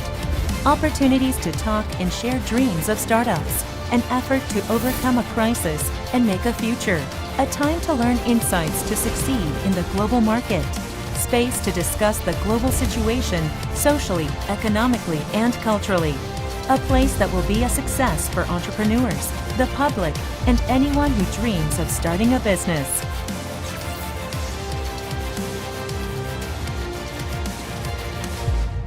Try everything. Seoul. City of speed? City of tourism? From now on, a city of startups, entrepreneurs, investors. Try Everything 2020 with the Entrepreneur Institute. Lectures and seminars addressing the current global startup ecosystem. Pitching, competitions, and exhibitions. Confirm the development status of startups with your own eyes. Online for 3 days. Try Everything 2020.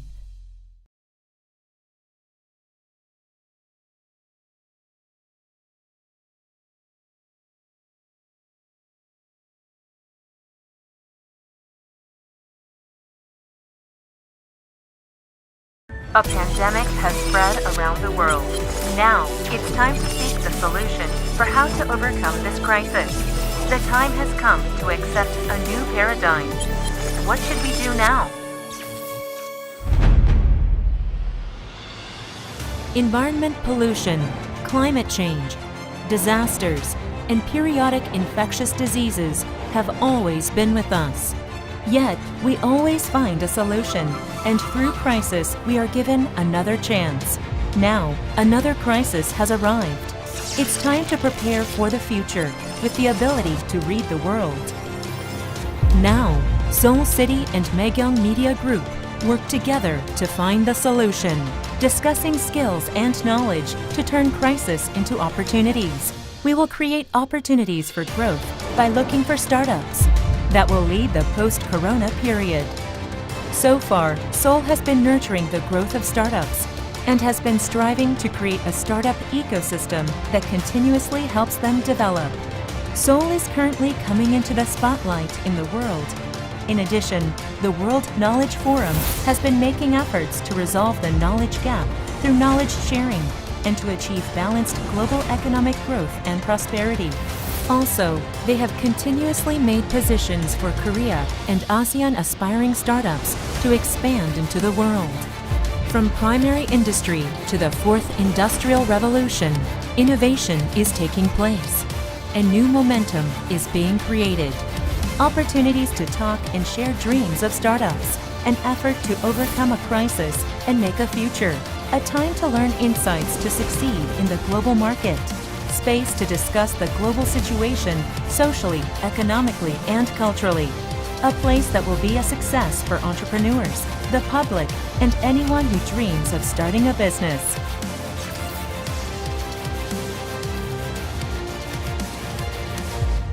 Try everything. Seoul. City of speed? City of tourism? From now on, a city of startups, entrepreneurs, investors. Try Everything 2020 with the Entrepreneur Institute. Lectures and seminars addressing the current global startup ecosystem. Pitching, competitions, and exhibitions. Confirm the development status of startups with your own eyes. Online for 3 days. Try Everything 2020.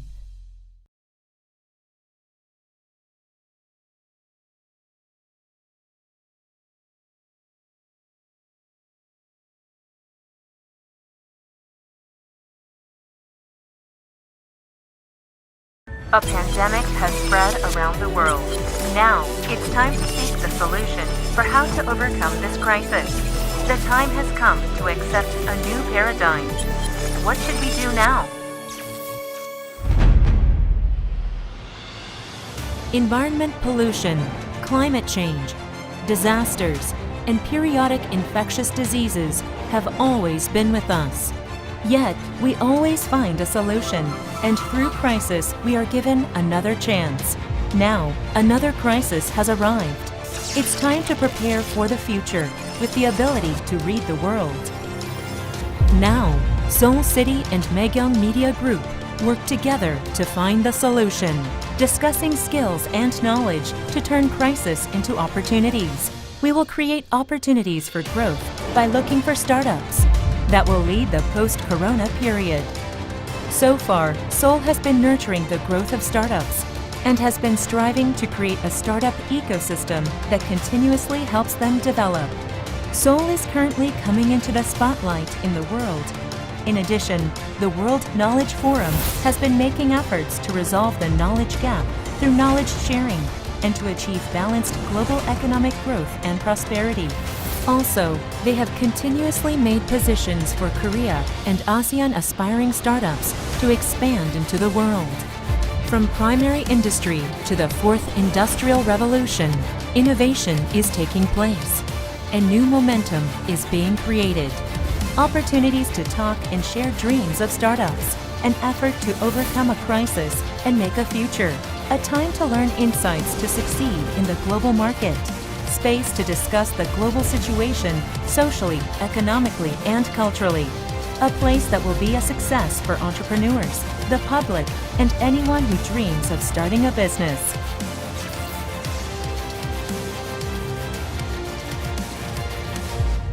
Try everything. Seoul. City of speed? City of tourism? From now on, a city of startups, entrepreneurs, investors. Try Everything 2020 with the Entrepreneur Institute. Lectures and seminars addressing the current global startup ecosystem. Pitching, competitions, and exhibitions. Confirm the development status of startups with your own eyes. Online for 3 days. Try Everything 2020.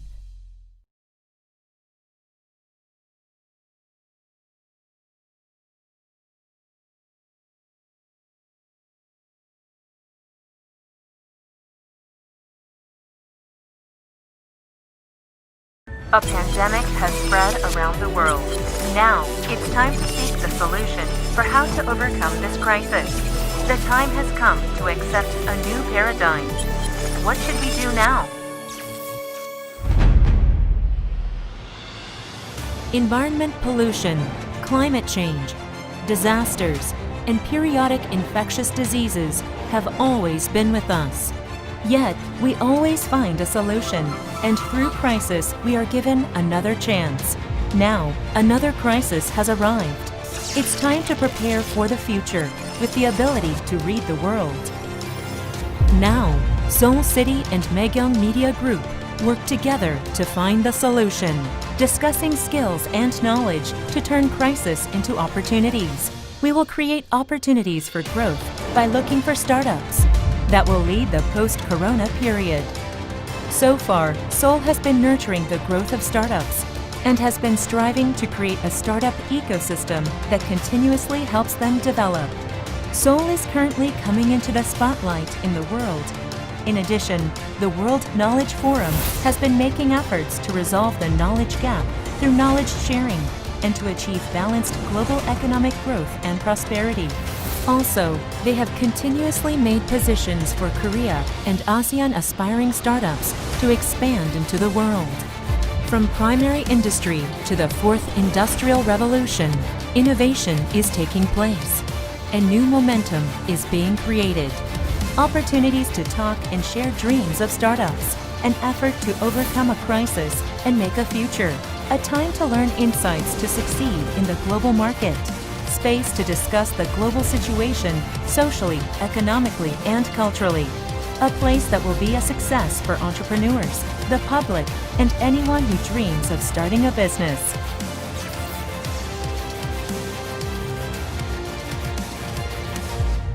Try everything.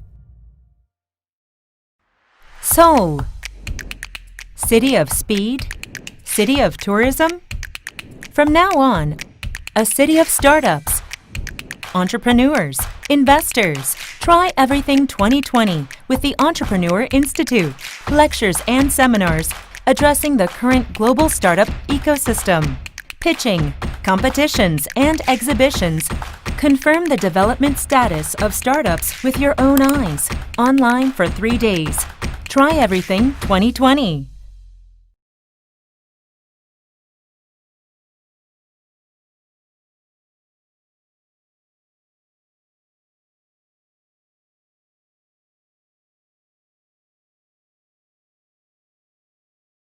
A pandemic has spread around the world.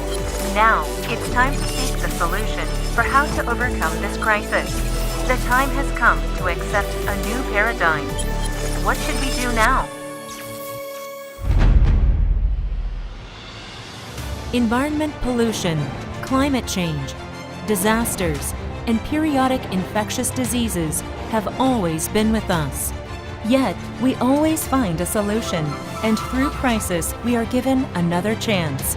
Now, another crisis has arrived.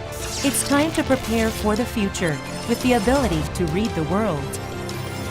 Now, Seoul City and Megyeong Media Group work together to find the solution, discussing skills and knowledge to turn crisis into opportunities. We will create opportunities for growth by looking for startups that will lead the post-corona period. So far, Seoul has been nurturing the growth of startups and has been striving to create a startup ecosystem that continuously helps them develop. Seoul is currently coming into the spotlight in the world. In addition, the World Knowledge Forum has been making efforts to resolve the knowledge gap through knowledge sharing and to achieve balanced global economic growth and prosperity. Also, they have continuously made positions for Korea and ASEAN aspiring startups to expand into the world. From primary industry to the fourth industrial revolution, innovation is taking place. A new momentum is being created. Opportunities to talk and share dreams of startups, an effort to overcome a crisis and make a future, a time to learn insights to succeed in the global market, space to discuss the global situation socially, economically, and culturally, a place that will be a success for entrepreneurs, the public, and anyone who dreams of starting a business.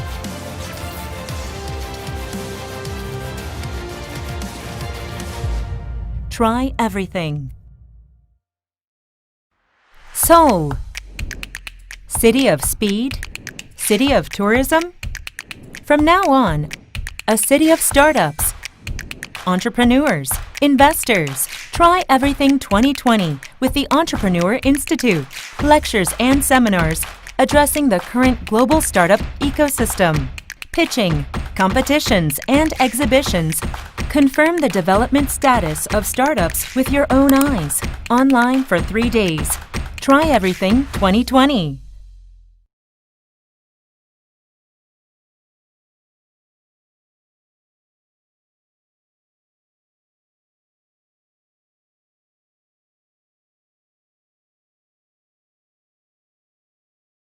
A pandemic has spread around the world. Now, it's time to seek the solution for how to overcome this crisis. The time has come to accept a new paradigm. What should we do now? Environment pollution, climate change, disasters, and periodic infectious diseases have always been with us. Yet, we always find a solution, and through crisis, we are given another chance. Now, another crisis has arrived.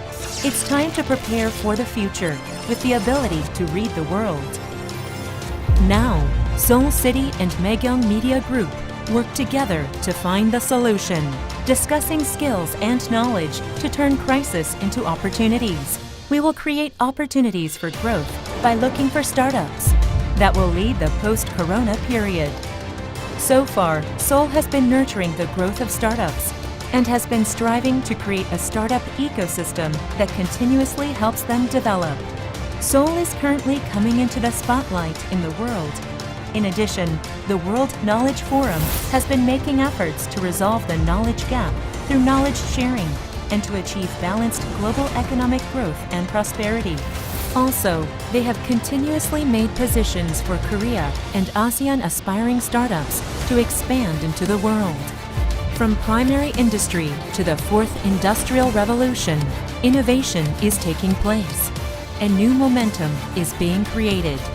Opportunities to talk and share dreams of startups, an effort to overcome a crisis and make a future, a time to learn insights to succeed in the global market, space to discuss the global situation socially, economically, and culturally, a place that will be a success for entrepreneurs, the public, and anyone who dreams of starting a business.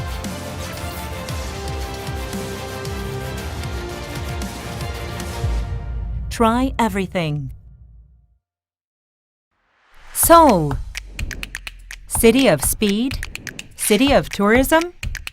From now on, a city of startups, entrepreneurs, investors. Try Everything 2020 with the Entrepreneur Institute. Lectures and seminars addressing the current global startup ecosystem. Pitching, competitions, and exhibitions. Confirm the development status of startups with your own eyes. Online for 3 days. Try Everything 2020.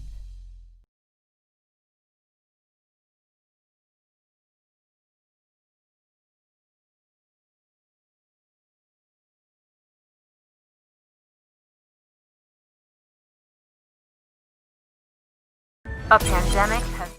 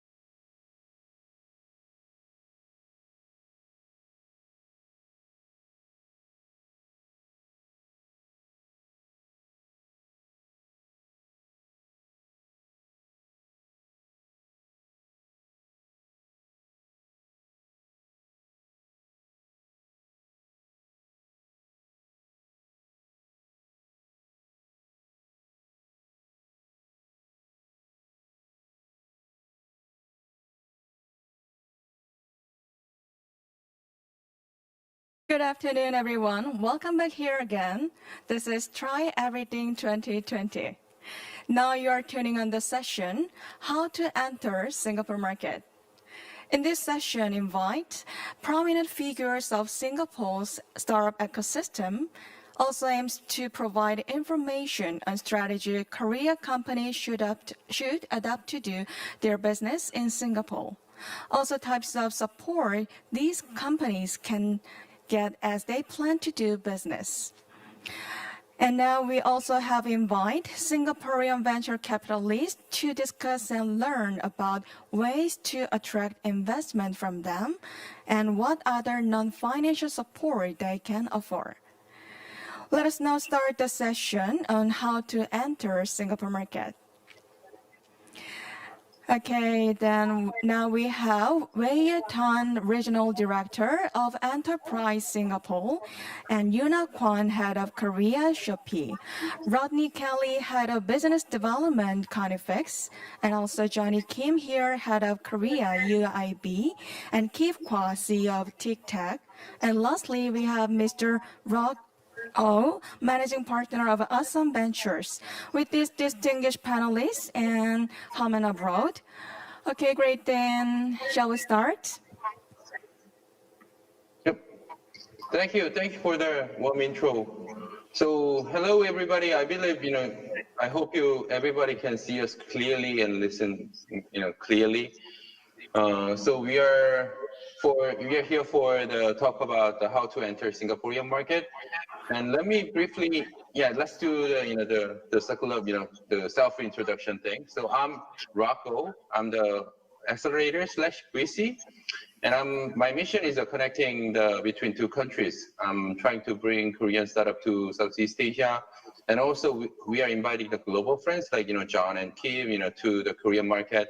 So we invest into the companies and we help them to grow. That's why we have a lot of the business network in Korea and Singapore. So that's who I am, and we have a good team in Korea and Singapore.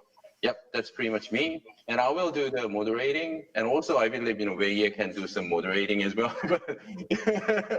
Yeah, let's talk about that. And Rodney, can you Wei? Rodney, can you please do? I'm happy to start. Yep, sure. Okay, thank you, Rock. Hello, everyone. My name is Rodney Kelly, and I am the head of business development at Cognifix. We are a neuroscience company based here in Singapore, but operate mostly around Asia. Our main motto, if you like, is to destigmatize and democratize brain health. So we work in the mental health space, and we look at different ways of helping companies and governments and clinics understand that brain health is the key to understanding mental health and human productivity. So as Rock mentioned, we are based in Singapore. I'm clearly not Singaporean, but everyone else in my company, everyone else is. We've had a great opportunity to set up the company here. It's been a great journey, and we're very interested in hearing about the Korean market, and that's what we do, and that's who I am. So thank you very much, everyone. Nice to meet you. Great. Wei, you want to start? Okay. Hello everyone. My name is Wei. 반갑습니다, and thank you. Thank you everyone for being here. Thanks so much for the government, the organizers of Try Everything 2020 Rock, and especially the fellow panelists here. So myself, as mentioned, I am Wei from the Enterprise Singapore, and I'm the Regional Director of Enterprise Singapore Seoul Overseas Center. So basically, Enterprise Singapore, a short intro would be, we are basically a Singapore government agency under our Ministry of Trade and Industry, and we look after the Singapore enterprises, helping them to build capabilities as well as internationalize. Another two thrusts of what we do is basically to stimulate more trade in between countries, as well as we are also the National Standards Agency. And in terms of why we are relevant here, we are also Singapore's National Startup Development Agency. In terms of building the Singapore startup ecosystem, we drive a lot of the efforts to do so. And we also work alongside, for example, other government partners. In Korea, we work along very closely with Ministry of SMEs and Startups. And as many of you may be aware, we work very closely with them to launch the K Startup Center in Singapore in July. So that's basically the short intro of Enterprise Singapore. And I think shall pass the time to the rest of the companies to do the intro. Yep. Let's do Yuna. Yuna, please. Hi everyone, this is Yuna from Shopee Korea. So first of all, what we do is basically we help Korean companies to export to Southeast Asia, including Singapore, through Shopee. And the magic is in how you do it. So if, let's say, a business is doing e-commerce in Korea, they're doing like Naver Shopping or Coupang or 11th Street or their own mall, that's all they need to be able to export. They don't need extra infrastructure or system in place. So we just allow Korean businesses to replicate what they're doing in Korea, but just to be able to sell in more countries. Singapore is a special place for me, actually. It's not only Shopee's headquarters, but that's it's Korean sellers' first market to go. So I'm very honored to be in this session. Good. Kip, please. Hello, everyone. I'm Keith, co-founder of TikTok. Mic up. Speak up. Oh, hello. Can everybody hear me? Oh, a little soft. Okay, just speak louder. Oh, unfortunately, okay. But yeah, hi everyone. It's really good to be in Korea. It's a beautiful city. Tech is actually based in Singapore. We are a mobile-based data processing platform for supervised learning and AI, and we've seen many opportunities in Singapore. It's been a journey, and actually now I'm right here in Korea in a Pangyo startup campus because we think that we see many growth opportunities in Korea as well. So I'm sure everybody wants to know a lot about Singapore, but I just want to share how amazing it is to be in Korea right now. And our vision in Korea is actually to accelerate the development of AI. And it's really good to meet everybody, and I'll pass my time to John to introduce himself as well. So John, please start. Yep. Sure. Hi everyone, my name is John Kim. So I'm a retired investment banker. I've been in investment banking for over 20 years. So I'm probably one of the older ones in this group chat. And I love it. It's going virtual instead of physical, so you can't see my white hair. I'm a big advocate of AI, just like Keith and a lot of the people here. I'm a co-founder at this company called Laura Technologies. And currently, I'm in this accelerator program called KSGC 2020. Where Rocco, the CEO of Awesome Venture, is our mentor. And UIB is a chatbot company and an IoT company and a full stack AI company that delivers communications from machines to human and makes it very simple. So my mission here in Korea is not just to explore the Korean market, but also try to find strategic partnerships between Singapore and Korea. So, and on a separate note, I spent most of my life in Hong Kong. And when people talk about establishing a base in Singapore versus establishing a base in Hong Kong, I think I can maybe share some of that insight as well during this call. So thank you. Thank you, John. Thank you, John. So thank you, everybody. Thank you for the wonderful introduction. So let's start, this session, the module name is the how to enter Singapore market. So let's start like a very important part first, from the policy, from the regulation, from the, government side, how do you define the, Singaporean ecosystem? Yeah, please. Sure, thanks, Rob. I think everybody knows the Singapore startup ecosystem, rather the Singapore business environment. We are basically one of the world's easiest places to do business in. You want to set up a company, it only takes a few dollars. In fact, you can just come down when you visit Singapore, and then you can just head over to Accra office. You just need to find and there's a couple of the officers there who can help you in this kind of secretariat duties, and then you can basically set up business. And I think that in terms of for startups support, depending on the types of support, let's say if you are one that has a lot of proprietary IPs, I think there's a wide variety and range of support for you to actually be able to, for your talent needs or for your permit needs. So I think we are very welcoming of foreign startups who are willing to come to Singapore to help to build the diversity of the Singapore startup ecosystem. But I guess in terms of you will have to see what are the interest from the companies, I guess, because I think that the important part is also the market. They see Singapore as the gateway to Asia. The larger play of the ASEAN market is definitely a strong one, which I think, with Singapore, the ease of doing business, the IP protection is very strong. I think it's something Singapore makes it very attractive for companies to want to set up here. Yeah. Great. And also, don't forget, panelists, we agreed on we go freestyle this time. So if you have anything, to chime in, just chime in, please. Actually, I'd like to pick up on what Wei said about about Singapore being seen as the stepping stone to Asia. Interestingly, the majority of my career was spent in Japan, and I managed to move to Singapore. Very much like it here, but from the point of view of the Japanese companies that I was representing, Singapore was actually a stepping stone really to the rest of the world. I understand that it has that the nuance that from the West, if you like, it's that stepping stone into Asia. But I just wanted to comment that it's actually also seen as the other way out, because there's a very large international community here, and the startups are able to rub shoulders with a wide range of nationalities and people with different experiences.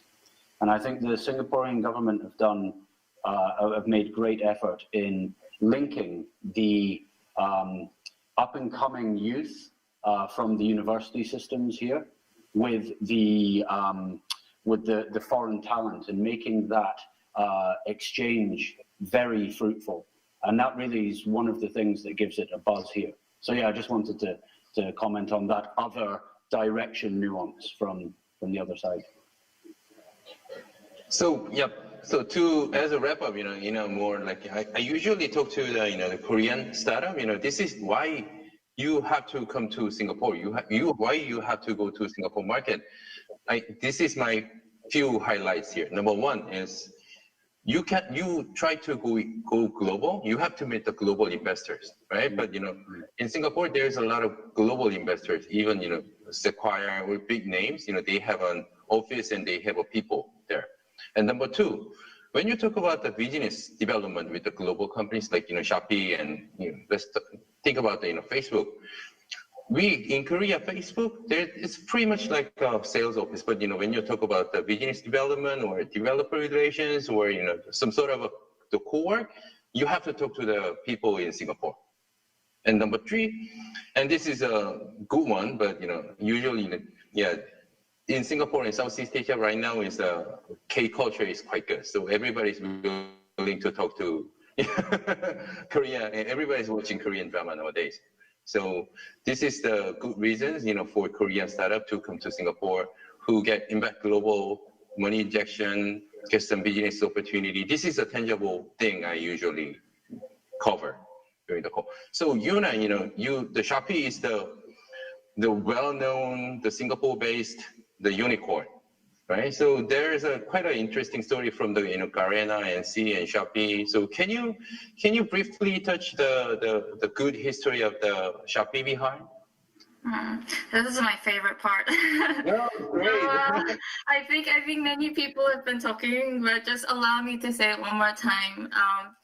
We've really seen a huge growth, even though we were actually a latecomer into the business. Actually, we were like the second runner, and we started pretty late, only 5 years ago. And it's tremendous how much of a growth we accomplished. And I believe we're number one in the region.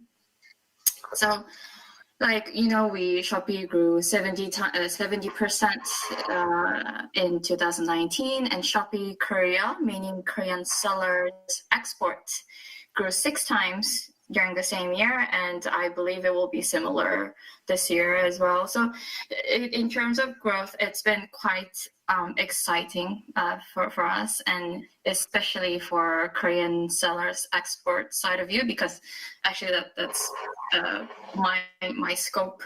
So I only see the export side, and the Korean businesses export to Singapore and Southeast Asia. It's the interest and the engagement has changed a lot. I think especially this year. I think it also has to do with the Korean government's support as well, to be honest, helping Korean businesses to export to, especially to Southeast Asia and Singapore. So we're seeing just more types of Korean businesses, because usually before it was, to be honest, mostly beauty, and to be honest, mostly just the top tier well-known brands. But now we see more of the brands that I don't even know myself. So I'm like, oh, that's the makeup brand. And it's the second, third, the growing tier of brands that are onboarding and actually making a success that we see as a difference. And not just beauty brands. We see especially like the mom and baby, whatever that needs a little bit of premium element, I think it's working quite well. And also there are many like life hack items in Korea. It's like just shower head? Shower head? Yeah, the shower head. and 물 먹는 하마? Oh, that one, yeah. That one is popular? So things that are too ingrained in Korean people's lives that we just overlook, those have actually very good chance in Southeast Asia and Singapore. So yes, there are many interesting items that we saw are making successes. Yeah. Okay. So if you don't mind me asking, so I understand, the beauty and then life hacking is the major thing, but Shopee has the global transaction, right? Within the ASEAN countries and also doing some North Asia as well. So if you can share, how big is the between Singapore and Korea transaction is how market share, not a market share, like, country by country, how big is the volume? If you can share the number. I can share the message. The message is Singapore for Korean sellers, for Shopee Korea, is the most important market. And for Singapore as well, Korean sellers, Korean businesses are very important. So it can work both ways. Meaning, like I said, when we have a brand, a new startup, new Korean business that we want to try in Southeast Asia, we first go to Singapore. There are many reasons. There are external reasons and there are also internal reasons. But anyhow, Singapore is a market where we test things. And if it doesn't work in Singapore, it's probably not going to work in other markets. It's most of the cases, not in all cases. Yeah. Good. So, is there, I believe so, but, the Shopee is providing some sort of a solution for the sellers. If the Korean seller plug in into the Shopee system and they can sell to the Singapore and also some other ASEAN countries as well, if they just, plug it into Shopee, that's it, right? Correct. Yeah. So our business model and our aim is for Korean businesses to be able to sell in Singapore with the same resource and infra system that they have for Korean domestic e-commerce. So yeah, they plug in to Shopee, and we take care of the payment, the logistics, etc. As a user, I just one more question. So, what kind of the package are you providing to the Korean sellers? Like marketing pack, or is there any way of for you to persuade them to plug in into Shopee?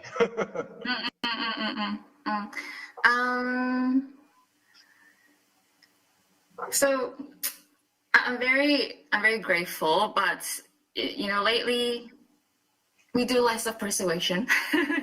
many of the Korean businesses, they ask us first if they can onboard, which we feel very responsible for, accountable for, to meet their expectations. But I think mostly Korean businesses knock on our door first, to be honest, if they want to expand the channel to overseas. But of course there's some brands or some timeline that we want to push. Then in that case, I guess what we can best provide in addition to what we're already is our information. Because Korean businesses, in general, they're more used to domestic landscape. And more than 80%, 85% of our sellers or businesses have never sold overseas before. So it's their first overseas experience. And in that case, I think it's very important for them to have someone who gives them the knowledge. How Singapore is different from Korea, how buyers are different from Korean buyers, and how they should communicate. Good. Okay. Yeah, let's talk about TikTok, Kiv. So, as a Singaporean-based the startup, you just started, 2020, right? Maybe late 2019. So you decided to go to Korea, right? So as a Singaporean startup, how did you start your startup? And also, what do you feel? How do you find Korea so far? Like 1 month? Yeah. Well, I've been in Korea for that was a 2-week quarantine period, and then I've been in Korea for like 3 weeks after that. In Singapore, actually we started in 2019, so we incorporated somewhere in August last year. So we've actually been around for a year, and just being around for a year has really exposed me to the startup ecosystem in Singapore. I actually started off with the Enterprise SG Startup Founder Grant. So it's a way of the government supporting ideas from young startups. So we have a lot of startups in space coming online now. Like because AI can be applied everywhere, and so people say I have a solution that's better just because I use AI, right? And that may not always be true. But Singapore is really good in that way because they allow you to test ideas and test ideas within the market there. And in terms of like co-working spaces and the accessibility and networks within the startup ecosystem in Singapore, I think it's great. There's Block 71 and the Fusion outlets are all within where you cram like basically many startups together so that they can benefit off each other and bounce ideas off each other. And I think it's really great. As for personal journey, we actually started ramping things up through the COVID-19 period. And I'd say that even through COVID-19, things haven't slowed down in the startup scene at all. Things probably moved online a little bit. So pre-COVID, there were like lots of physical meetings, a lot of networking sessions. So every week, no matter what stage of your business you're at, whether it's seed stage or ideation or post-seed or like Series A, go to find something to go to. Especially like with all the events going on pre-COVID, but even in COVID, things have moved online. There was still Startup Weekend 2020. Off my hand, I can count like 4 or 5 different global events that Korean startups essentially participate in. The most recent one, I think, is Slingshot, which is also something powered by Startup SG. But our registration is closed, but you can still catch it online, I think, yeah. Good, Kip.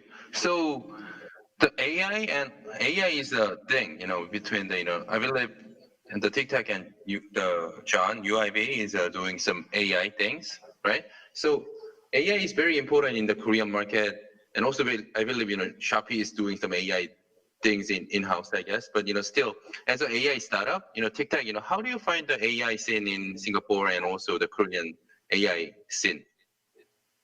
Well, for me personally, I feel like the current startups, the current AI scene is pretty mature compared to Singapore.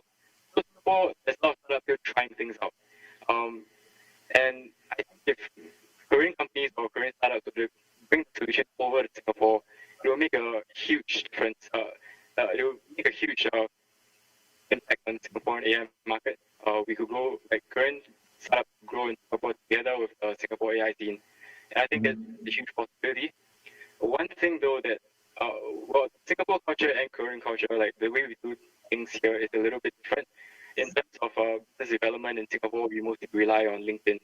So as a Korean startup, I guess coming to Singapore, some operations would have to change, especially on the business development side. Maybe there would be an issue with data because in Korean AI companies, like we're all talking about AI and everything that's related to AI. But what many people who aren't in the industry don't know is that data or labeled data for supervised learning is such a huge precursor to AI. And coming to Singapore, the kind of data might be a little bit different. Let's say if you want to take if you want to gather data on tourist attractions, in Korea it'd probably be like Han River, it's the one I'm most familiar with. Or in Singapore, it'd probably be like of the Merlion or something. So, yeah, the data here is a little bit different, and global startups in Korea going to Singapore would need to have an avenue to kind of get there in terms of data and exploration into the AI market, for sure. Great. So, to the audience, the Kiev and John is currently in Korea right now. And also, Yuna and Wei is in Korea also. The Ronnie is in Singapore. So to be clear.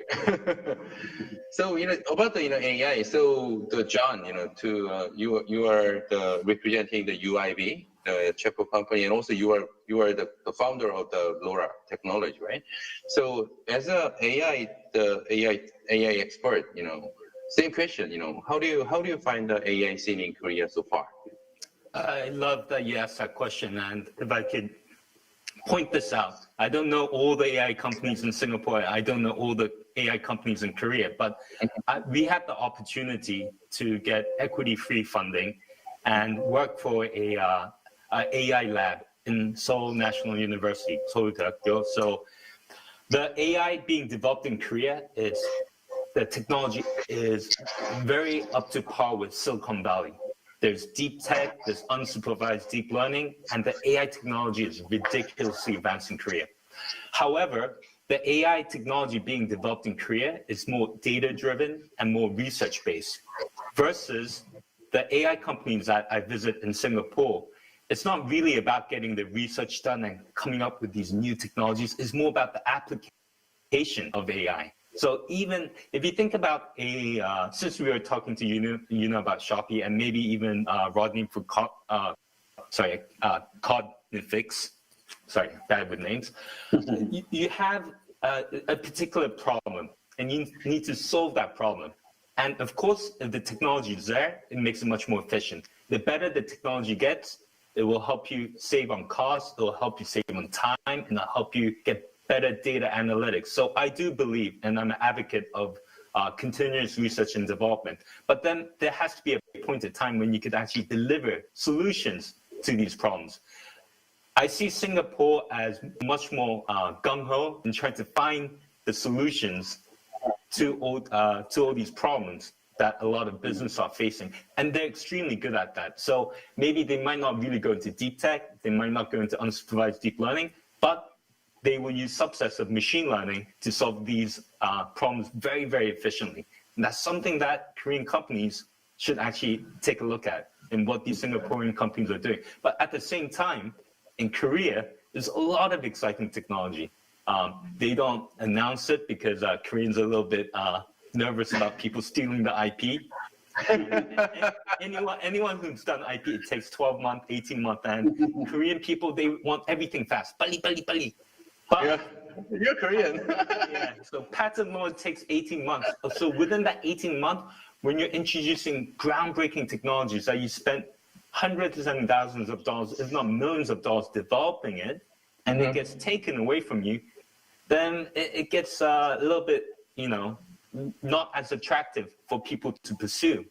So Korean people are very protective of technology. So they usually, what they do with the technology is instead of trying to build applications around it, they keep on getting funding. So if you see all of the big AI companies in Korea, they're all related to very big conglomerates like SK, LG, Samsung. They'll make huge investments in these AI companies. They come up with a lot of good technology, but then that's it. The tech is there, but they don't really apply it. And it's a great thing we're having this session right now. If we could find ways to build synergies and build that bridge between these Korean companies with great technology, apply it to companies that needs the solutions in Singapore, that would be the best of both worlds. That's literally what I'm trying to do here in Korea, not just for UIB, but also for LoRa Technologies. So UIB is a chatbot company. I'll be very quick. We were founded in 2014, and we've been around for 6 years. And we don't only represent Singapore and Korea, we represent 8 different countries. And we have about roughly 80 employees. So we're a pretty well-established startup, but there's still a very long road to go to becoming successful or a unicorn. And we mainly try to deliver not just inbound solutions to Korea, but also outbound solutions. So I guess kind of like what Shopee's trying to do, trying to get the Korean market to go into the Southeast Asian market, because our platforms are very well established there. So we try to provide chatbot service, chatbot building platforms, and also the new developing IoT market, which is what we consider the next market since 5G is coming about. Sure. And in terms of LoRa Technologies, this is more about social impact. As I introduced myself, I've been a banker for 20 years, and I truly believe that an average investor is underserved and they overcharged. And there's so many technologies that you could use to fix it. But you hear about places like eToro, Robinhood, these big unicorns, and they don't really try to create an environment where it's safe for people to invest. So a bunch of bankers, we got together and we spent a lot of time learning about AI. So we have expertise in both finance and AI. And we're thinking, how can we literally change the behavior of investment? So literally change people from trying to make hundreds and 200% return, or just going all in, or you could be very conservative, just making 1 or 2%. When if you know the knowledge, and if that could be translated by AI, you could trade like a hedge fund trader. You could trade like someone like me who had 20 years worth of experience. How can we solve that problem with AI? So that's what I'm trying to do at LoRa Technologies as well. So all of this is tying in very well, and I'll be happy to answer more specific questions, but those are basically the 2 things I'm doing in AI. Great, John. So to the floor, we have a very great mix of industry here. So Rodney is from the mental health / bio side, and also Shopee is well-known e-commerce company, and 2 other AI. So from the bio perspective, Rodney, so how do you find the Singaporean market so far? And how do you, Singapore market is not that big enough. It's not that big enough. We have Singapore, we have 5.5 million people here. But, as Yuna mentioned, if you have to go to ASEAN countries and you have to get some kind of, put your flag in the Singapore first, right? So that's then you can go to the Philippines, Thailand, Malaysia, Indonesia. Anyhow, so long story short, so Rodney, as a bio company, and what is your experience in Singapore, and what is a snapshot of your company? Actually, Rodney, before you answer, can I just add a bit of context, right? So I liked what Keith and also John mentioned about the bridge between the Singapore and the Korean companies, whether we could have this kind of more of this kind of, and now the new, I guess, buzzword is open innovation. Where we try to bridge a lot of the problem statements derived from the corporates and try to put together, the companies, whether be it startups or SMEs, that can actually address some of these problem statements from the corporates. And to that end, we Enterprise Singapore, together with our fellow government agency, IMDA, the Infocom Media Development Authority, have actually put together this platform called the Open Innovation Platform. And it's basically an open innovation platform where a lot of the corporates, even from not only from those based in Singapore, but those that are based overseas, if they are so looking for solutions to their problem statements and they want to access the Singapore startup ecosystem or the Singapore business environment, or even globally, where they can the companies can actually put in the solutions to actually address these problem statements, they are welcome and free to do so. And speaking about this important part of the startup ecosystem, which is stakeholders, and the stakeholders, I think actually a lot of it, we know that a large number of the corporates which are pro-innovation, there are about 7,000 MNCs headquartered in Singapore. And I just wanted to then follow on to ask Rodney this question, following on from what Rob mentioned, right? How was your experience in engaging some of these companies or corporates in Singapore, and then perhaps maybe you could share about your experience in pushing out the cognitive solution to some of these companies. Yeah, thank you. That's a very interesting question. And as you mentioned, I mean, there are over 7,000 MNCs, and most of them have their global or their APEC, nearly all of them have their APEC headquarters here. And given the fact that we are in the business of helping people with mental health issues and brain health challenges, our first port of call is through employees. And Singapore, being the hub that it is, offers us a great opportunity to get the maximum, as John was talking about, social impact through brain health monitoring and mental health interventions here in Singapore. But I think one of the things that, in terms of our experience, where I found the Singaporean government and companies like ES, or entities like ES, have been very helpful is in their vision. And when I say vision, I see that there is to zoom the conversation out slightly for a moment, there is an enormous opportunity here for collaborations between countries like Singapore and Korea. And I'll frame what I mean by that. I mean, as we're watching geopolitically the states recede into an isolationist policy, and we watch the European Union having their infighting, the Singapore government have been very understanding in that they have an opportunity to bring together, if you like, the countries of Asia, as we see in their drive towards the ASEAN government. Singapore is a very vocal and driving force in ASEAN, and I know that the Korean government has been engaging with that, with the +3 and so on.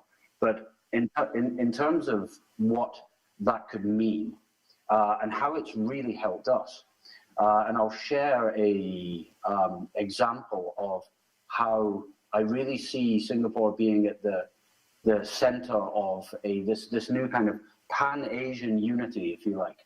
Now, obviously, I understand the irony of me not being Asian as I say this, but it's been really interesting to watch. So, for example, working in neuroscience, one of the things that we often have to talk to companies about is obviously how brain health, how mental health is a subset of brain health, and what policies they can employ for their companies in terms of how to better help their employees. And we realized that I would say about 90% of the data that we rely on to help persuade the HR decision makers, 90% of that data comes from either Europe or the States.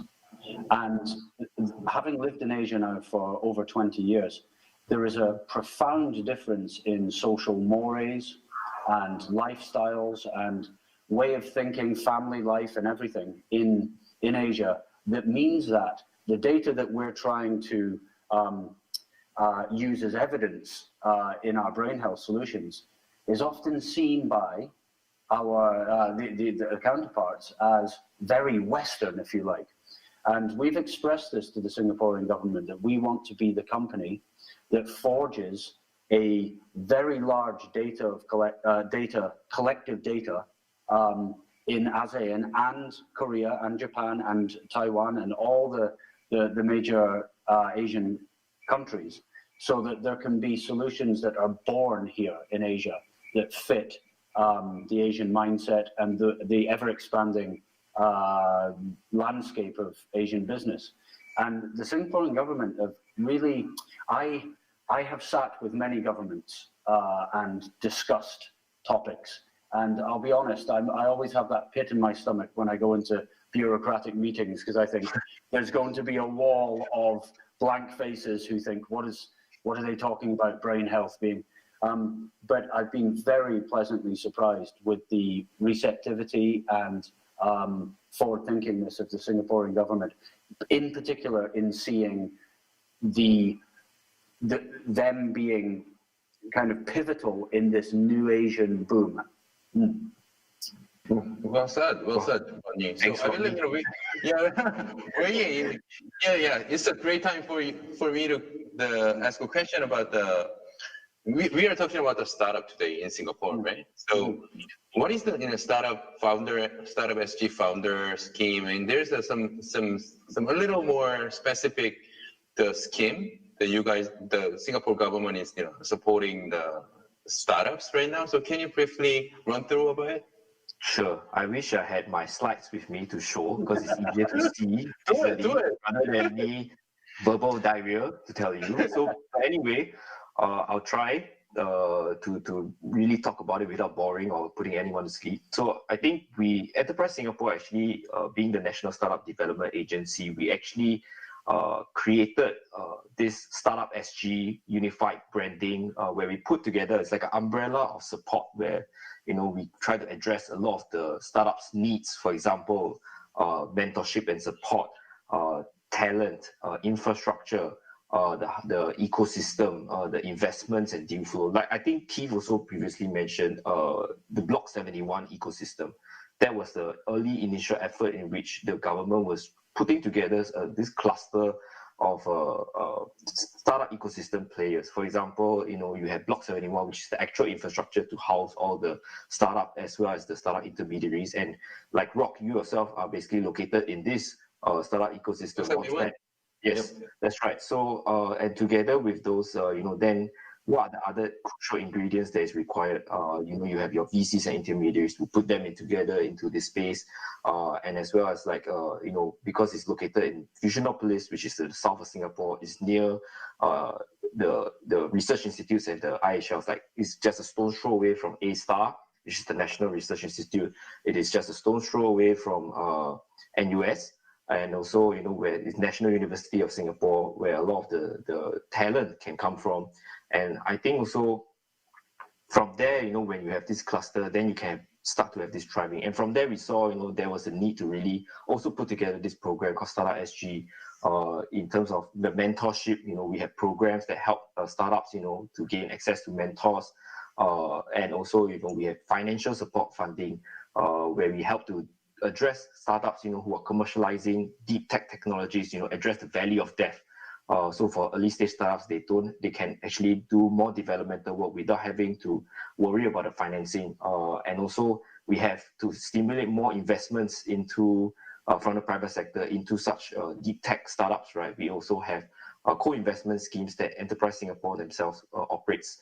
And for talents, we mentioned earlier on, we are welcoming of all the foreign talent that is complementary to our Singapore ecosystem that can help to diversify, build up the Singapore startup ecosystem. We do have access schemes for companies that are looking to enter Singapore with proprietary IP to enable them to have these permits to actually live, work, and set up in Singapore. Of course, there's definitely strings attached, but of course, if let's say you do fulfill the criteria, then most definitely welcome to apply to come in Singapore. We also try to help boost the awareness. So I think now is a good time for me to plug our Enterprise Singapore, Singapore FinTech Festival and Switch, which is going to be held virtually in 9 to 13 December this year, and it's going to be a virtual event, like most events are right now. And I think this is Singapore's biggest startup event, which saw over 60,000 people last year. Unfortunately, because due to COVID, it's become virtual, but that only means that more people can actually access the SFF and Switch. And I think the interesting thing about SFF and Switch this year is that the whole exhibition will actually run 24 hours a day, 5 days for the whole period.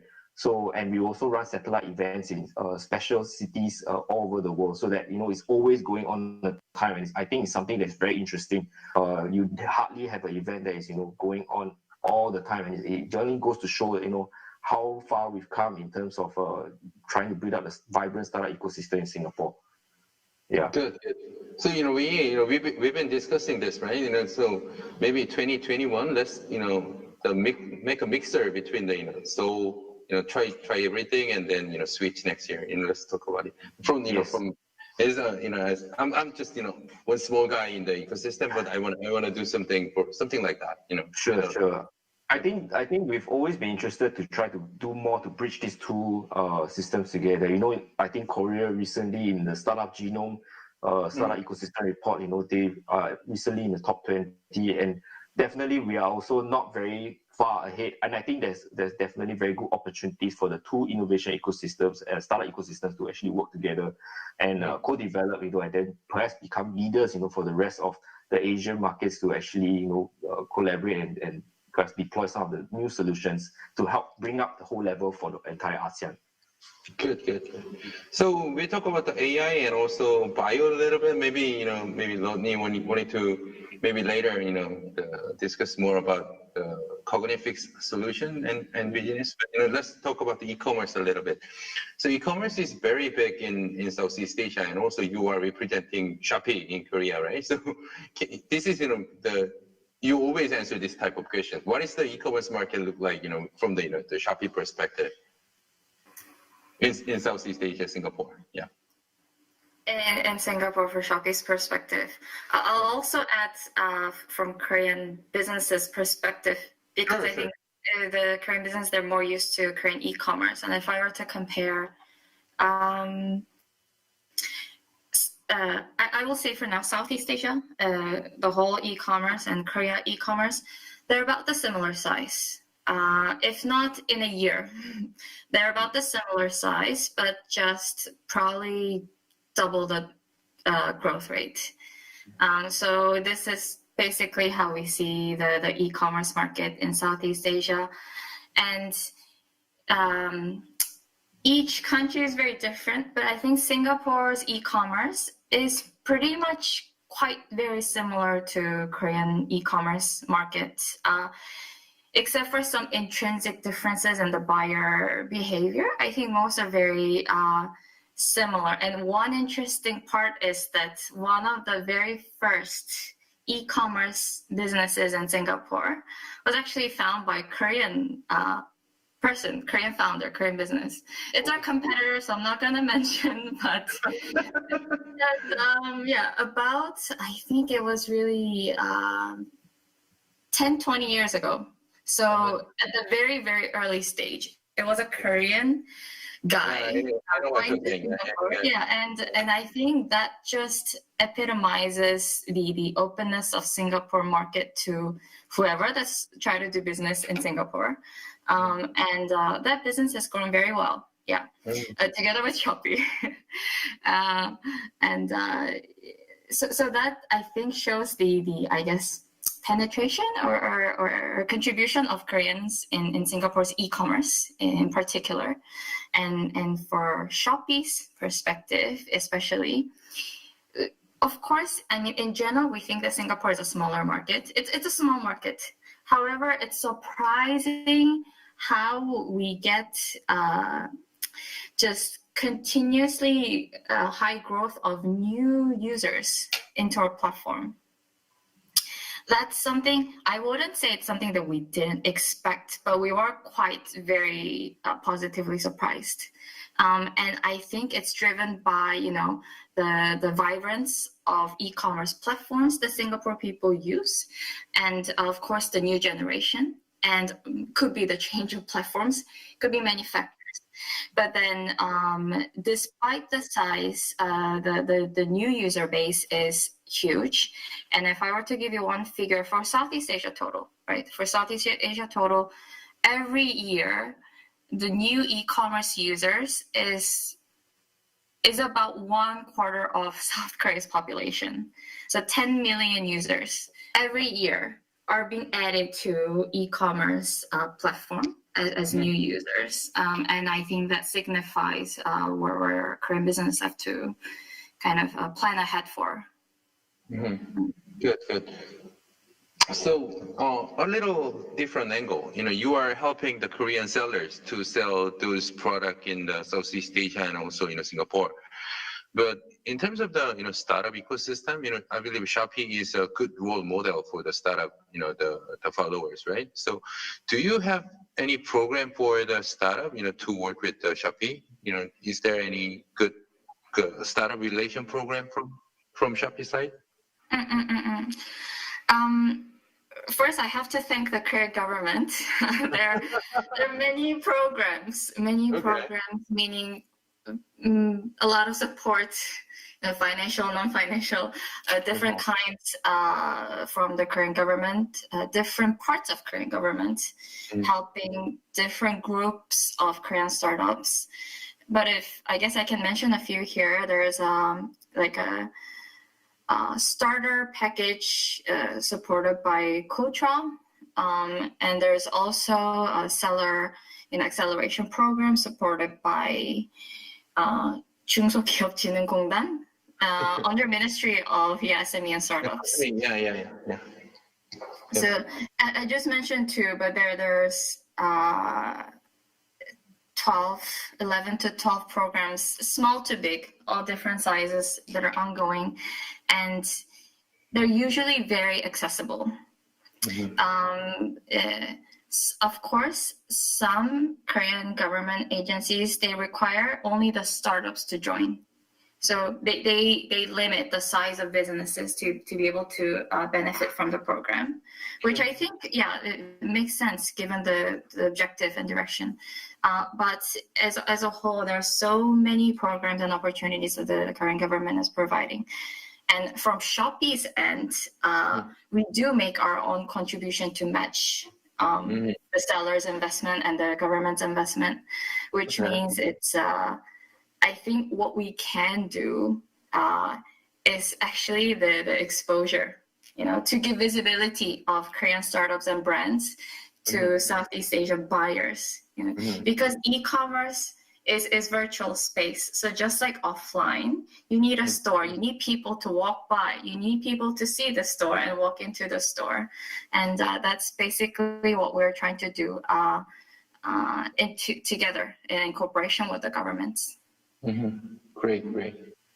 Okay, so Kim and John, you guys are supported by the Korean government, right? So that's the program is designed for the global startup who enter the Korean market first, and then to be an ambassador, and then do something great in Korean market and go grow in this market and distribute that outcome to the world. That's the objective of that program. So you are supported by the Korean government side so far. So how do you find the government system in Korea side as a foreigner?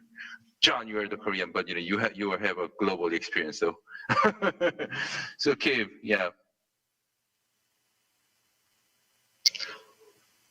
Kim, once again, please. No, I cannot hear you. I think you're on mute. Maybe I'll go first while. Yeah, sure, John, sure. Yeah, you're the savior. Yeah. So my experience so far, this KSGC 2020 has been great. And maybe I could draw some comparison with Singapore as well, but localization. Something as easy and something we take for granted in our home country, like opening up a bank account, getting a phone, opening up the phone line, finding a place to live, just the basic necessities. And also quality of life is, if you think about it, the reason why you work is so you can make a little money and provide for your family and have a good quality of life. So quality of life is very important. And what the KSGC 2.0 program did very well and exceptionally at the beginning was allow people to localize very, very efficiently and quickly. So everything you had to do, they actually helped you take care of it. So I want to thank not just the Ministry of SME and Ventures, but also NIPA, who's organized this event to get all the foreigners on board. Of course, I'm Korean, so it was very easy for me to start. But having witnessed that, I was very proud to say these Korean accelerator program actually really worked very well for foreigners. It's exactly the same in Singapore, and maybe I might be a little bit biased, but I think the quality of life is much better in Singapore. I think it's the best place for food, period. No argument. And I'm from Hong Kong, where people say Hong Kong is the best place for food. So, and the localization process in Singapore is so easy and so effective that no company I know had any problems incorporating in Singapore and just basically starting Basecamp. And what the difference between Korea and Singapore is, I know I'm getting a little bit off topic, but I wanted to bring this out when he was talking about the program was taxes. If you are a startup, you're a co-founder or you're working for a company that relies on making revenue and paying taxes, Singapore probably has the most efficient tax solutions for any startups. Number one, there's no capital gains tax. So if you're dreaming of becoming a unicorn and you exit one day and you sell off your shares, some countries will tax you up to 40% or 50%. Singapore is zero capital gains tax. The Singapore government is very helpful for early startups like myself. They give a three-year grace period, and please correct me if I'm wrong, where you literally don't have to pay tax until a certain amount, and I think that amount is 100,000 Singapore dollars, and you could offset a lot of your taxes with expenses. You could also carry forward your tax credits, etc. There's a lot of taxation policy which is very pro small businesses and startup. In Korea, I feel that is slightly lacking in this area. What the Korean government does really well is to raise funds, give you money, give you support, but then maybe halfway into it, or maybe towards 2 or 3 or 4 years of growth, that's when the picture starts getting a little bit more opaque. It's harder to navigate after 3 or 4 years' time. But because Singapore's been doing it for a very long time, I think even from day one to your 5th year until your 10th year is much more easier to navigate the system. So there are pros and cons. So these are a couple of the things I noticed, and sorry for talking too much, but one last thing I wanted to mention was, and this is the most important thing for any company, is a rule of law. Obviously, I'm from Hong Kong, and there are some political issues. I'd love to hear what Rodney has to say about that. But rule of law is very important, because if you set up any company, of course, you're not only bound by this rule of law, but the rule of gates, the way politics are played out, the government policies are put in place. And the rule of law in Singapore is very clear, is very efficient. I don't even need to get into details. The World Bank, if you look at any of the World Bank reports, 2020, 2019, 2018, for the last 10 years, Singapore, in terms of rule of law, has always been in the top 3. So for any startup that wants to have a structure that is very comprehensible in terms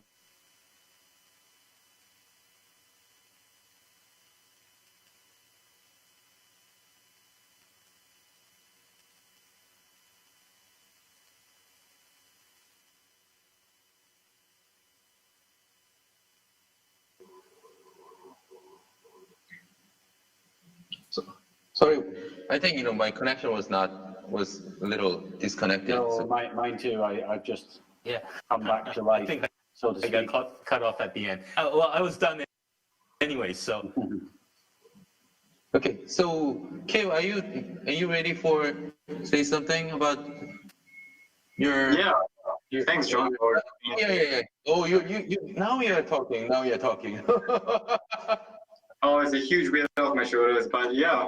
The question was how I find KSGC. Yeah, I can't really speak too much into that. I've only been here for I think 2 weeks, but I do agree with John what he said about right at the start they really grilled us on our business model. They really try their best to understand what we do, and I really appreciate that because if your accelerator here understands what you're trying to do, especially as a startup, they'll get to pitch for you. So they become part of your sales process, part of your business development. And I really appreciate what our Awesome Ventures, which is our accelerator here in Korea, has done.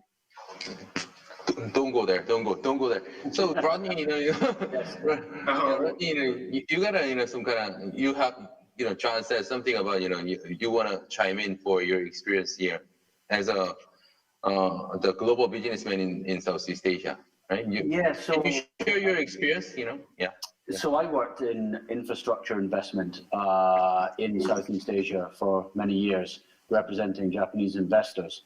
And the rule of law to which John alluded was something I have encountered in its most rawest form, should I say, in some of the mainland ASEAN countries, as well as some of the maritime ASEAN countries, where the rule of law has completely scuppered any opportunities for investment and leaves investors high and dry. Interestingly, in terms of the balance that any market needs to strike in terms of the rule of law or the imposition of bureaucracy. So there are countries in which, and I actually, to be honest, I think the UK falls into this category. The rule of law is sometimes subsumed by the imposition of bureaucracy. And I think that's something that, from my experience, Singapore strikes a very healthy balance with. So while you have that peace of mind that you are protected, if you like, at the same time, you're not wading through the endless papers and documents that are often required in other areas. But just going back, I didn't really have a chance to say what it was that we do. And Rock, thanks for giving me the opportunity to do so.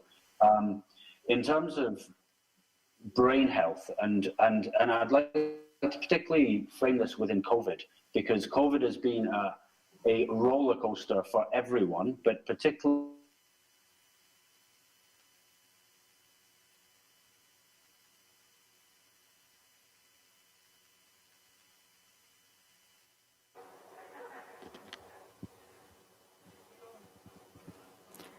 Okay, then Nang Nok, are you there? Still there? Yep. All right. Everyone disappeared and came back. Thanks, God. Yeah.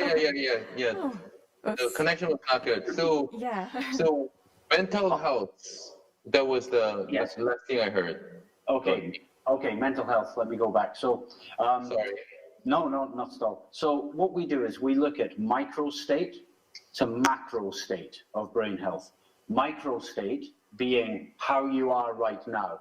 So, for example, if you were about to drive a car or operate machinery, you would want to know that your micro state is of attention and focus is there. So we monitor that with our proprietary tools. On the other end of the spectrum, we look at macro state brain health, which is essentially a key indicator of your mental health. So I think one of the things we often ask people is, and I know that in Korea you have the system where once a year you go for a health check paid for by your company. But in that health check, you will have everything neck down, but nothing to do with your brain. And given the fact that 1 in 4 people will die of a neurodegenerative disease, in 2020, this is an absolute absurd situation. So we spent 6 or 7 years developing tools that can make this clinical psychological assessment of brain health available to everyone. If you wanted to have your brain health checked right now, you would have to go to a clinical psychologist who would charge you in Singapore something like $3,000, and it's a 6-hour pen and paper test. So we spent 6 or 7 years breaking those into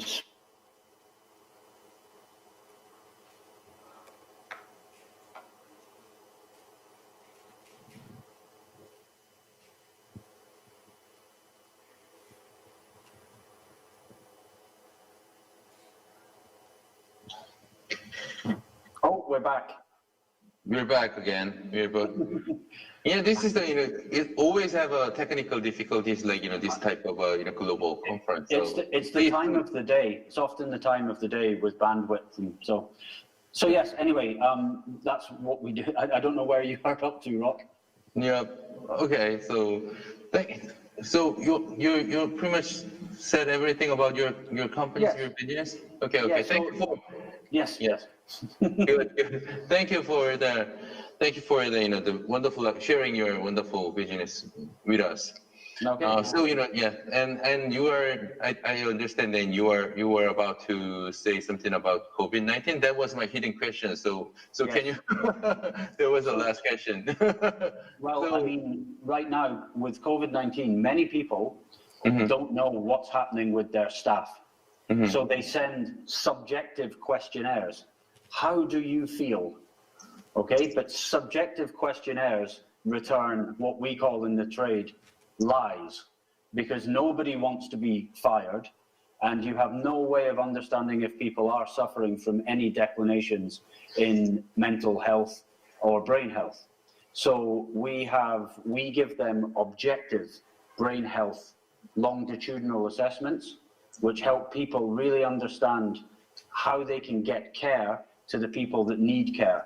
And during this isolated period where everyone's working from home, it's very difficult for managers and by extension companies to understand how well their workforce is doing. Not just in the dollars and cents productivity, but on the social impact side. How can they get people into psychological services? And during COVID, believe me, there are many people who are needing someone to talk to, needing an anonymous voice, not organized by their company. So objectivity and anonymous reach outs and scalable solutions. That's really what this COVID period needs. And in an aging population like Singapore and Korea, it's even more needed.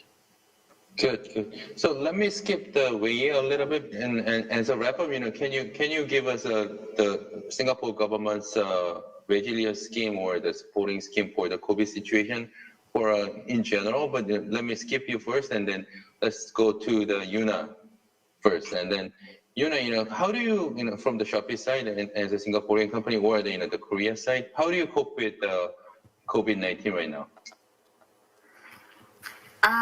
For COVID, I mean, just like with anyone else, with any other businesses, we're getting impacted on all dimensions. The first thing is we really prioritize our employees' health first. So we're all working from home, 100%. Okay. Yeah, sole office. So that's one thing. That's one thing. Of course, it's not the best for us to have, more productive meetings and time. But yeah, that's our priority, set very straight. It's also same for our Shopee Singapore office. So we've been working from home. And on the business side, if I'm being really, really honest, I think it accelerated the penetration of e-commerce into people's everyday lives faster than the original pace. It's something that would have happened anyway in about 1 or 2 years of time, but it just happened in 3 months. So So we're seeing more of different items being sold online, something that people cannot go out, so must buy online, and just different types of people as well. We see more of older generation joining e-commerce as well. So if I were to say it in maybe a politically incorrect way, it's helping the business, but I believe that's helping people to cope with COVID situation in return.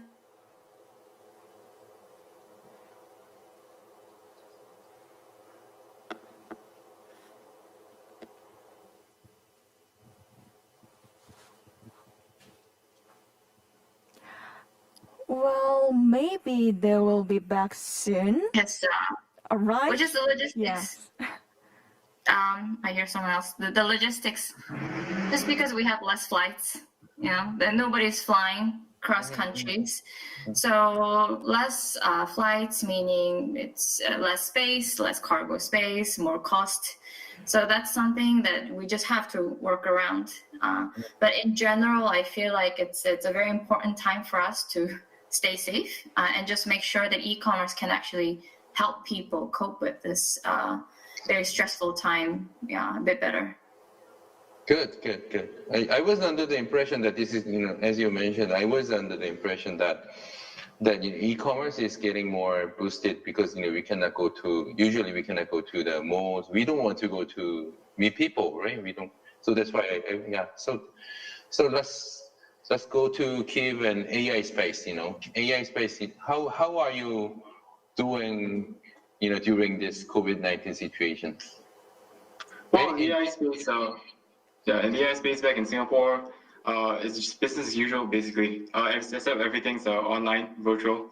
We still have client calls online almost every day, except this time we don't have to go down to the office. And since we're on the subject of AI and we're talking about everybody's business, I guess, I'll take this opportunity to ask, what could either a Korean company or Singapore startup do to partner up with Shopee? Because I understand as every kind of company grows larger or scales bigger, they explore AI, and it's no secret to anybody out there.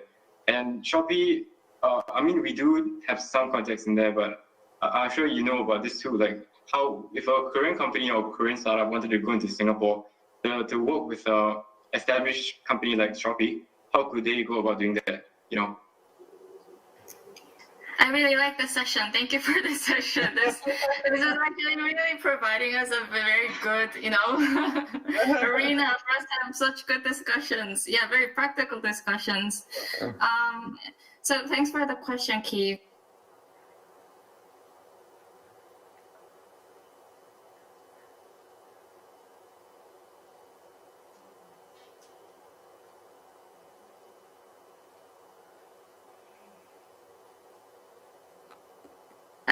Yes. We're back. Yeah. Sorry, guys. We're back. Yeah. Okay. Yeah. So there are actually several, many Korean businesses, especially the IT solution companies, who want to work with.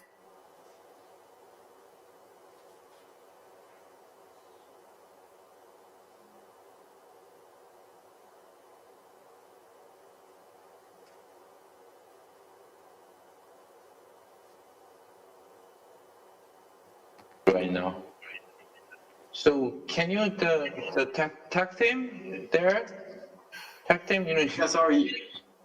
Can you help us? Yeah, of course. Our technician will help you.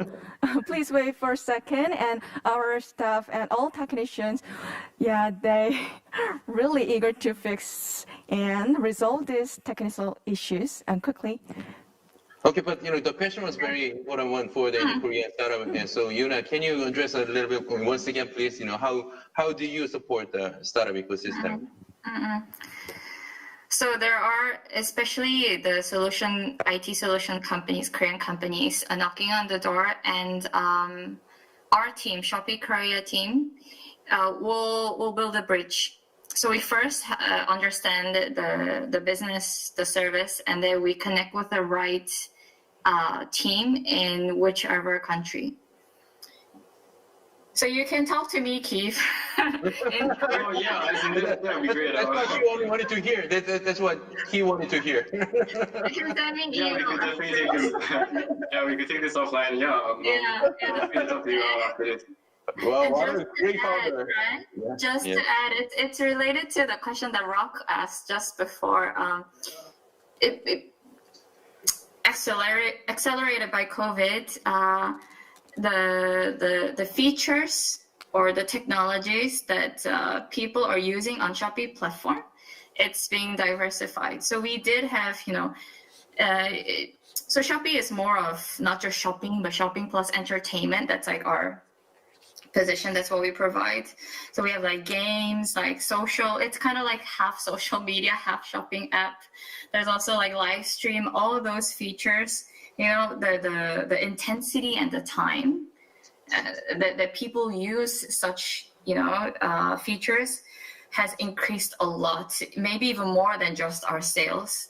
So because of this, Shopee team is, I think, looking for more diversified, let's say, front end or back end systems. I'm not an expert in this, but you can first talk to me, and I'll talk to the right team. Yeah. All right. Thanks, That's great. That's great. Yeah, great founder, Keith. So let's go back to the COVID question. So from the Singapore government side, Enterprise Singapore, can you wrap it up? How the Singapore government is providing the support to the global Singaporean, dear Singaporean friends, and also the global friends. Will this be the last question? Would John like to find something? I will do one more circle around. As a wrap up, I will ask one more questions about how are you doing, and yeah, just one more questions around. So okay. I have another mic shot. Yeah, I will just keep this very short. As you know, COVID-19 has really impacted everyone around the world, not just Singapore.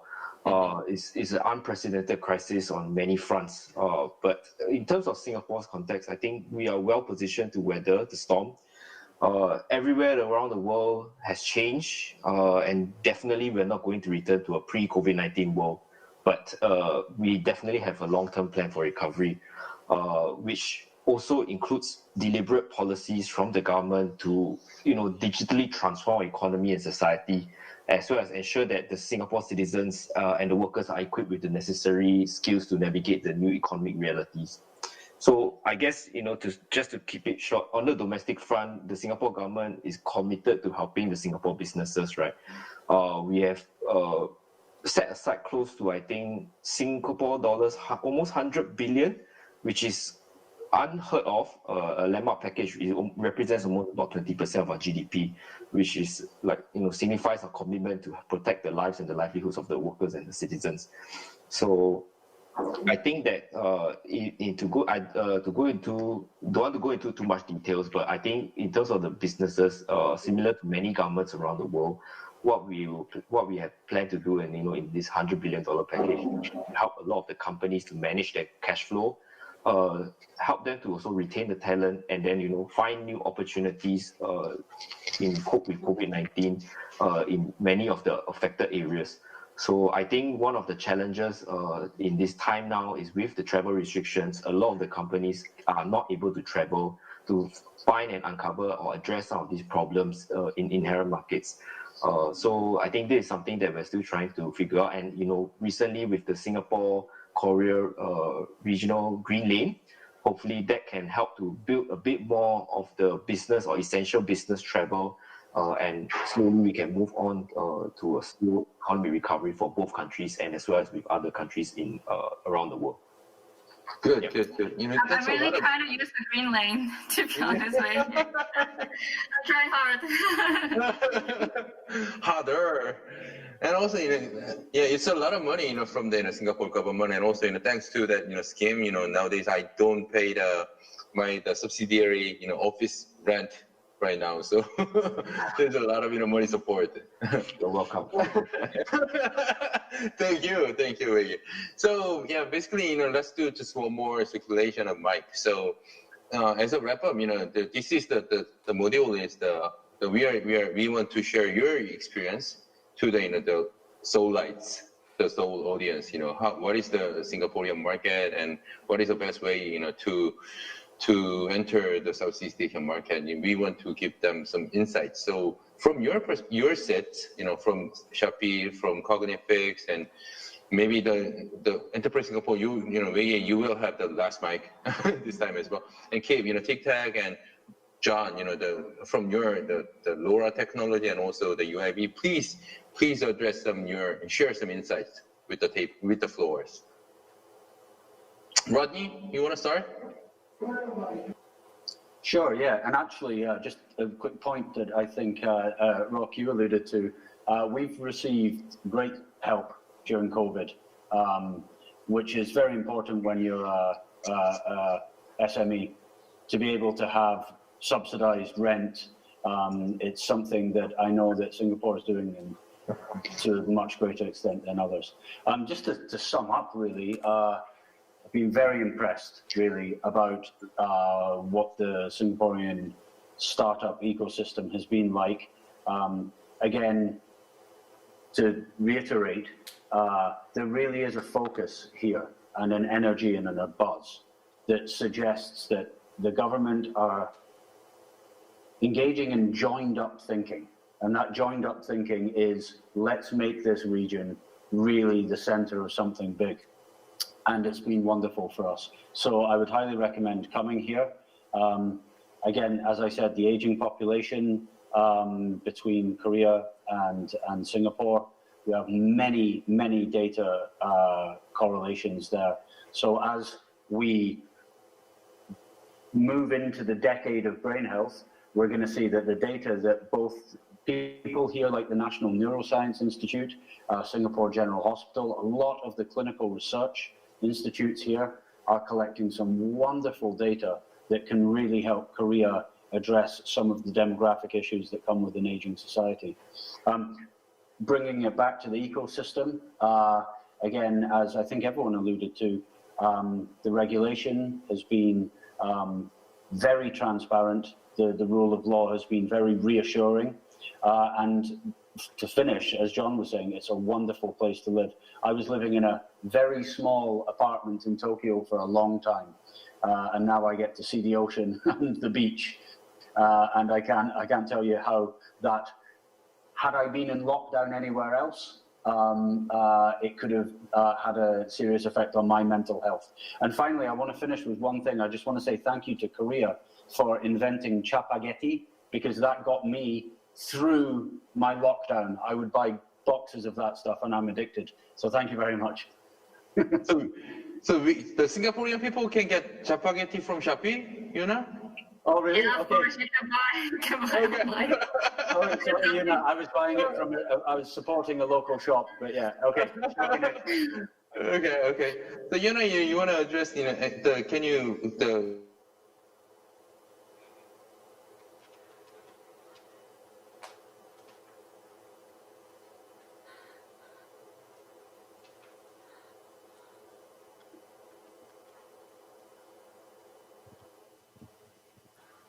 Yep.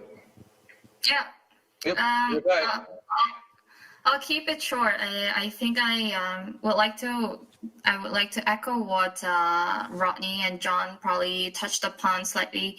Singapore is, in general, like the people and the companies and the officials, they're rational. That's how I felt.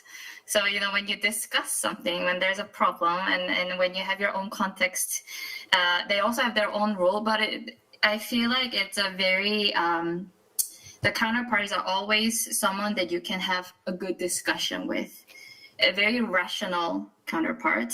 And in a way, Singapore is relatively very predictable market, not in a way that it's, I'm not talking about the growth or anything like that. I'm talking about, could be related to the rule of law and the decision making. I think it's very predictable. And I know that some Korean startups struggled in other markets because of lack of predictability.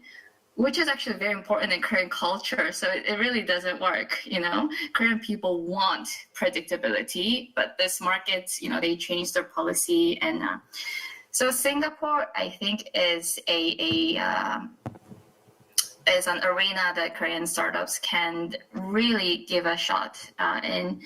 And what I think Korean businesses can keep in more mind is Singapore has great infrastructure, great system, you know, clear policies.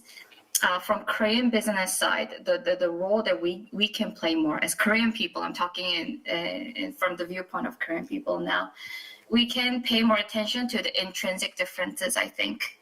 Because at the end of the day, it's two different countries, you know, two different cultures, and how people communicate could be slightly different. And if you want to go to another country and start a business, try business, you need to learn their way of communication as well. It's really easy language. I'm not talking about the language itself, but like I said, because Singaporeans, I think they're very practical, pragmatic, and rational. I feel like I'm praising, but I'm just being very honest. Good.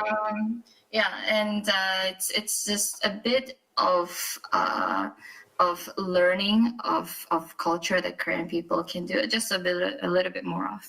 I think that's all. Great, thank you for sharing. Kev, you know, please share your insights.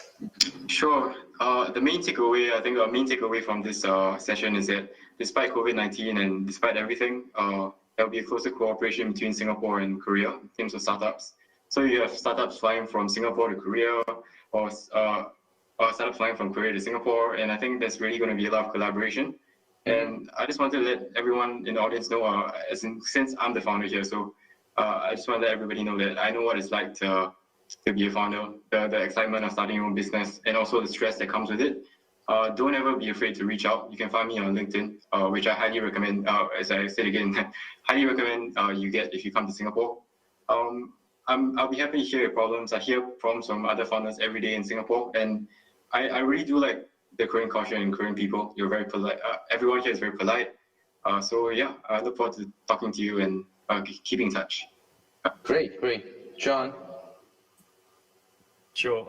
I know this is a time for us to share our experiences, but for me, it was more of a time for me to learn and reflect on the businesses that I'm involved in. I could give you hundreds of different reasons why you should come to Singapore, and I've only outlined a few, but like just seeing Rock here, seeing Wei here, I don't see any reason why Flora Tech shouldn't be in Singapore alongside with UIB. So I'm going to get on that and make sure that happens. And the takeaway I got, and I would like to challenge the COVID question here, since Rodney, Yuna, Keith, and myself, we represent what I think is digitized solutions. So we're all trying to provide some form of digitized solutions. And I agree with Yuna saying that COVID-19 did accelerate the growth, but also in reverse, because of COVID-19, people are actually demanding for more digitized solutions. That's a really exciting area. And when there's more demand, there's definitely going to be more supply. And I could, even with this call, I could see myself applying UIB technologies to Rodney's and Yuna's business, chatbot area, IoT, to help both of your business grow. I could also imagine my company that I co-founded, Laura Technologies, working together with Keith, Rodney, and also Yuna, and also trying to get funding from both of you gentlemen. And the synergy is great. And the synergy only exists because we're willing to share. And I think if we build that bridge between Singapore and Korea, there'll be much more synergies, like companies like us being able to provide digitized solutions. So that's the message I got, and thank you very much for your time.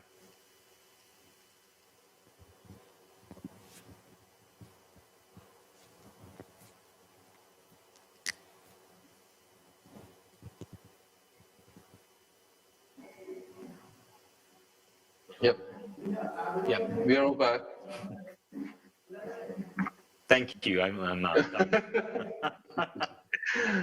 I understand, you were expecting a lot of, the future synergy. We had a synergy between two countries, and you were expecting a lot of synergy coming, right? Between two countries. I understand. So as a wrap up, and also Kev mentioned Kev wanted to open the discussion with everybody. So. But yeah, so please, to share your takeaway, and also, please, to the Korean startup, Seoul startup, if they want to start a business in Singapore, just share just one thing, where they have to go first, which one is the first cornerstone for that. So that's 2 questions. Sure. I think I don't need to really say too much. I think I would like to thank my fellow panelists for being effusive with that. That's my thing, man. Yeah, it's like I did not need to say anything more. I think they really portrayed the benefits of being in the Singapore ecosystem, and they really help to show why they benefited from the Singapore ecosystem, which are very glad. And I think in terms of for Singapore, all we can say is that we continue to welcome the best ideas and talent from all over the world, especially from Korea, and we invite. 2 minutes. Sure. We would like to invite global partners, to join us in emerging stronger from this COVID-19 crisis, so that we can establish new global partnerships, and so that business and trade flows can continue to resume expeditiously. And last thing, I think digitalization, like John mentioned, can really transform economies and society to emerge stronger and more resilient. So hopefully we can do so, through more of this bridging, and I welcome and I hope to see more of such collaborations between the Singapore and Korean enterprises and companies. Thanks. So Google up Enterprise Singapore Startup SG. That's correct? You can either go to our website www.enterprisesg.gov.sg, or you can go to our Startup SG network website www.startupsg.net. Yes. Great. So thank you all. We just have just one minute left. So thank you panelists, and thank you all the audience in the floor. So it was a wonderful session to share everybody's experience. That I just wanted to thank you all today. Thank you for the opportunity. Thank you. Thank you, everyone. Yeah, take care. Stay healthy. Bye-bye. Bye-bye. All right.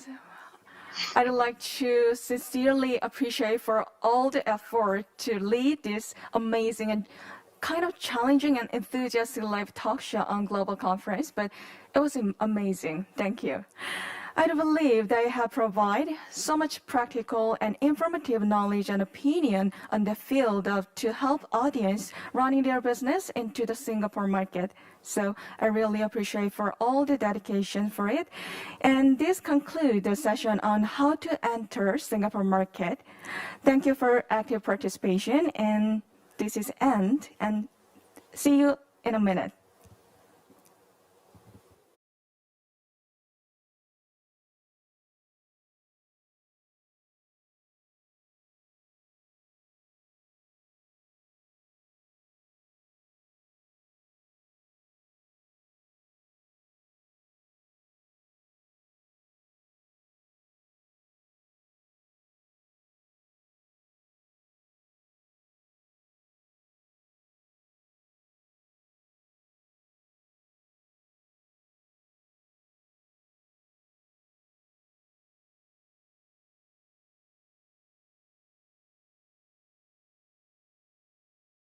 A pandemic has spread around the world.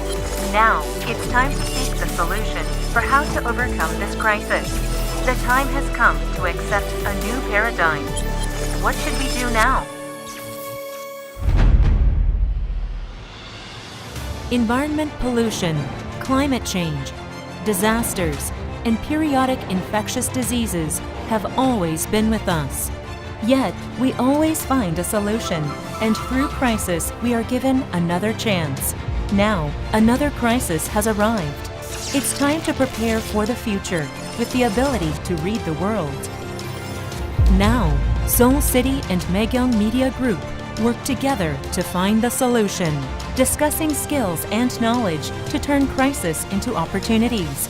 We will create opportunities for growth by looking for startups that will lead the post-corona period. So far, Seoul has been nurturing the growth of startups and has been striving to create a startup ecosystem that continuously helps them develop. Seoul is currently coming into the spotlight in the world In addition, the World Knowledge Forum has been making efforts to resolve the knowledge gap through knowledge sharing and to achieve balanced global economic growth and prosperity. Also, they have continuously made positions for Korea and ASEAN aspiring startups to expand into the world. From primary industry to the fourth industrial revolution, innovation is taking place. A new momentum is being created.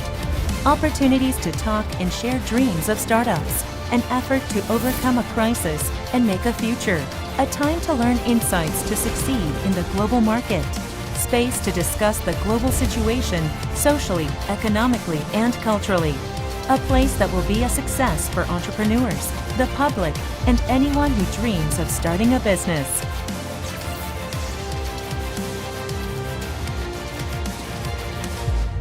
Try everything.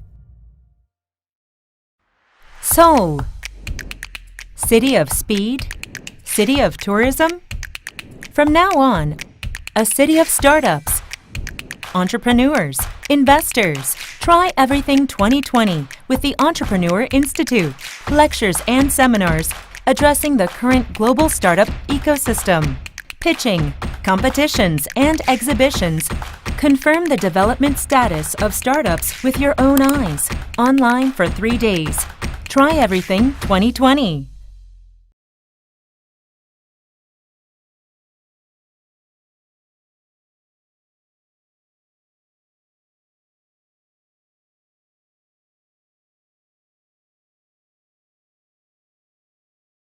A pandemic has spread around the world. Now, it's time to seek the solution for how to overcome this crisis. The time has come to accept a new paradigm. What should we do now? Environment pollution, climate change, disasters, and periodic infectious diseases have always been with us. Yet, we always find a solution, and through crisis, we are given another chance. Now, another crisis has arrived. It's time to prepare for the future with the ability to read the world. Now, Seoul City and Maegyong Media Group work together to find the solution, discussing skills and knowledge to turn crisis into opportunities. We will create opportunities for growth by looking for startups that will lead the post-corona period. So far, Seoul has been nurturing the growth of startups and has been striving to create a startup ecosystem that continuously helps them develop. Seoul is currently coming into the spotlight in the world. In addition, the World Knowledge Forum has been making efforts to resolve the knowledge gap through knowledge sharing and to achieve balanced global economic growth and prosperity. Also, they have continuously made positions for Korea and ASEAN aspiring startups to expand into the world. From primary industry to the fourth industrial revolution, innovation is taking place. A new momentum is being created. Opportunities to talk and share dreams of startups, an effort to overcome a crisis and make a future, a time to learn insights to succeed in the global market, space to discuss the global situation socially, economically, and culturally, a place that will be a success for entrepreneurs, the public, and anyone who dreams of starting a business.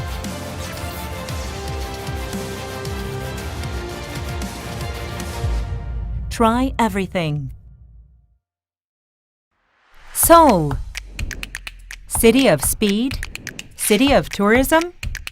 From now on, a city of startups, entrepreneurs, investors. Try Everything 2020 with the Entrepreneur Institute, lectures and seminars addressing the current global startup ecosystem, pitching, competitions, and exhibitions.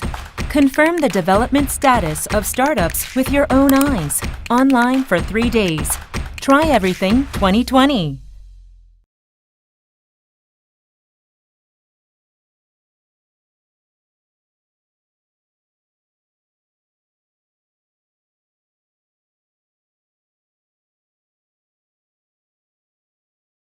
A pandemic has spread around the world.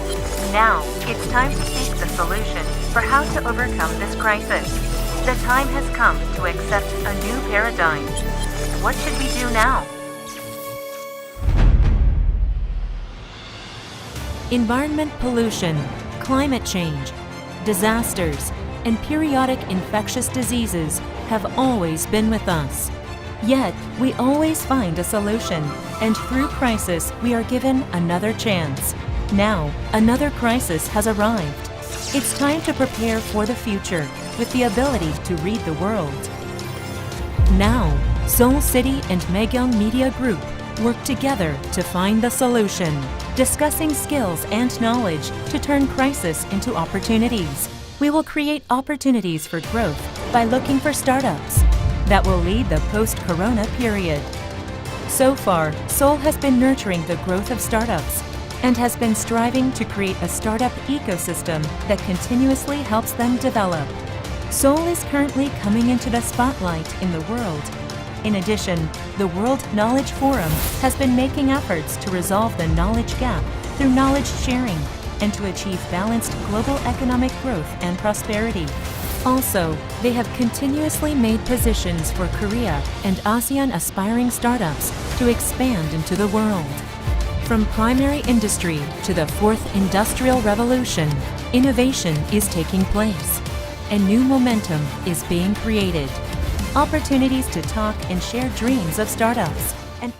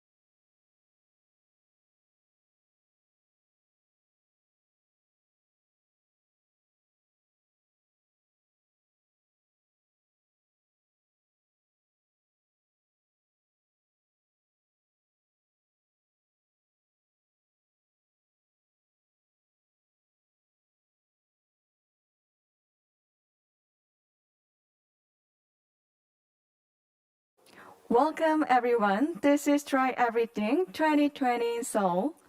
We are continuing very insightful session with our honorable speaker home and abroad. This time we have prepared presentations on current status of Vietnamese startups and effective ways to enter the Vietnamese market. This session will focus on forging cooperative ties with Vietnamese startups through taking advantage of Vietnamese government's policy support. And let us now start the session on current status, Vietnamese startup and effective ways to enter the Vietnamese market. I'd like to introduce our honorable first presenter. He is Mr. Eung Mang Quang, Deputy General Director of ASA Most. Please show up.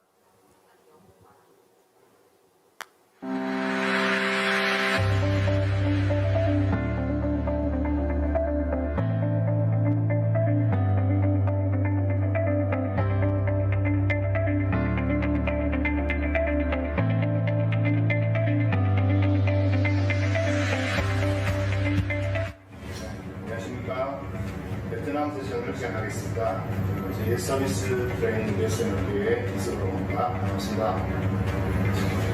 오늘 순서는 먼저 베트남과 기술 연구사무소 유지하고 있는 미스터 만큼 그리고부터 서울 창업허브 글로벌 협력 프로그램과 관련한 베트남과 기술부의 협력 방안에 대해서 듣고 같이 미래 모닝을 하도록 하겠습니다. 그리고 AHBI 호치민 첨단 농업기술 인큐베이션 센터장인 미스터 홍웬 마이안 이후로부터 베트남 농업 스타트업 현황과 지원 정책에 대해서 발표를 듣겠습니다.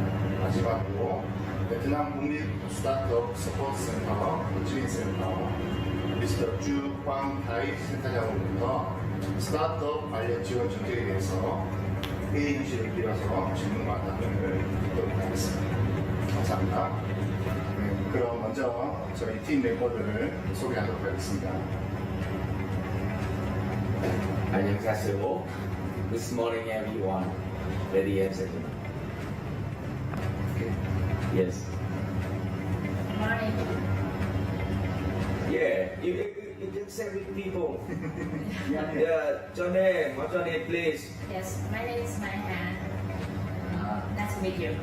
Nice to meet you. Thank you. You actually, she is the first lady of our team in Vietnam for our project. She is a very important people with us. So I would like to introduce my colleague, Mr. Hai Dang, the team member. Yeah. Nice to meet you. Good morning. So especially I would like to introduce my friend's girlfriend, Mr. Lee Sung-ho. Actually, he worked for the saving investment here from your country, but he have the more than 10 years with us in Vietnam. I think more than the friend, more than girlfriend. He is like brother with us. He support us in our project, and I want to spend more time for him to share with you our job, because you know now in the COVID time we cannot go to the Seoul like the last year. I have time, very beautiful time in Seoul, the same last year, but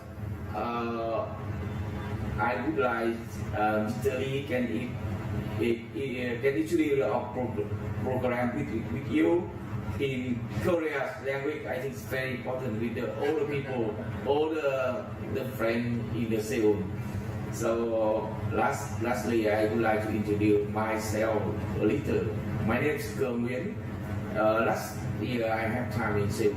I think some people in Seoul know me, but anyway, I would like to say I stay here for you. I work for the Ministry of Science and Technology, but not important. I always thinking I stay here for you, my friend from Korea. So please, Mr. Lee, can you help us to introduce our program in Korean language? Thank you. 그럼 금방 형이 소개한 대로 제가 간단하게 지금 저희들이 하고 있는 프로젝트에 대해서 설명을 드리도록 하겠습니다. 갑자기 생긴 코로나 때문에 저희들이 왕래가 힘들어서 지금 이 행사 Try Everything 2020 행사를 저희들이 이렇게 이름을 지어봤습니다. Try Hard Work, Online Everything. 열심히 일하자. 온라인으로 모든 것을 할 수 있다. 이런 뜻이 담겨져 있습니다. 이런 순서로 잠시 말씀드리겠고요. 저희들이 지금 서울 창업어부와 같이 아싸모스와 같이 한국 스타트업과 베트남 스타트업의 협력 프로그램, 한국 기업들의 글로벌 진출 프로그램을 저희들이 지원을 하고 있습니다. 서울 스타트업과 이태원 본부장 그리고 김태현 책임연구원 그리고 아싸모스의 방금 소개드린 Mr. Kung, 아이 여러 멤버들과 같이 진행을 하고 있습니다. 프로젝트 컨셉은 다음과 같습니다. 서울 스타트업과 아싸모스트가 함께 코리아 스타트업과 비엔남 스타트업을 지원해서 조인트 벤처를 만들고 같이 글로벌하게 사업을 할 수 있도록 지원을 하고 있습니다. 그 다음에 프로젝트 타겟은 결국에는 한국 스타트업과 베트남 스타트업이 서로 협력해서 향후에 조인트 스타트 컴퍼니를 만드는 것이 최종 목적이 되겠습니다. launch a joint stock company between Korean companies and Vietnamese companies. Although we cannot meet face to face because of COVID-19, but we would not stop here. But we will try to come up with better way of working together.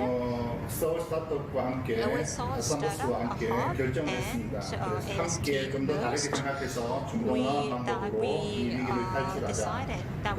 스타트업이 아니하고 한국 스타트업과 베트남 스타트업들을 지원하자. So we're going to find a new ways of providing support to Korean and Vietnamese startups. Until August of this year, 벤처에 대한 LOI를 작성한 기업이 5개가 there 됩니다. are about 5 companies that have signed 베트남에 LOIs. 진출을 하겠다고 That is Korean companies that have signed LOIs. 저희들이 결과를 So that is one of the results of the work that we've done. 한국에 약 27개 기업, There are about 27 Korean companies and about 45 Vietnamese companies have participated in group online meeting. 그 다음에 좋은 결과를 나온 기업들을 가지고 And the companies that have had good results out of this meeting, we have arranged for one-on-one meetings. Then the companies that have had even better results from that one-on-one meeting, we have arranged another meetings. And so we are working like this in order to facilitate Korean companies to start their businesses in Vietnam. And we're trying to hold this sort of online meeting every week. 협약서 이후에는 저희들이 컨설팅과 마케팅과 그다음에 멘토링과 디스트리팅을 온라인으로 진행을 하려고 저희들이 계속 노력을 하고 있고요. 그래서 이 결과를 통해서 처음부터 끝까지 저희들이 모든 역량을 동원해서 두 나라와 우수한 스타트업들을 꼭 성공적인 진출을 시킬 수 있도록 노력을 the startups of the both countries can find a success in both Korea and Vietnam. I believe that we are friends. And you can see, as I've said, we are doing a lot of work together. And as for information about a possible partnership, you could ask Korea Startup Hub, or you could ask us directly.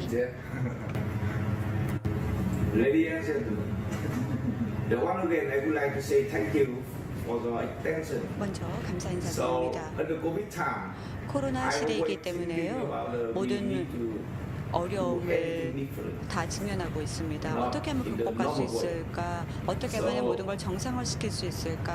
항상 고민을 합니다. 정상, 노멀이라는 게 무엇일까요? 질문을 던지고 답변이 무엇일까? 우리가 물론 각자 발표를 끝나고 나서 다시 이야기를 하겠지만 어떤 게 노멀일까요? 현장에 직접 가는 거, 직접 대면으로 만나는 거, 뭘까? 제가 최선을 다해서 답변을 드리도록 하겠습니다. 그러면 이제 저희 시작할까요? 제가 여러분들을 대신해서 몇 가지 질문 사항을 I'd like to give a couple of... Let me ask you some questions. Okay. Firstly, I heard open platform. Startup Vietnam and Startup Korea cooperation program. Please explain the open platform. Very good. Open platform. I think it's a very good question. Because you know, from beginning the last year, we assembled and sales startup. We try to discuss about to build the open platform for the startup from Korea and Vietnam. Because actually we have the more than 1 year experience together in our program last year. But this year we extend the program. But we spend a lot of time to study and think about the design of open platform. And suddenly, COVID time, the people need to change everything. So we cannot wait. We cannot sit and stay too scared. So we talk with the sales startup. We need to do something for the people, for the startup, both side. But very simple, very easy, but hard work. But we think about we cannot wait to open platform already. We can use the some public open platform like Zoom, like Skype, whatever you want. Very simple. Maybe social network is very important for us. After that, we decide try with the Zoom system. So we until now, I think that it's okay with us about the Zoom communication system. I think better and more easier because it's not easy for us, easy for our client, our customer. Very easy to use the Zoom because nowadays all the world, I think so. Even in Vietnam, the people can use the Zoom everywhere. Even the kids in the kindergarten, even the high school, and also students, and also startup like us. So we decide use Zoom communication for online system. Yeah. Real time, real meeting, anytime, anywhere. Yeah, audition. Okay, that's the next question. Okay, that's good idea. How can they join this market? This our program. Yeah. Oh, Who can they contact? Everyone. Everyone. Everyone. Every startup. If you want to work with us, you want to go to Vietnam. From Korea, you just contact with the civil startup hub very easy. Yeah. So they are our partner. Yes. Already for you to contact with us. But honestly, in Vietnam, not easy. We must to search, and we must to fly out the company to fit with the requirement from Korea. We now we try to build a database for all the company who is potential with our program.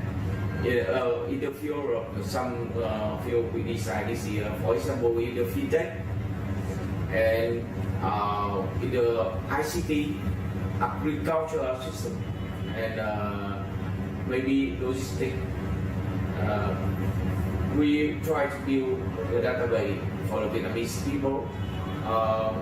When we have some requirement from Korea, we try to match the right company, the right people, and we try to connect with them to invite them to join with our program, share with them the information, and help them, support them, all the things they need to work with the Korea company. This is my side. COVID is our chance. I think so. Yeah, renewal. Yeah, that's good idea. Very much hard work. Yeah. Thank you. Cannot wait. Okay, we cannot wait. Okay, it's last question. Yeah. How can they get help by joining our platform? How can? I think it's very important important question for people. When they join with our program, we try to support them. Like the firstly, I think we try to arrange a meeting for with the partner in Vietnam who want to work with the who's potential with them. Okay. Yeah. And secondly, I think we try to arrange some advisor, like consulting about the law, Vietnamese law, Vietnamese environment for the investment. Because if you want to work with us in Vietnam, you need to know the law, you need to know the environment investment in Vietnam.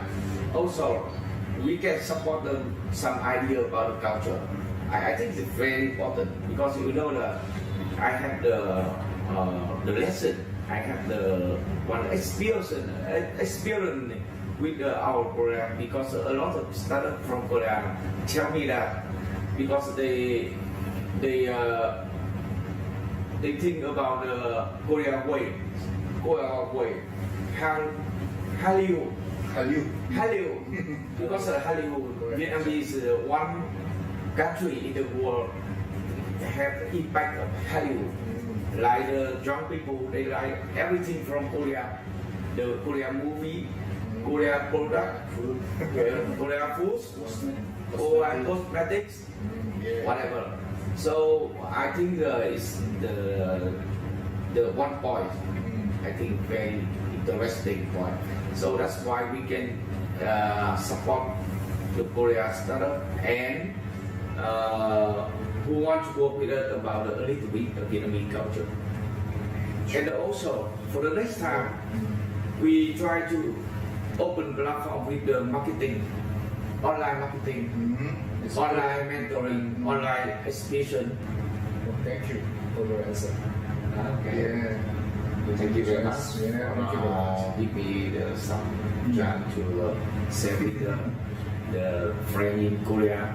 But anyway, I would like to say thank you for the friend in Korea who spent time for us, and welcome to Vietnam.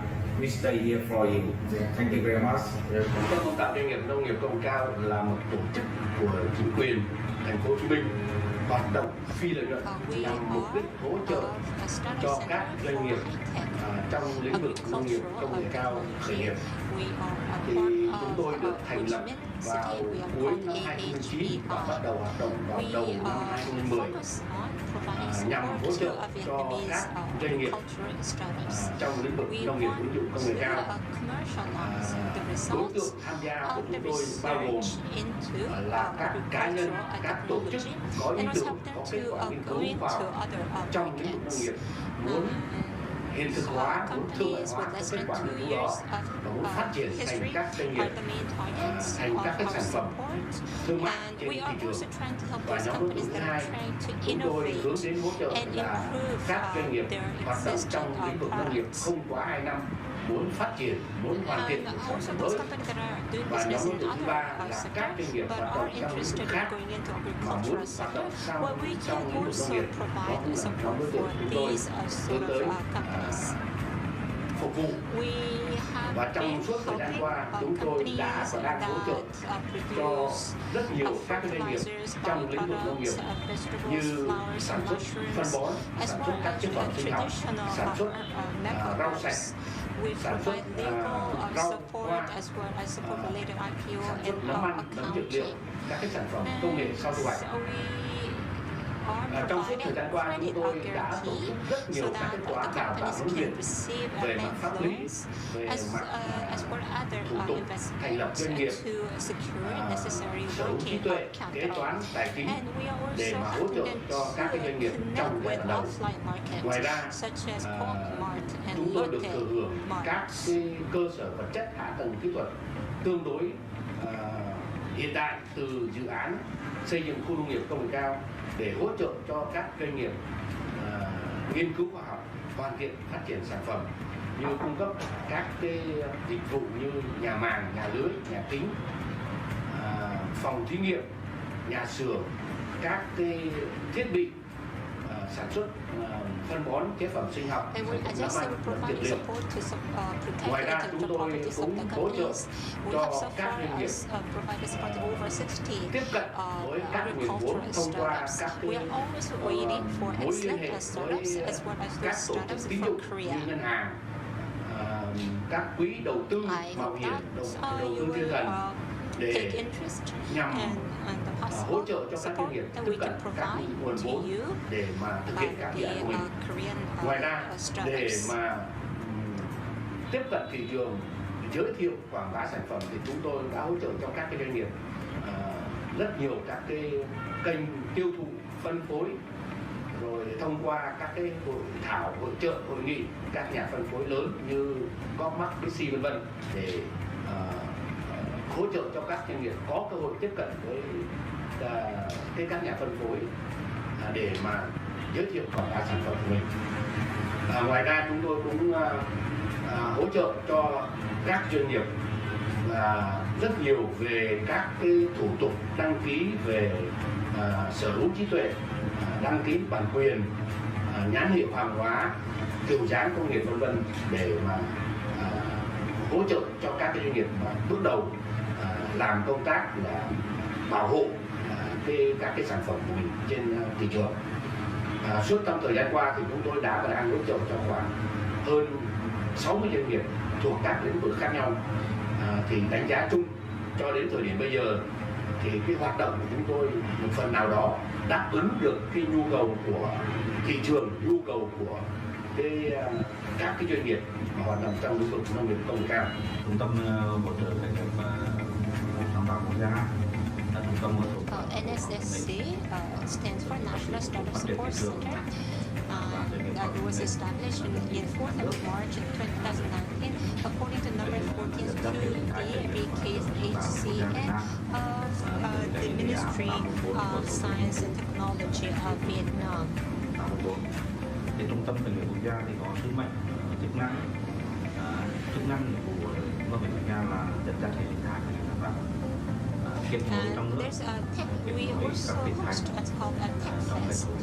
It's an event that serves as a bridge between the world and the venture capitalists and the startup support centers and also the startups here in Vietnam. Quốc gia, đây là Trung tâm khởi nghiệp quốc gia.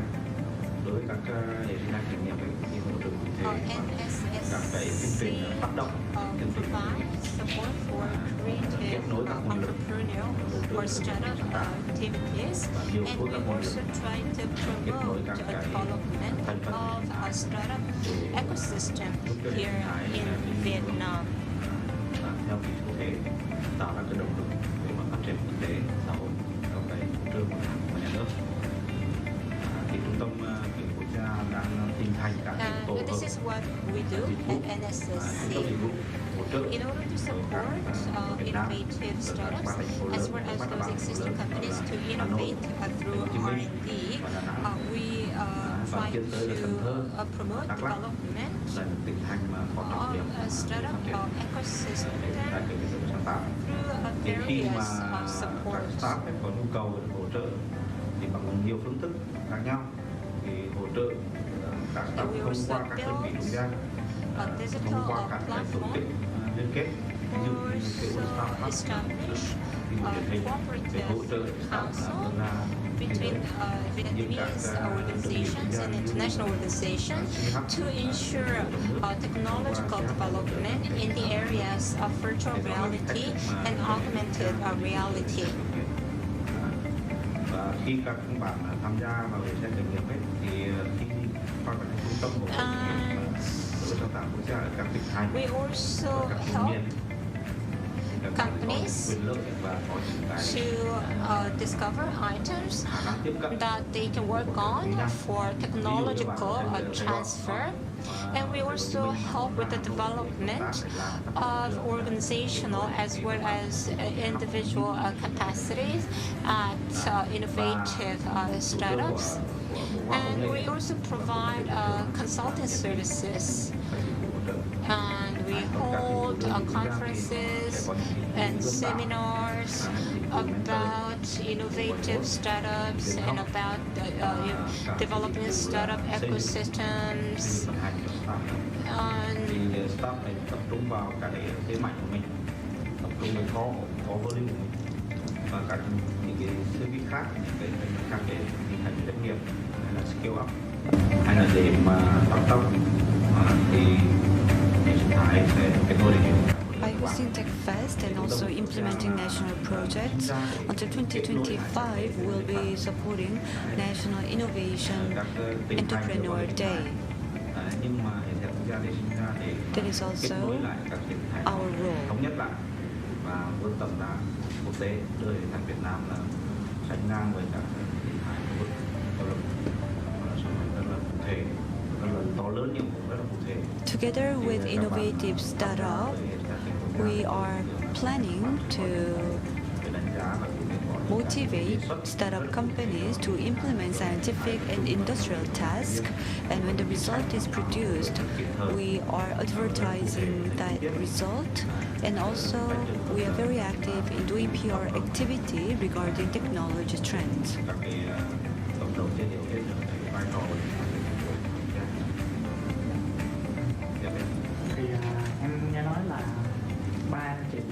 Well, all of you who are sitting here today, these three people, they have supported NCCS, and I'm sure that you have had a lot of up and down, and also three companies that you represent, you had a great difficulties in the beginning, but thanks to the support from NSSC, especially from the consulting, the moment we start up our company until establishing my own company and financial management, we received a lot of help, especially NSSC. They know what to do, the basic work, especially in the initial stage of the startup. The most important thing is NSSC, they understand what our needs are and what are the strengths and what we need to do. They help us greatly, so that was very, very helpful.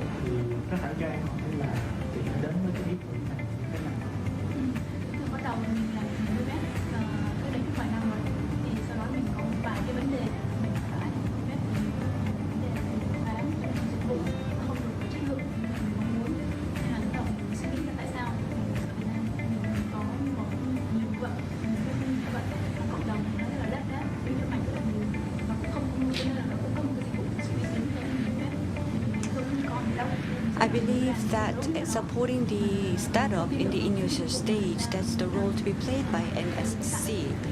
The most important thing is we understand what you are undergoing, what are the challenges, what your needs are, what are the strengths of the companies. So we identify the strengths and weakness and we support them.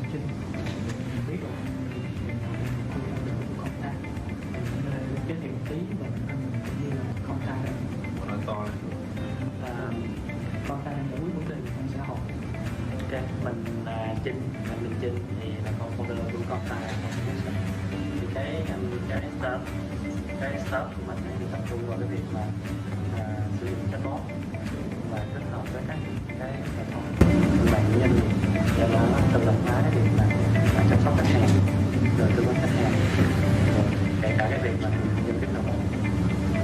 Thì trên thị trường bây giờ thì như các anh chị cũng có thể đã biết là cái việc mà mua hàng trên online ngày càng được phổ biến, và đối với những cái nơi mà một ngày cái lượng mua hàng rất là nhiều, vài trăm đến ngàn đơn đó, thì phải có cả một đội tư vấn để trực trả lời khách hàng, mà những câu trả lời nhiều khi là đó là việc là 80% thì mình thấy là cái câu hỏi đó phần đi đọc lại đó thì nó hoàn toàn có thể dùng được một cái công nghệ. Và đầu tiên là chatbot các bạn còn nâng cao hơn thì nó sẽ sử dụng cái bộ xử lý ngôn ngữ tự nhiên để nó hiểu được là cái câu hỏi của mình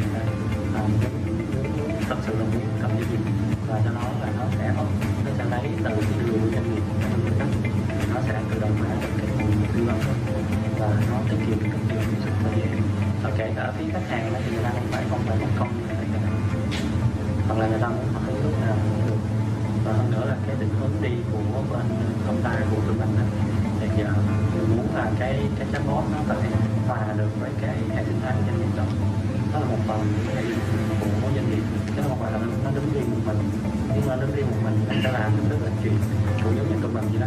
Mỗi người có một khả năng khác nhau, tụi mình mỗi người có một khả năng mà hợp thành khi nó sẽ rất là mạnh. Chatbot giống vậy, nó phải là một phần của doanh nghiệp đó, thì nó phát huy được tất cả những cái của mình có. Thì cho em hỏi luôn đó, cảm giác như thế nào cái quan trọng của hệ sinh thái giúp startup phát triển giống như là mọi thật sự là phải nói là mình may mắn, mình cảm thấy là mình may mắn khi mà đọc được bài post của Việt Anh trên group Facebook, vô tình lang thang lướt Facebook để đọc cái bài post của Việt Anh đang tuyển quân đang giới thiệu về NSSC, thì ngay lập tức là anh em thấy mình và con model của mình thấy đây là một cái cơ hội mình thử đi xem sao. Và qua anh này như là chị đây vừa mới nói là vào những văn phòng thì có một cái view triệu đô kiểu vậy thì đó. Thì đầu tiên là ông bà mình mới nói là an cư mới đặt hiện trường, thì thật sự là đầu tiên là cái này nó sẽ tạo cho mình một cái môi trường để cho mình có môi trường làm việc ổn định. An cư xong rồi bắt đầu là tập trung hoàn toàn cái việc thì mà phát triển sản phẩm rồi bên đây các thứ thì sau đó. Còn cái thứ hai á là một cái nữa mà mình cảm thấy là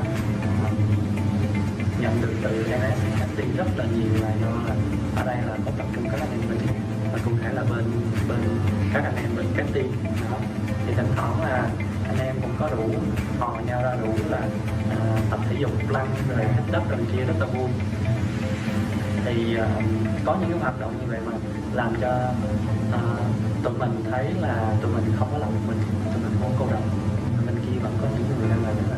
Thì đây là cái hỗ trợ rất là lớn support cho rất là tốt mặt tinh thần và cái đó là cái mà làm cho nó giống như một cái nguồn động viên và một cái nguồn vui khi mà mỗi ngày mình đến văn phòng rồi có một cái nơi rất là tuyệt vời để mà làm việc, và rồi có những cái hàng xóm rất là dễ thương thân thiện. Thì cái đó là những cái mà giá trị vô hình NSC mang lại rất là rất là quan trọng chia sẻ của Orchid. Thì tiếp theo là xin Văn biết là mình hiện đang founder trên social đây như nói chuyện một tí là như là trên social đang giải quyết cái bài toán gì sao. You may not be the top tier company right now, but you have enough capacity to become the company. One additional thing is probably the business area that you are involved in right now competes a field, but collaborating is the best thing to succeed your business. Mà dùng lên thì thấy chán, thì mình dùng cái start để làm trên social để giúp cho nó thứ nhất nó là một mạng xã hội trước đã và những cái người dùng trên đó có thể lên để tạo một mạng xã hội của mình luôn. Thì về bản chất thì cái mạng xã hội nó sẽ giống nhau khoảng 80% cái vấn đề về tương tác. Vậy thì họ lên đó họ có thể install ra một cái mạng xã hội riêng của họ, ví dụ như là mạng xã hội của một influencer, một celeb, hoặc là hội những người yêu cá, yêu chim vân vân, hoặc là liên quan giáo dục đúng không?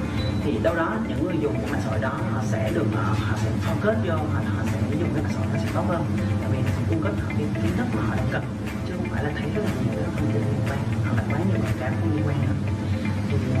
Thì như vậy thì để mà mình bắt đầu mình chia thành 3 giai đoạn. Giai đoạn thứ nhất là mình tập trung xây dựng mạng xã hội cho doanh nghiệp trước, tại vì doanh nghiệp họ cũng cần một mạng xã hội để nội bộ giao tiếp với nhau, rồi quản lý công việc, rồi có thể là chấm công lương vân vân, và những cái đó mình đã làm xong cái prototype rồi. Cái thứ hai là mình hướng đến cộng đồng, ví dụ như mình sẽ tạo mạng xã hội riêng, club như vậy, rồi cái bạn gia đình tập trung cho mỗi gia đình hoặc là họ hàng có một cái mạng xã hội riêng luôn, và ở trong đó mọi người có connect với nhau, giúp đỡ nhau, hoặc là đăng ký những cái thật ra cũng phải vui nhưng mà nó có ý nghĩa, đó chính là mình có thể ghi nhớ được cái ngày mất hoặc là đổ hoặc là những người mà đã rất là xa rồi mình có đến với nhau hết mà. Thì cái mạng xã hội đó là mục đích như vậy. Giai là hiện tại thì mình sẽ tập trung vào cái nông thôi, trở lại là giúp cho tối ưu cái vận hành thôi. Ví dụ như ngay tại thời điểm này mình không thời gian mình biết ngay là những vấn đề gì mình cần cụ thể để bắt tác dụng và mình lo vào thằng tiếp theo thì chỉ cần nhất mà mình tới chia sẻ với bạn. Cái em hỏi đó là từ lúc mình bắt đầu từ giai đoạn ý tưởng cho tới cái khó khăn hopefully maybe can help other startups that are coming later than you to start and run their businesses successfully. Đầu tiên là những khó khăn chung của startup luôn, đó là vấn đề về con người. Cái thứ hai là vấn đề về tài chính và cái thứ ba là những vấn đề về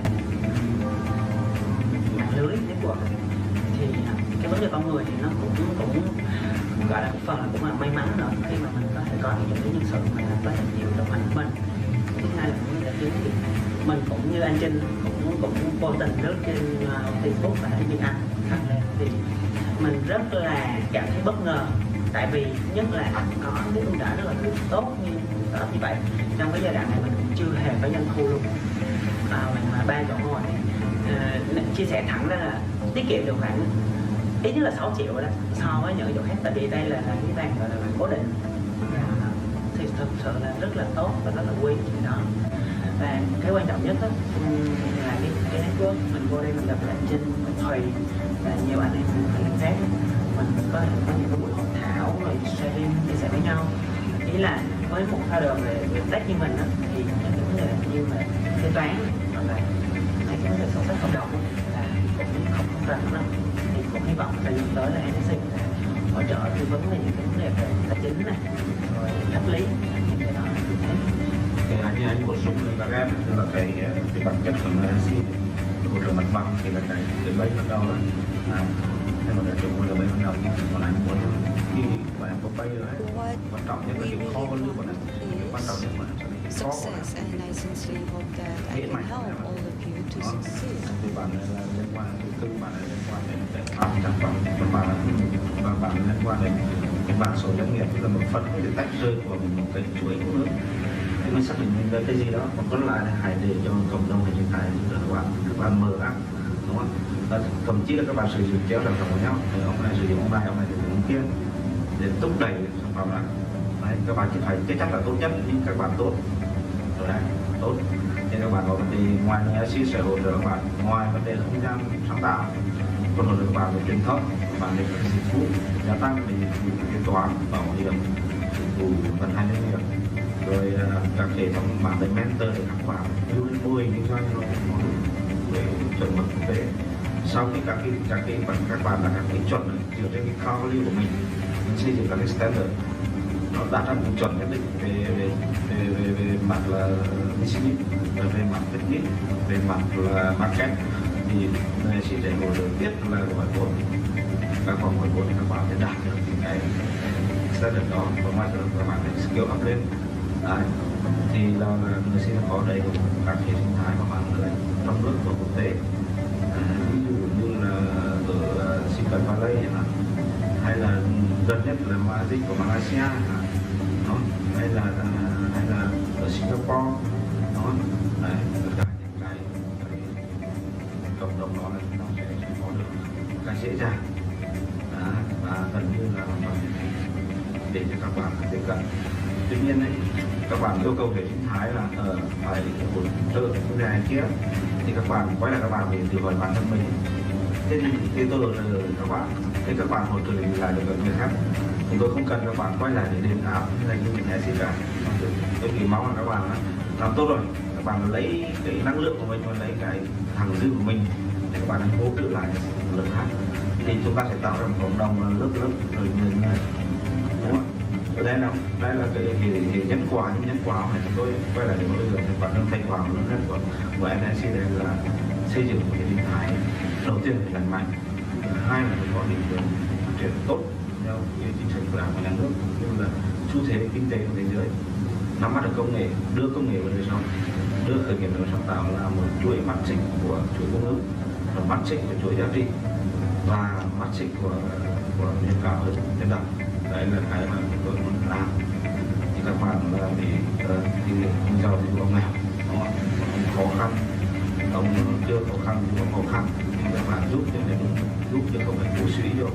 cái việc khởi nghiệp bằng mọi giá.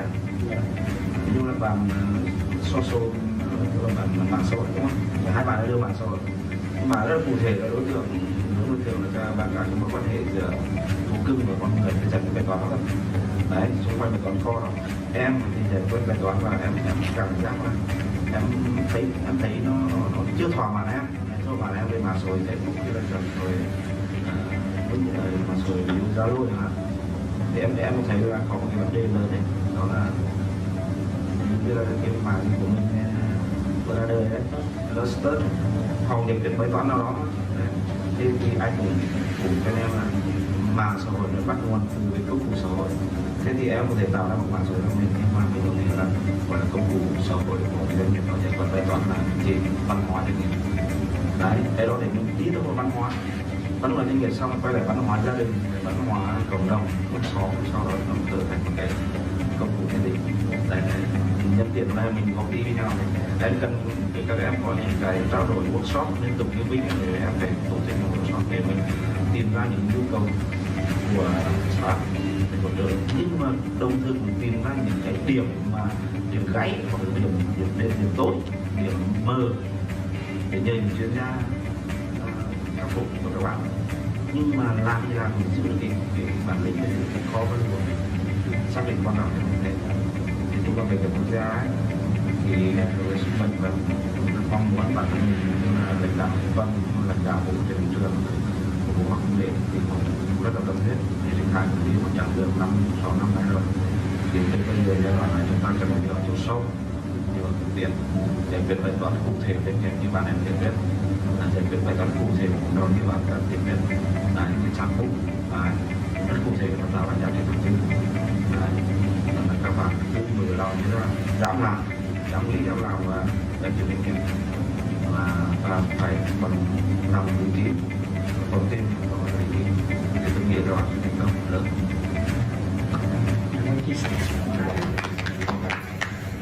긴 시간 경청해 주셔서 감사합니다. 베트남 스타트업은 한국 스타트업을 기다리고 있습니다. 언제든지 저희들에게 연락을 주시기 바랍니다. 협력을 통한 베트남 지출, 베트남 지출을 통한 성공적인 글로벌 사업 관련해서 도와드리겠습니다. 마지막으로 Try Everything 2020의 성공적인 마무리를 wish a successful conclusion of Try Everything 2020. Thank you. Bye bye. Bye bye. And see you back here. And thank you for your great support and effort for making this great video. And we got some point and helping us to enter the Vietnamese market as a startup business. And this concludes the session on current status, Vietnamese startups, and effective ways to enter the Vietnamese market. Thank you so much for all of you for staying tuned here. Until now, it was Irene, your MC for today. Thank you.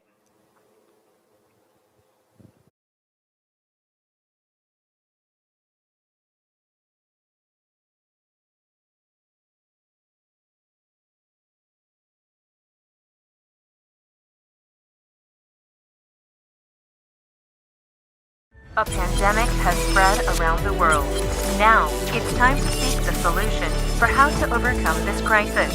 The time has come to accept a new paradigm. What should we do now? Environment pollution, climate change, disasters, and periodic infectious diseases have always been with us. Yet, we always find a solution, and through crisis, we are given another chance. Now, another crisis has arrived. It's time to prepare for the future with the ability to read the world. Now, Seoul City and Megyeong Media Group work together to find the solution, discussing skills and knowledge to turn crisis into opportunities. We will create opportunities for growth by looking for startups that will lead the post-corona period. So far, Seoul has been nurturing the growth of startups and has been striving to create a startup ecosystem that continuously helps them develop. Seoul is currently coming into the spotlight in the world. In addition, the World Knowledge Forum has been making efforts to resolve the knowledge gap through knowledge sharing and to achieve balanced global economic growth and prosperity. Also, they have continuously made positions for Korea and ASEAN aspiring startups to expand into the world.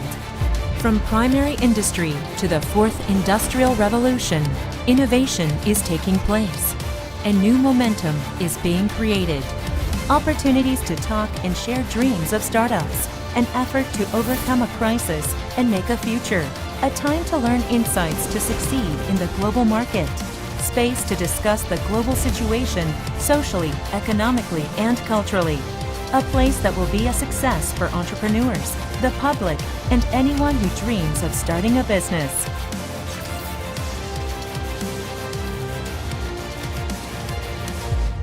Try everything. Seoul. City of speed? City of tourism? From now on, a city of startups, entrepreneurs, investors. Try Everything 2020 with the Entrepreneur Institute. Lectures and seminars addressing the current global startup ecosystem. Pitching, competitions, and exhibitions. Confirm the development status of startups with your own eyes. Online for 3 days. Try Everything 2020.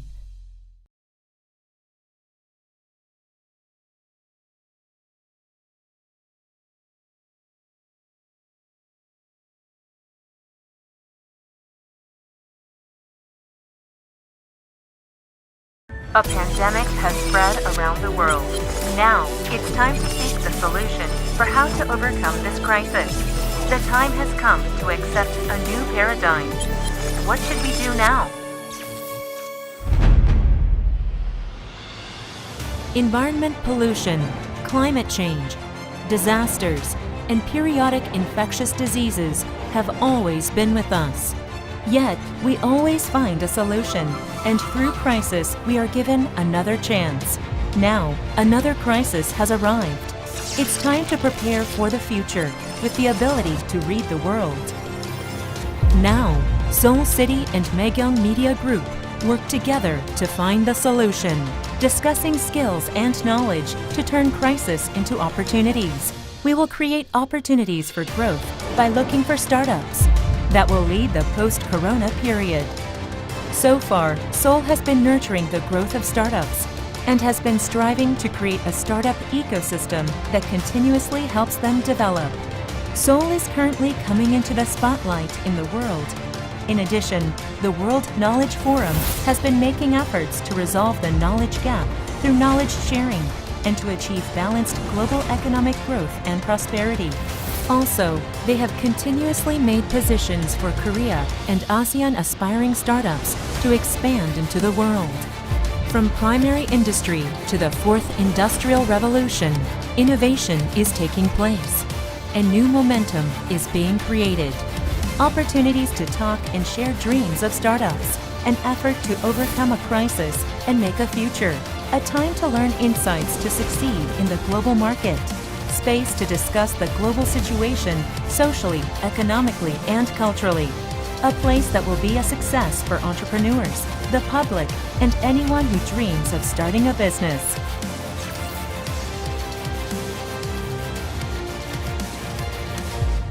Try everything. Seoul. City of speed? City of tourism? From now on, a city of startups, entrepreneurs, investors. Try Everything 2020 with the Entrepreneur Institute. Lectures and seminars addressing the current global startup ecosystem. Pitching, competitions, and exhibitions. Confirm the development status of startups with your own eyes. Online for 3 days. Try Everything 2020.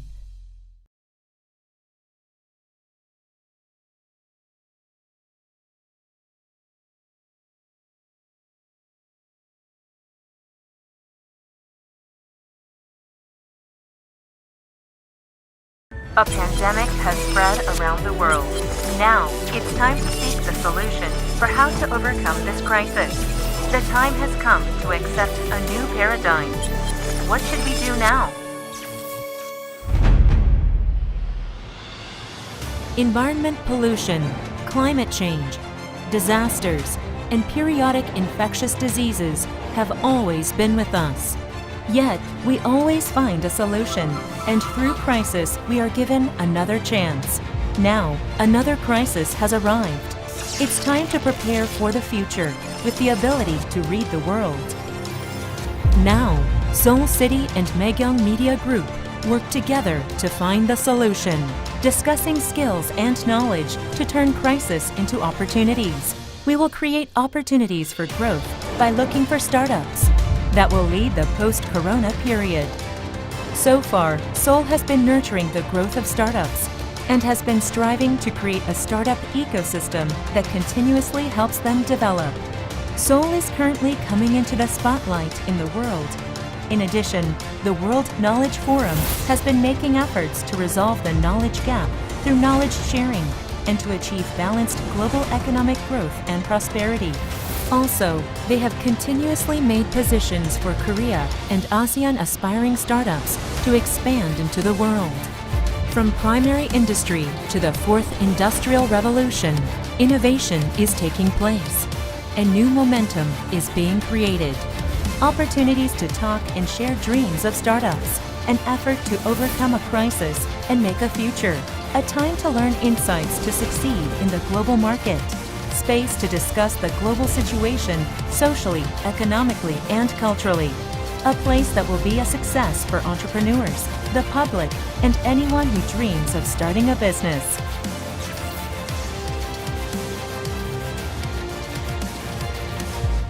Try everything. Seoul, city of speed, city of tourism. From now on, a city of startups, entrepreneurs, investors. Try Everything 2020 with the Entrepreneur Institute, lectures and seminars addressing the current global startup ecosystem, pitching, competitions, and exhibitions. Confirm the development status of startups with your own eyes, online for 3 days. Try Everything 2020.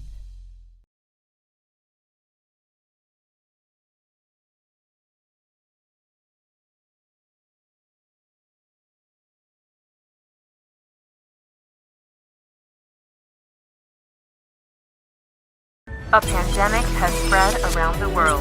Now, it's time to seek the solution for how to overcome this crisis. The time has come to accept a new paradigm. What should we do now? Environment pollution, climate change, disasters, and periodic infectious diseases have always been with us. Yet, we always find a solution, and through crisis, we are given another chance.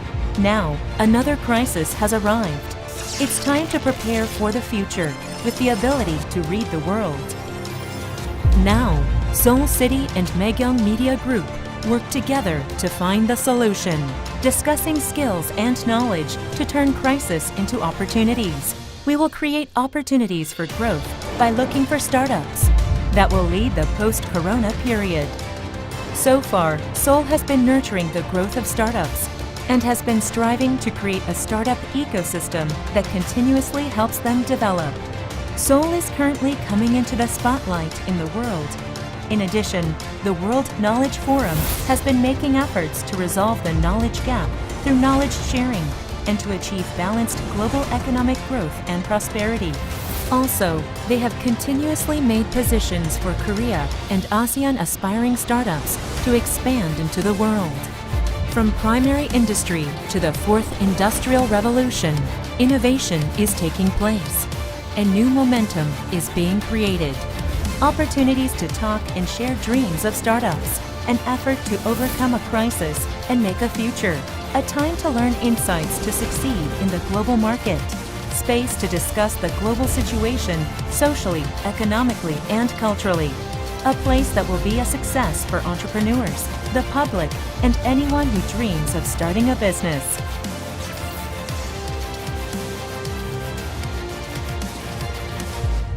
Try everything.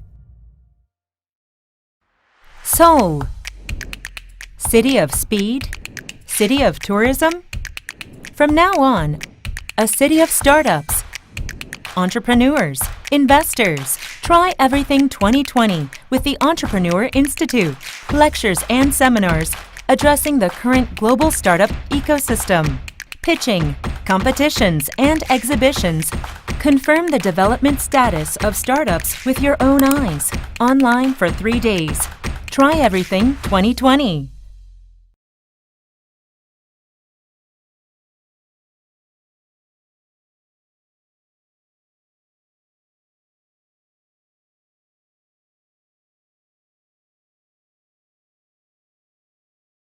A pandemic has spread around the world. Now, it's time to seek the solution for how to overcome this crisis. The time has come to accept a new paradigm. What should we do now? Environment pollution, climate change, disasters, and periodic infectious diseases have always been with us.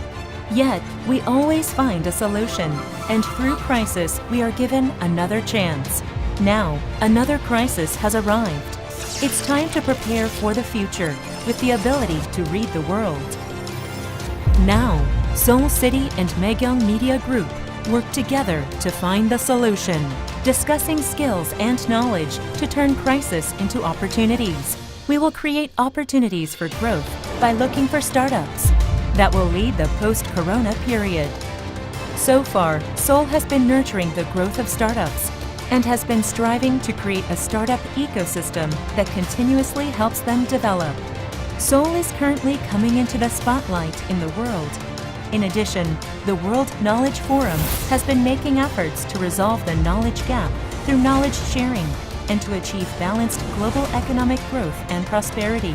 Also, they have continuously made positions for Korea and ASEAN aspiring startups to expand into the world. From primary industry to the fourth industrial revolution, innovation is taking place. A new momentum is being created.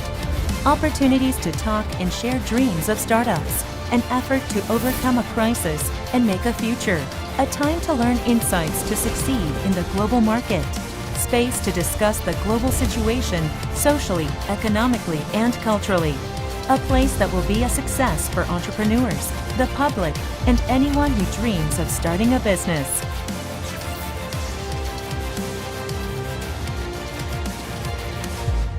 Try everything. Seoul. City of speed? City of tourism? From now on, a city of startups, entrepreneurs, investors. Try Everything 2020 with the Entrepreneur Institute. Lectures and seminars addressing the current global startup ecosystem. Pitching, competitions, and exhibitions.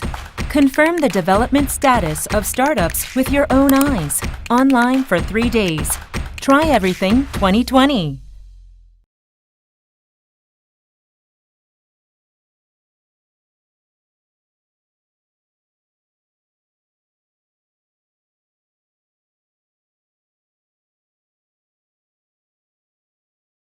A pandemic has spread around the world.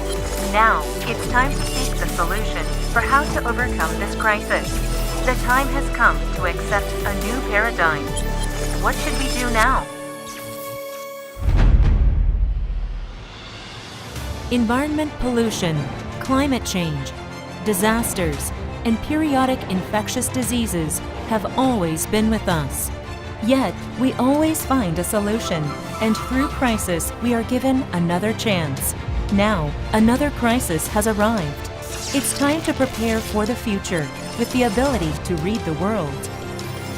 Now, Seoul City and Megyeong Media Group work together to find the solution, discussing skills and knowledge to turn crisis into opportunities. We will create opportunities for growth by looking for startups that will lead the post-corona period.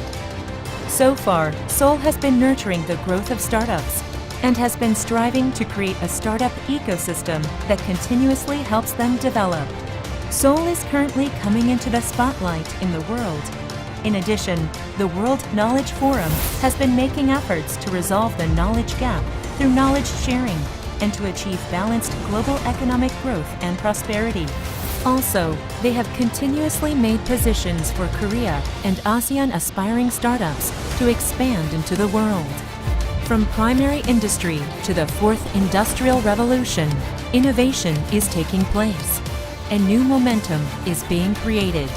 Opportunities to talk and share dreams of startups, an effort to overcome a crisis and make a future, a time to learn insights to succeed in the global market, space to discuss the global situation socially, economically, and culturally, a place that will be a success for entrepreneurs, the public, and anyone who dreams of starting a business.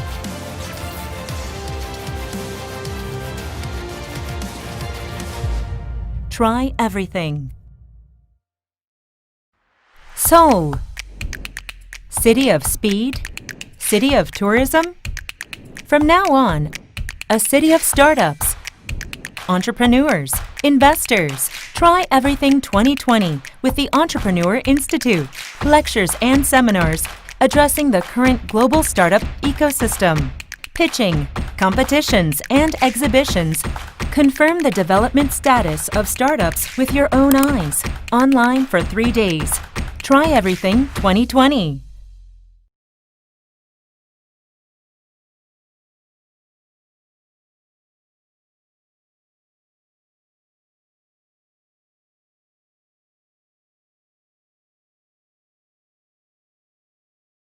A pandemic has spread around the world. Now, it's time to seek the solution for how to overcome this crisis. The time has come to accept a new paradigm. What should we do now? Environment pollution, climate change, disasters, and periodic infectious diseases have always been with us. Yet, we always find a solution, and through crisis, we are given another chance. Now, another crisis has arrived. It's time to prepare for the future with the ability to read the world. Now, Seoul City and Megyeong Media Group work together to find the solution, discussing skills and knowledge to turn crisis into opportunities. We will create opportunities for growth by looking for startups that will lead the post-corona period. So far, Seoul has been nurturing the growth of startups and has been striving to create a startup ecosystem that continuously helps them develop. Seoul is currently coming into the spotlight in the world. In addition, the World Knowledge Forum has been making efforts to resolve the knowledge gap through knowledge sharing and to achieve balanced global economic growth and prosperity. Also, they have continuously made positions for Korea and ASEAN aspiring startups to expand into the world. From primary industry to the fourth industrial revolution, innovation is taking place, and new momentum is being created.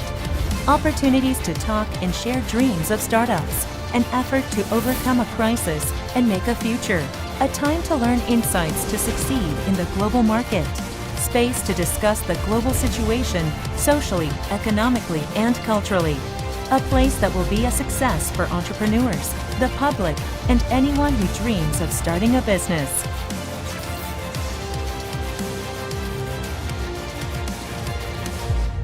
Try everything. Seoul. City of speed? City of tourism? From now on, a city of startups, entrepreneurs, investors. Try Everything 2020 with the Entrepreneur Institute, lectures and seminars addressing the current global startup ecosystem, pitching, competitions, and exhibitions. Confirm the development status of startups with your own eyes, online for 3 days. Try Everything 2020.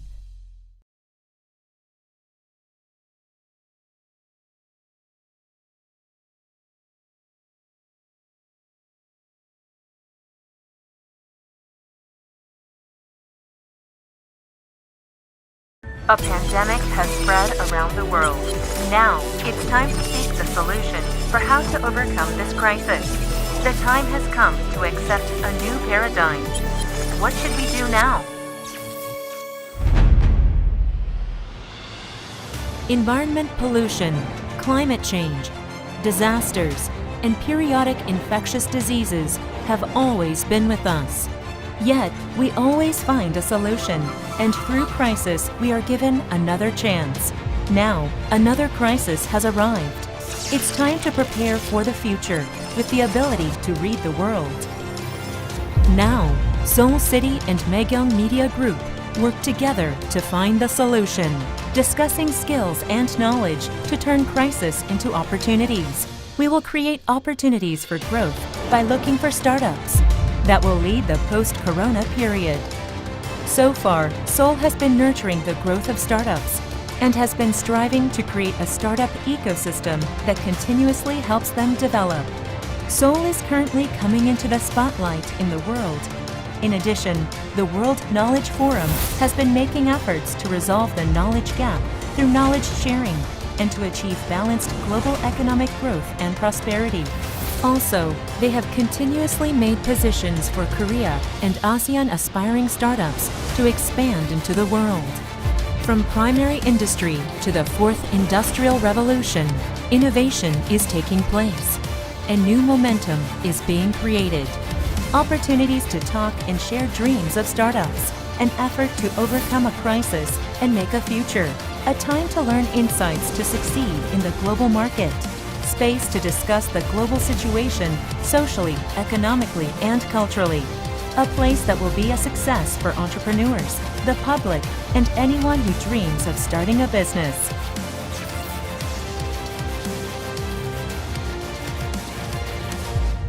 Try everything. Seoul, city of speed, city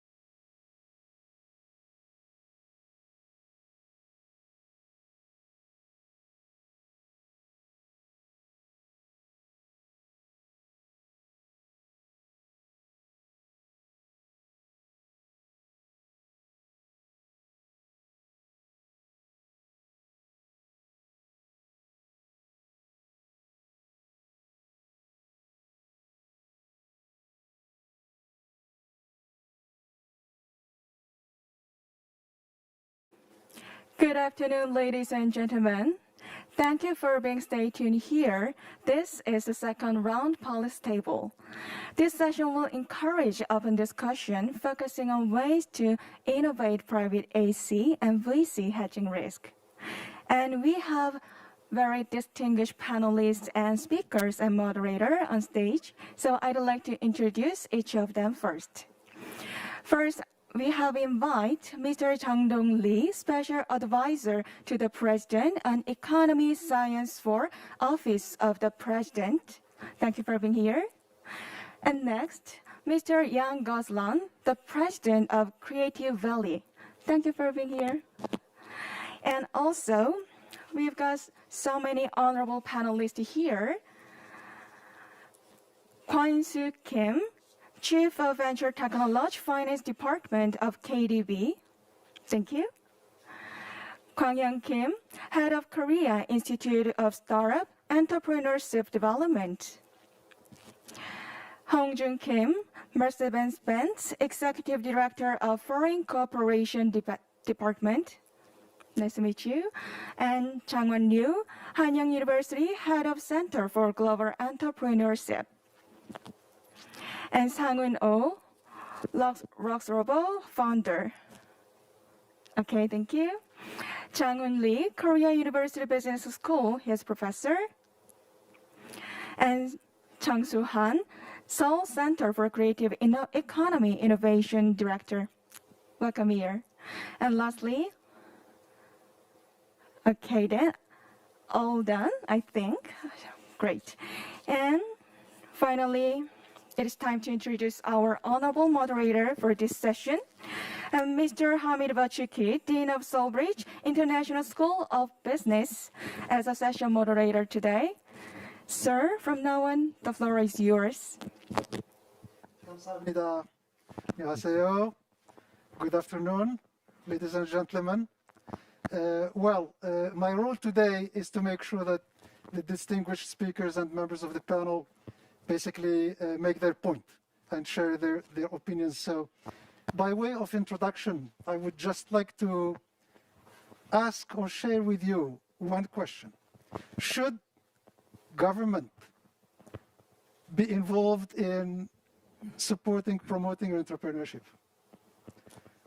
Some people might say, no, government must stay away from entrepreneurs and just let them do their thing, right? But there's another school of thought which believes that government should be involved, should have a role in promoting entrepreneurship. This question has been, dividing economists for some time. Today, we are going to basically revisit this question in the Korean context. We have very distinguished members here of the public and the private sector who will share with us their views. We are very lucky to start this discussion with Professor Lee, who is a scholar. So he is involved in this academic discussion about the role of government in entrepreneurship, but he is also practicing what he thinks and what he teaches in his capacity as special advisor to the president for the economy and science. So Professor Lee, please take the floor, make your point, and then I would hand over to Jan, your neighbor over there. Thank you very much. Professor Lee.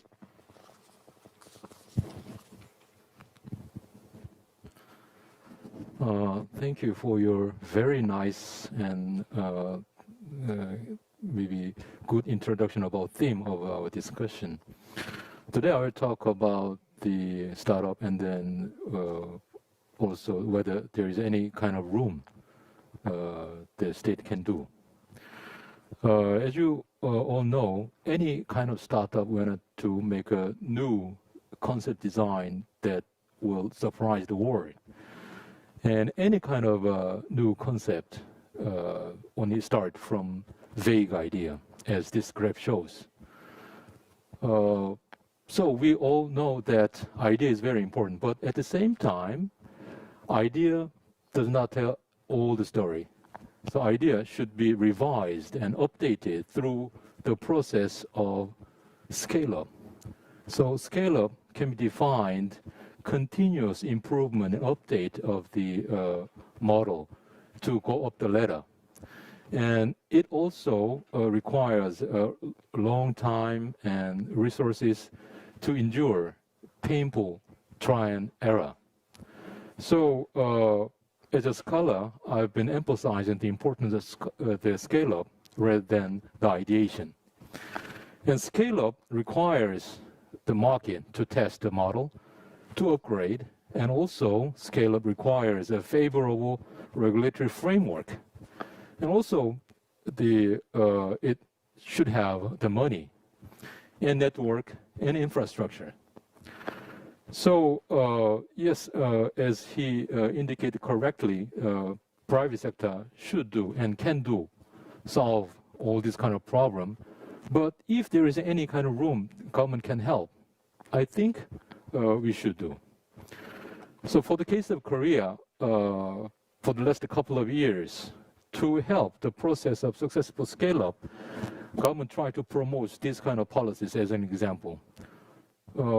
For example, to provide the test market, government tried to utilize the purchasing power of public to help the scale-up process, and also in order to make the regulatory framework favorable to scale-up, Korean government from last year started regulated sandbox. The sandbox concept has been started in UK, focusing in finance sector, but we wanted to generalize that one into including medical, also science-based, and also finance sectors. In order to provide the money for the scale-up process, government tried to increase dramatically the fund for venture capitals, and also specifically has focused on the scale-up stage, so-called scale-up fund. And also government also increased in many ways the R&D subsidies for SMEs and ventures. Also, all different types of support programs to promote the collaboration in terms of R&D and also the linkage between local ventures. Specifically, those policies under the title of a network has been proposed by Ministry of Education and also Ministry of Industry and so on. And also other types of infrastructure supporting program has been also established. Today, I just wanted to share out of all those different types of supporting program, just one policy initiatives, Public Procurement for Innovation, in short, PPI. Just let us check the numbers. The annual government budget amounts to more than $500 billion US. Out of that, at least $120 billion US has been spent with the name of public procurement. So if we compare the annual sales of Hyundai Motors, for example, the global company, it has around $100 billion US. Hyundai Motors, global company. But as you can see, this number amounts to more than the Hyundai Motors annual sales. So why don't we use not all, but some of the purchasing power of the government to help the process of scale-up ventures? Based on this kind of idea, last year, government announced government-wide PPI policy. And then the main slogan can be summarized by this sentence: government invests to the innovation made by the innovative firms and ventures to upgrade the public service. So one stone to get two birds. And 4 agendas have been included. First, the Central Procurement Agency will revise its convention and routines to help the PPI, and also to establish the e-platform to facilitate the smooth process of PPI. And also we push every public agent to think about innovative solutions and problems, and also other types of law-related institutional support. To follow up this policy, this year on March, the National Congress passed a revised procurement law, central procurement law, focusing on identification and negotiated contract, because innovative solution, we cannot have any kind of proved cost. So the buyers and sellers, the ventures meet together and then have a discussion in terms of quality and then price. For the last 1 year, there have been so many interministerial task force meetings, and then I've been one of the members. And these are the examples.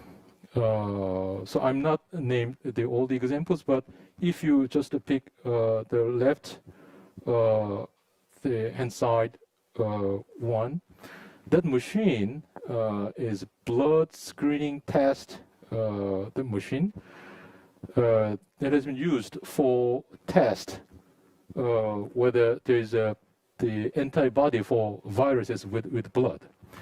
This system, the main buyer would be the central blood service agencies, every country. And then this company, venture company, originated from university, tried to have a kind of a reference by selling their items to public agency, but only to fail. And with the help of the PPI that has been started this year as a pilot stage, and then they managed to sell this one item to public agency. And then now they got reference. And then they wanted to upgrade the technology, and then wanted to go outside. That's one example. And now we are in a stage of a consensus making.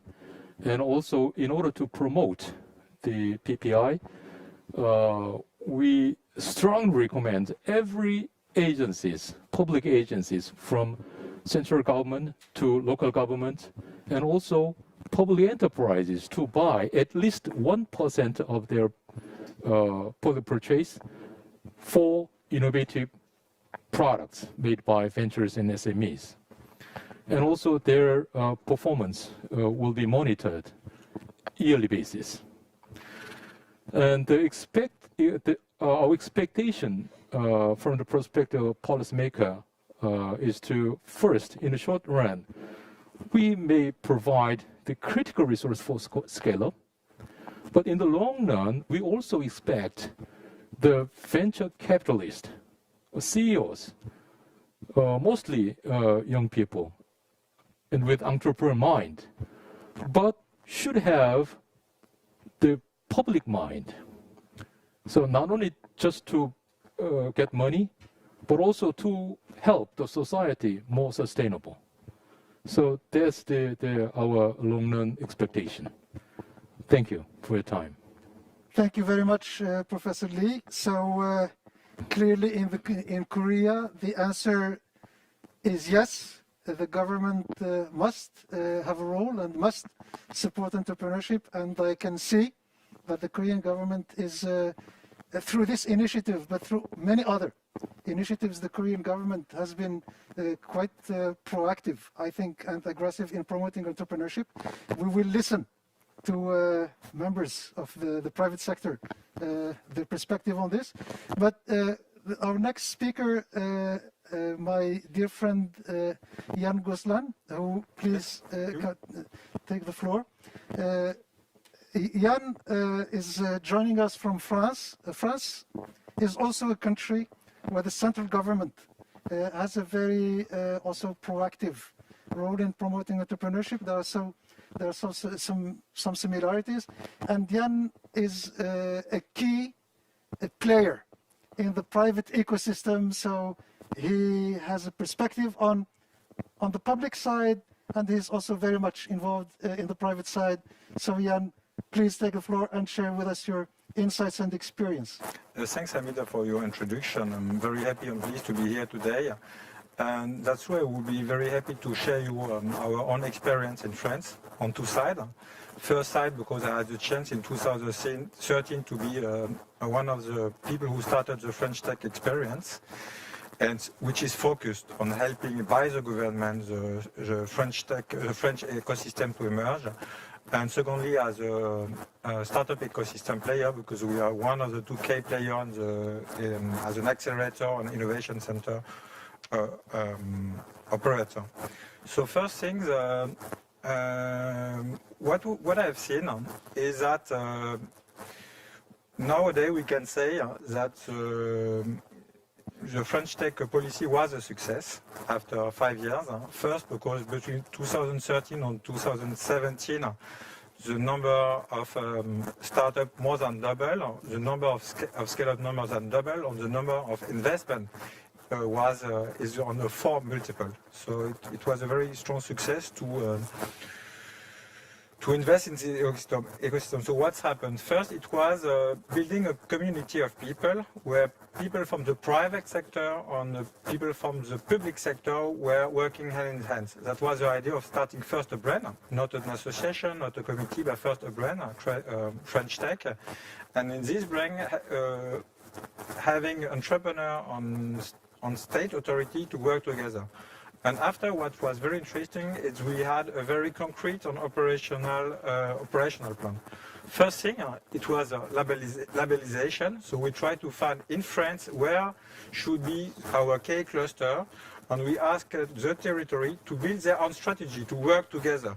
So the first cluster we labelized in France, we are not the most powerful one. For example, Marseille was not labelized at the first time.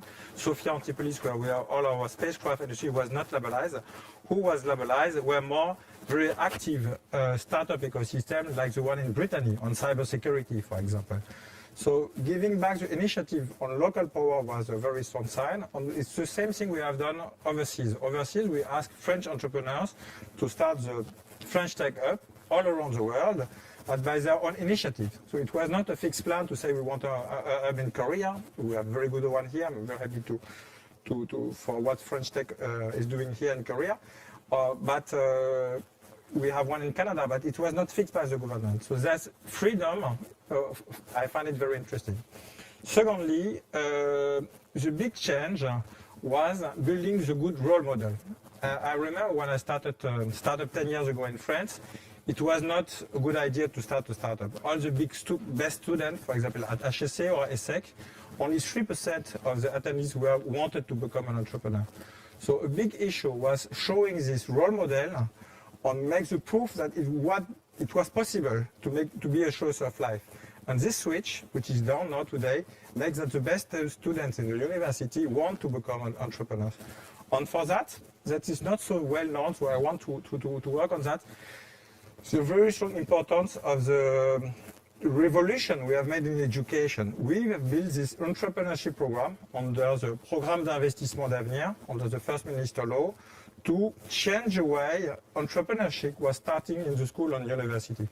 And if you want, or if we want to have scale up in the future, it's first a question of numbers. We need a lot of startups. We need 1,000 of startups if we want to have 10 to 15 scale up. And that's a very important point. And to do so, we have to start on a very early stage. And by chance, the Korean and the French economy are very similar. We are a very big group, we are very good engineers, but we do not have enough small and middle-sized company. And to bring them to birth, we have to start in the university already and in the research centers, because I think the scale-ups in this very global competition have to be linked to our best aspect of our economy, and it's research, it's the university. So, for example, thanks to, very short on that, and I have to come back to that, but thanks to what we have done, for example, with KISET and with the TIPS program, the startup we welcome from Korea to France, I've seen that one of the strong assets they have is that technological skills, and that's very not to forget. I try to be short. And secondly, to conclude, we need investment. If we have the good number of startups based on the research centers, based on the university, we need investment. It's what has done BPI in France. More than 50% of the investment is all directly or through investment fund put into the companies. So this strong element of money going to the system was very important. It is what I think has to be done also in Korea. I think we need to have the investment tools to support the scale-up. Last things, how can a scale-up be successful? What is the difference between a company who stay local and a company who become global? With GF, we often have this discussion.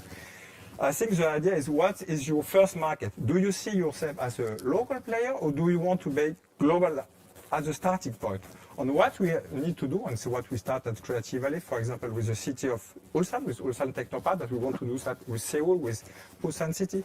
We want to see on the very early stage if this team, if this entrepreneur has the potential to be the global company that we need for tomorrow. And that is also a very important point, having a very early stage global exposure so that we can focus on helping this high potential company. And for that, we need to invest in them, and the investment should be from Korean money, but also from international money, so that we can bring the know-how. That's very shortly what I want to say. Thank you. Yeah, thank you. Thank you very much. You rightly said that France and Korea have some similarities. What I would like to add is that it took some time, it took many years in France for the public and the private sectors to learn to work with each other. And it took a lot of time for the French state government to trust the private sector and to put money, taxpayer money, under private management. I see that also coming to Korea. I see some issues, some challenges in that model, but it's probably the model of the future, right? Our next speaker is, I think he's based in the US, Jean-François Gauthier, founder and CEO of the Genome Project. Perhaps no need to introduce the Genome Project, but you would perhaps like to do. Jean-François, please take the floor. Welcome. Thank you. It's great to be here today. For us, this question is a very practical question, right, of whether the government should act, because, maybe in the 1800s, if we had asked people around a room whether the government should manage to have a real monetary policy, should act on interest rate to manage a recession, to do deficit spending to help economic recovery, maybe people around the room would have disagreed. But by now, we all know we do it because it helps. And for us, the question of Startup Genome has been, what are the ways that the government can actually help, and can we see in the data that it can help? So since for 10 years, we've been collecting data globally. So we're the largest research ever made on startup ecosystems, studying entrepreneurs, studying policies, studying their impact in gory detail. So we're the publisher of record in the industry who can separate the theoretically good theory from the practically good theory that has a real impact. And the question for government is, can we accelerate the growth of startup ecosystem? It's undeniable that our economies have been transitioning toward a more digital economy, and that economy is driven by entrepreneurs, by startups. And the second question then is, has governments proven that they can intervene in a way that helps?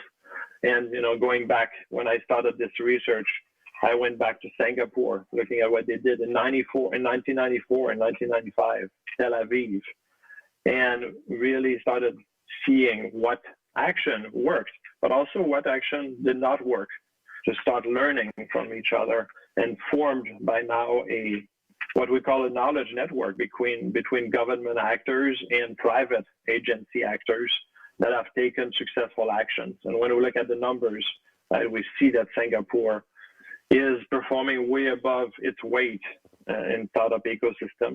Tel Aviv is also, but we've seen also actors like London that was in our ranking 6th or 7th a few years ago, with Tech City UK, with Next Nation increasing their actions and going up in the ranking, and this year being tied with New York. New York, that was also 5th or 6th or 7th, that with EDC, Economic Development Corporation, started taking action and went up in the ranking. Amsterdam is the big winner in the last 5 years, really going up in the ranking, gaining from about 15 position by taking a set of actions. So it's undeniable that we can, and we at Startup Genome has written this model from proven policies, what actually works. And so the government at every stage needs to act to construct the success factors. So we've listed at Startup Genome, developed the key success factors of a growing, a thriving startup ecosystem that creates jobs and economic impact. And now I've identified the policies that drive that. And now it's undeniable that these actions actually accelerate the growth. When the private is not able to do it themselves, or when the private takes way too long to develop a success factor, in the absence of a entity, whether it's a private agency or public agency, that has only the performance of the whole ecosystem at heart. And it's very hard for a single accelerator that needs to make profits, needs to thrive themselves to help everybody else. So there needs to be an actor that says, it takes 10 years to develop a good set of angel groups. Let's accelerate that process. We can accelerate that process. It takes a lot of time to create talent attraction or talent retraining, building in an ecosystem. We can accelerate that process until the private sector can take it and take it away. And really then the government can step back. And so in Korea, when you're lower in the ranking like Korea, when your startup ecosystem is too small to be sustainable, it's time to act. France is a good example. When we started, they were about 10th in the world, 11th, and then went down in the ranking, and suddenly by creation of Frentech and the Ministry of Economics getting more involved and having a plan, having a roadmap of what to do at what time, they started gaining back into the rankings. And we've seen the opposite with Berlin, that has been much less active, rose in the ranking with a few big success, but now I've been slipping in the rankings by not acting enough. And in tech, I always say it's a global competition for resources and for markets and for talent. Well, it's a global competition between cities also.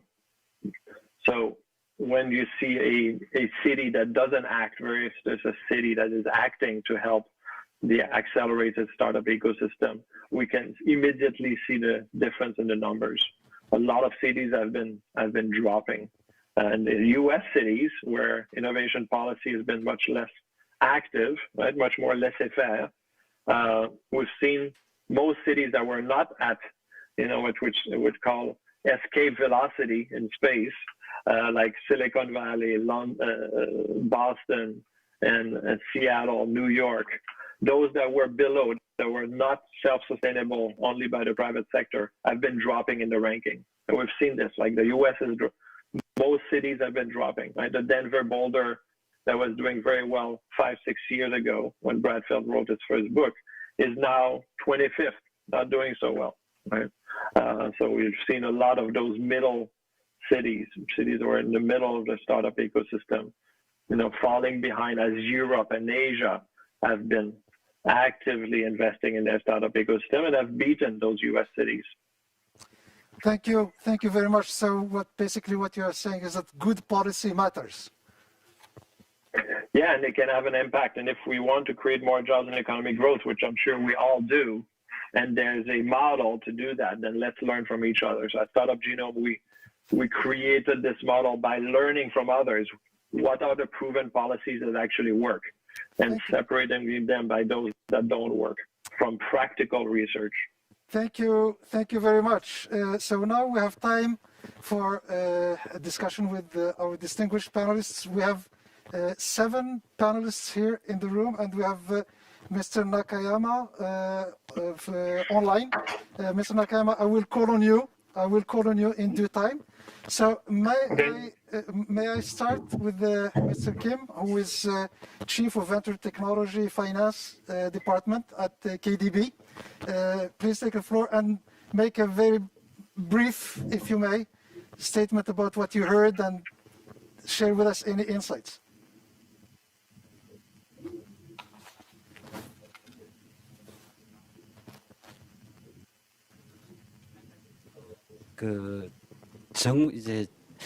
정부가 창업에 직접적으로 적극적으로 관여를 해야 되느냐 하는 부분에 대해서는 저는 정부가 적극적으로 관여를 해야 된다고 생각을 하고요.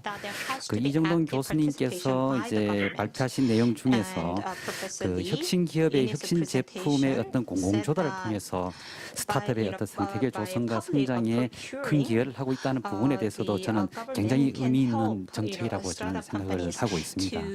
그리고 공공조달 이외에도 한국에서도 벤처 강국으로 재도약하기 위해서 정부에서는 제2 벤처붐 확산 전략을 마련해서 적극적으로 지원 정책을 펼치고 또 있습니다.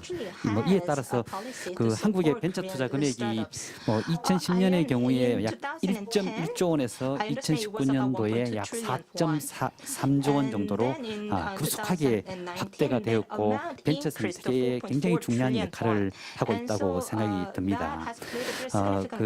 이러한 어떤 정부 정책에 따라서 벤처 생태계가 급속하게 확대가 됐지만 저는 우리나라의 경우에 일반 민간 기업의 벤처 캐피탈 시장의 자금 유입이 한 10% 정도로 알고 있거든요. 그래서 미국 같은 경우에는 코퍼레 벤처 캐피탈의 투자 금액이 미국의 전체 벤처 캐피탈 투자 금액의 한 47% 정도를 차지를 하고 있습니다. 이런 측면에서 우리나라도 정부 정책에 따라서 굉장히 급속하게 성장은 했지만 일반 민간 기업이라든지 대기업의 어떤 벤처 캐피탈을 통해서 많은 자금이 벤처 생태계 시장으로 유입이 된다고 하면은 한국의 어떤 스타트업의 성장과 스케일업에 굉장히 도움이 되지 않나 이런 생각을 하게 됩니다. 감사합니다. Thank you, Mr. Kim. Your neighbor there is Mr. Kim Kwang-hyun, head of KISED, and my neighbor in Daejeon. 대전에서 왔고요. 창업진흥원장 김광현입니다. 이정동 보좌관님께서 정부 조달에 관해서 말씀해 주셨는데 내년부터 창업기업, 그러니까 스타트업 제품을 정부 공공기관에서 구매하는 그런 제도가 금년 말부터 시행이 됩니다. 그래서 저희 창업진흥원에서 지금 시스템을 개발하고 있고 필요한 인력을 채용하고 있습니다. 아마 8% 안팎을 구매해 줘야 되는 그런 제도입니다. 이거 지금 현재 아시다시피 스타트업이 창업해서 자기 제품 서비스 정말 좋은데 이게 팔 수 있는 어떻게 하면 팔까 굉장히 고민스럽잖아요. 그런데 정부 공공기관에서 먼저 사준다면 창업기업을 크는 데 큰 도움이 될 거라고 생각합니다. 그 다음에 어떤 얘기를 할까요? 또 크리에이티브 밸리에서 오신 얀은 제가 2년 전에 파리 갔을 때 크리에이티브 밸리 스테이션 F에서 만났었습니다. 그래서 그 스테이션 F에서 둘이 얘기 한참 했었는데 오늘 만나서 제가 얀을 알아보지 못했어요. 마스크 때문에, 코로나 때문에. 근데 그 스테이션 F는 민간이 주도했고 오늘 얘기 들으니까 정부에서 적극 개입을 해서 그렇게 만든 대표적인 성공 케이스라고 할 수 있고 그래서 프랑스 젊은이들 마인드가 달라진 케이스라고 생각합니다. 한국 창업 생태계도 제가 디캠프 센터장도 했었는데 디캠프가 만들어진 게 2013년 이후에 굉장히 많이 달라졌습니다. 디캠프는 은행권 청년 창업재단, 은행들이 만든 그런 창업 지원 공간입니다. 최근에는 마포의 프론트원이라는 그 대규모 창업 지원관을 열었죠. 지금 대한민국 창업 지원 공간은 정부가 하는 공간이 정부가 주도를 하고 있다고 봐야죠. 전국에 17개 창업경제 이제 혁신센터가 있고 그리고 서울에도 서울 창업 허브라는 큰 창업 전공관이 있죠. 민간이 운영하는 것도 롯데 엑셀레이터, 뭐 하나 드림 플러스도 민간이 하는 것도 많이 있고 정부가 운영하는 것, 그다음에 비영리 재단이 운영하는 것, 그리고 민간이 운영하는 게 지금 섞여 있고요. 특히 지방에는 민간이 이 지원 공간을 만들기 어렵습니다. 그곳에 정부가 만들어서 지역의 창업 거점으로 만든 것은 굉장히 잘했다고 생각이 됩니다. 그리고 민간과 공공부, 그다음에 비영리 재단이 섞여서 창업자들을 지원해 준 것은 아주 적당한 정책이라고 생각이 됩니다. 예비 창업자나 초기 창업자들은 무료로 쓸 수 있는 공간 또는 아주 싸게 쓸 수 있는 공간이 반드시 필요하거든요. 그런 측면에서 그는 좋다고 보고요. 아까 스타트업 개념 대표님께서 말씀을 하셨는데 정부가 액션을 할 것이냐 헬프를 할 것이냐, 물론 헬프만 할 수 있다면 좋죠. 액션은 가능하면 자제를 하는 게 좋을 겁니다. 근데 대한민국 창업 생태계가 굉장히 갖춰지지 않았을 때 그때는 정부에서 굉장히 적극적으로 나서서 창업 생태계도 마중물을 댔고 그다음에 투자 생태계도 마중물을 댔다고 생각합니다. 그래서 지금 생태계가 많이 좋아졌죠. 스타트업 개념이 평가한 서울시 평가 순위가 지난해 20위에 들어갔습니다. 그 전에는 30권을 들지를 못했어요. 그만큼 좋아졌다고 생각하는데 서울시는 창업 플레이들이 민간과 정부가 협력을 잘 한다면 10위권 안에도 충분히 들 수 있는 그런 것이라고 생각하고요. IT 강국이었던 대한민국이 이 창업 생태계를 이끌어가는 플레이어들이 협력을 한다면 10위권에도 들어갈 수 있는 창업 강국이 될 수 있다고 생각을 합니다. 제 얘기가 길어서 좀 여기서 멈추겠습니다. Thank you very much, Mr. Kim. Thank you for making your point very clearly and very strongly. Thank you very much. Well, next is Mr. Andrew Kim, who represents a very famous car maker, Mercedes-Benz, here in Korea. What do you have to say about entrepreneurship, sir? You make cars, right? Please.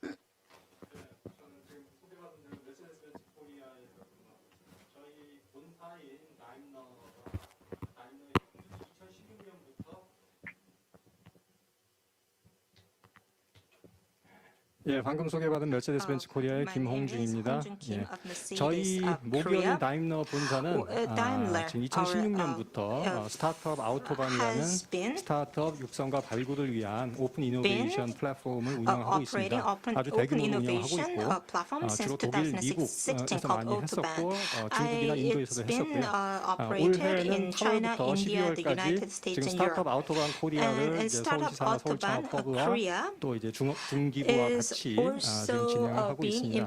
그래서 약 100여 개 스타트업들이 지원을 했고 지금 본선을 거쳐서 5개 스타트업들이 지금 POC, 프로프 오브 컨셉트를 진행을 하고 있고 12월에 발표를 할 수 있는 그 성과를 발표할 수 있는 그런 자리가 있을 걸로 지금 계획하고 있습니다. 이 스타트업 아우토반 코리아를 하기 위해서 독일의 이제 저희 오픈 이노베이션 팀에서 코로나 와중에도 한국에 와서 지금 한 2달간 머무르면서 같이 작업을 하고 있는데요.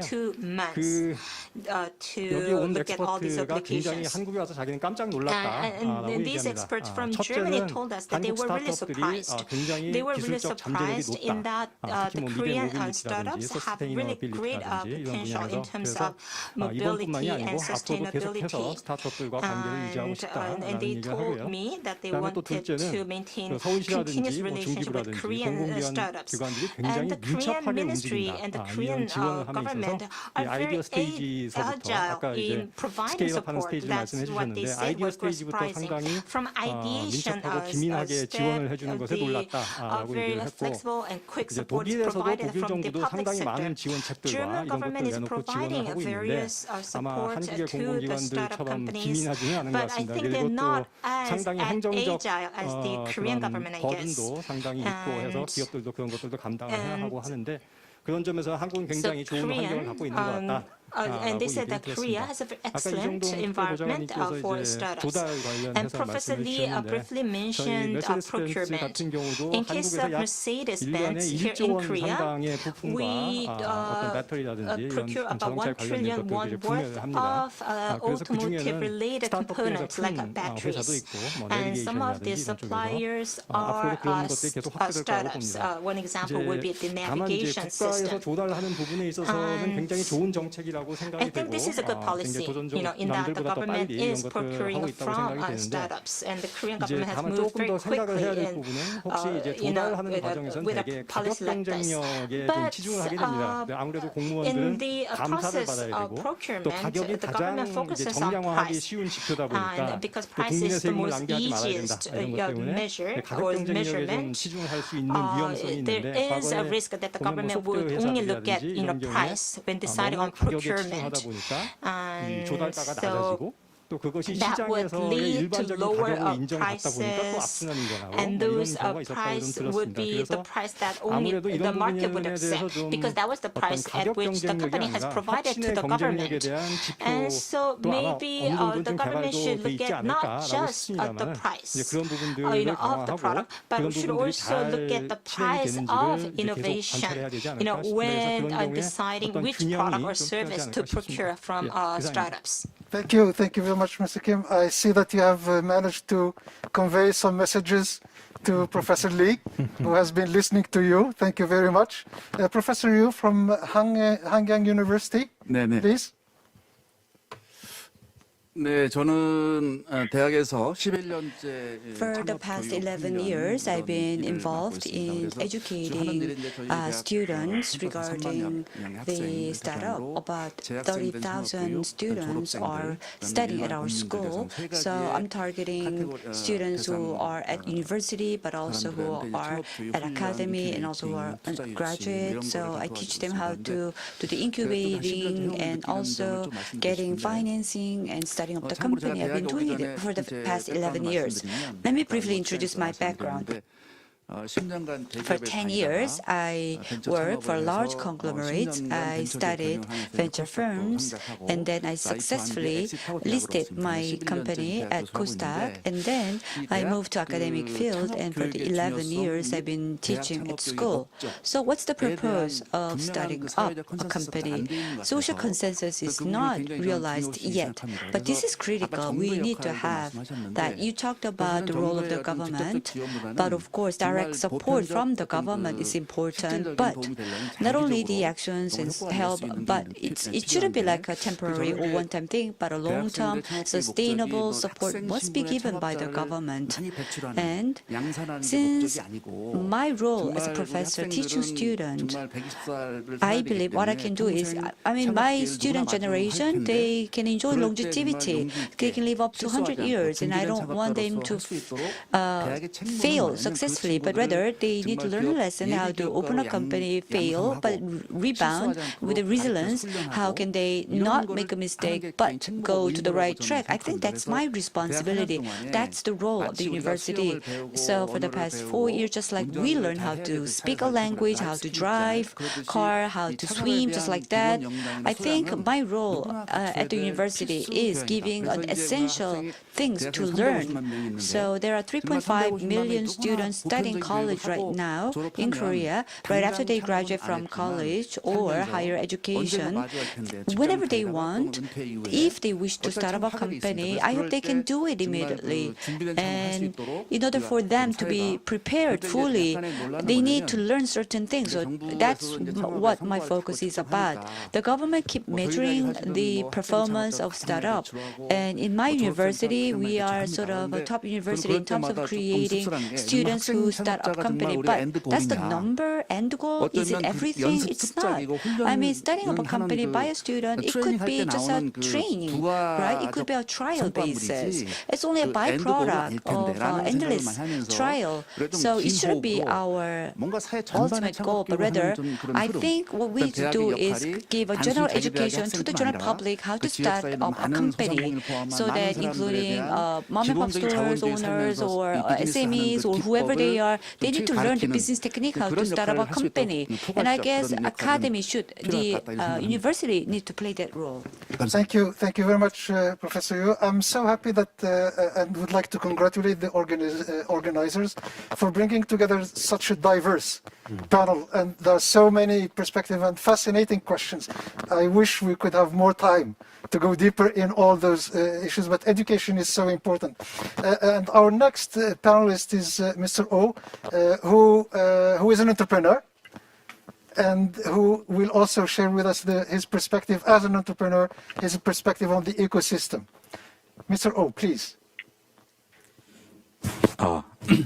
네, 저는 Well, 여기 창업을 한 사람으로서 as a 좀 person, 말씀을 한번 드리도록 who 하겠습니다. has started CES나 company in 이런 데 Korea, 가면은 when you 한국이랑 visit 프랑스 CES, 이제 이 두 나라가 사실 이제 well, you 스타트업을 많이 지원하는 걸 몸소 체험할 수 있는데요. you can actually 일단 제가 어릴 적 that Korea 한번 and 이야기 한번 France 드리고 싶습니다. actually 지금 provide 제가 support 만으로 to 28입니다. startups, to 근데 companies. 제가 I'm 28 years old. 대학 다닐 때까지만 And, 해도 뭐 when I was in 되게 평범한 college, 엔지니어였거든요. I mean, I was 그냥 로봇 just 세계대회 an 나가서 engineer. 1등도 많이 하고 I used to 국가대표 win 감독도 하고 robotic 그럼 되게 순수한 엔지니어였고 그냥 I was 엔지니어링을 더 engineer. 하면서 유학도 가서 And I 박사하고 wanted 한국에 와서 to 대기업에서 go 임원을 하는 게 abroad 제 목표였었습니다. to receive 근데 degrees in 이게 engineering and come back to 이렇게 Korea 엔지니어링을 and 하다가 then 되게 work 우연히 as a researcher. 너가 좋은 기술이 That was my 있으면은 goal. 한번 도전해보지 But then, 않을래? 라고 하면서 when 그 I was in 창업 관련된 college, 그런 국가 과제들이 나오기 시작을 했었습니다. there 한 were 5천만 원 정도였는데요. national 그 5천만 원이라는 contest, 돈으로 맨 hosted 처음 by the 제가 Korean government. That's 그럼 한번 about 10 million 도전이란 거 한번 Korean 해볼까에 won. 대한 이제 호기심이 To 생겼고 try something 그래서 new. 친구들을 So that's 모아서 when I got 우리 한번 curious. 재밌는 So 아이템을 I got my 만들어보자 friends 라고 together 마음을 and said, 먹었었습니다. let's do something 그래서 interesting here. 그렇게 Let's 만들었지만 make something and 사실 make 잘 a 안 submission. 됐었습니다. Of course, we 왜냐하면 did not do 학교에서는 too well. 사업을 가르쳐주지 않았고 Because the 제가 경영에 school 대해서 did 배운 not 거는 teach me 경영 anything 개론밖에 없었습니다. about businesses. I mean, I did 근데 both 거기서 이제 제일 receive 재밌었던 one, 거는 제가 그 business management 101, SBA라는 but that was it. 서울산업진흥원이라는 단체가 And then 있는데 there's an 그 단체를 organization called 통해서 SBA 그 here in Seoul. 창업 지원 센터 같은 데를 들어가게 됐었고요. That 그리고 organization 학교에서 helped me 그때 to 막 join in 교수님들이 a 이제 startup 창업에 대한 support 자문들을 조금씩 center. 해주고 And 계셨고 professor 국가적인 then 분야가 started 창업을 하기 providing some 위한 sort of 이제 그런 advices. 이거 증흥해야 할까요? 그런 걸 이제 하기에 the 대한 government 시기였습니다. was at that 그래서 제 time 학교에서 배우지 못했던 예를 들어서 startups 뭐 by 제품을 만들 college 때 뭐부터 students. 고민을 해야 And 되고 so when 소비자의 you make a 마음을 알려면 product, what 어떻게 해야 should you do 되고 first, 뭐 what should you 예를 들어 do 뭐 in 삼시 order 전략 to do market 되게 research. 다양한 이제 비즈니스랑 관련된 것들을 we 배우기 were able to 시작했었습니다. receive lessons 그러다 보니까 related to 또 제가 businesses. 사업을 맨 처음부터 잘 되진 않았었고 되게 Of 다양한 course, 실패들을 I mean, 했었습니다. I had 하지만 정부가 many 있었기 mistakes, 때문에 but because the 계속 government 다시 was 전 there, 도전을 할 수 I 있었고 was 지금 able to 7번째 try. 아이템을 And 가지고 now I'm 1,000억 trying 정도 with 밸류의 my 이제 회사를 만들게 된 item, 것입니다. and I was 그래서 able 제 to build 생각은 my company, which is now about 이게 뭐 100 분야에 따라 billion 다를 것 같아요. 예를 들어 won 구글이나 in terms of 뭐 아마존 size. 같은 그런 Well, 플랫폼 회사들은 Google, 사실은 Amazon, 정부가 which 해줄 수 is a 있는 게 platform 많이 company, 없다고는 there's not 생각을 합니다. much that the government 하지만 can do 우리나라는 for them. 70%가 제조 But here 중심의 in Korea, 나라입니다. we are, 그래서 our 제조 70% 같은 of our 경우에는 industry is 충분히 국가에서 manufacturing. 도와주면은 So when it comes to 그 manufacturing, there's 도움을 a lot of 받고서 things that the 글로벌로 government 나갈 can 수 do. 있다고 So 생각을 with the 하고 government's 충분히 support, 성장할 수 it's 있다고 생각을 possible 합니다. to 그래서 go abroad 우리나라에게 and also grow. 정책들이 이렇게 나오는 거에 대해서 And so 굉장히 항상 즐겁고요. I'm really happy to see 열심히 whenever 지금 이 나이에 또 government 도전할 수 있게 announces 되는 것 policies 같습니다. related 감사합니다. to startup. Well, that was my Thank you, comment. thank you very much, Mr. O. It's a pleasure to hear an entrepreneur who is grateful to government support. Many entrepreneurs tend to complain about government. So when an entrepreneur says good words about government, we are happy to hear that. Thank you very much. So our next panelist is a kind of hybrid. 다음 토론자분은 두 He's a 가지 scholar. 양면성을 갖고 계십니다. and he's also 한쪽은 an entrepreneur. 학자, 또 Professor 한쪽은 Lee, please. 기업가입니다. Yeah, 네, this is 이장혁 Jang Young Lee 교수님 from 시작해 Korean 주시겠습니까? University Business 안녕하세요. School. Also, 저는 I have 고려대학교 a 경영대학의 co-founded two 이장혁 startups on 교수입니다. which I'm working 창업 2개 currently 회사 as well. 했습니다. 그래서 현재 I do agree with the role 기업가로서도 of 일을 government 하고 to 또 intervene in any 학자로서도 way 일을 in the 합니다. 저는 startup ecosystem because 스타트업 it is a big player, 생태계에 very 있어서 important player that is sure. 정부가 However, 물론 it would be 중요한 much better to 행위자로서 government 개입할 수 to 있겠지만 act on 가능하면 초기 단계 생태계의 초기 단계에 있어서 이 밸류 체인에서 역할을 하는 게 바람직하다고 생각합니다. 나중에 끼어들기보다는 혹은 심판자 역할을 하기보다는요. 초기 단계 they are very interested in open innovation. They have put a lot of money. Also, they got the tax incentive from fiscal wise. However, currently those tax incentives for mainly internal R&D, not for outside collaboration through startups. For example, government changed a little bit the rule about the tax exemption for big corporation.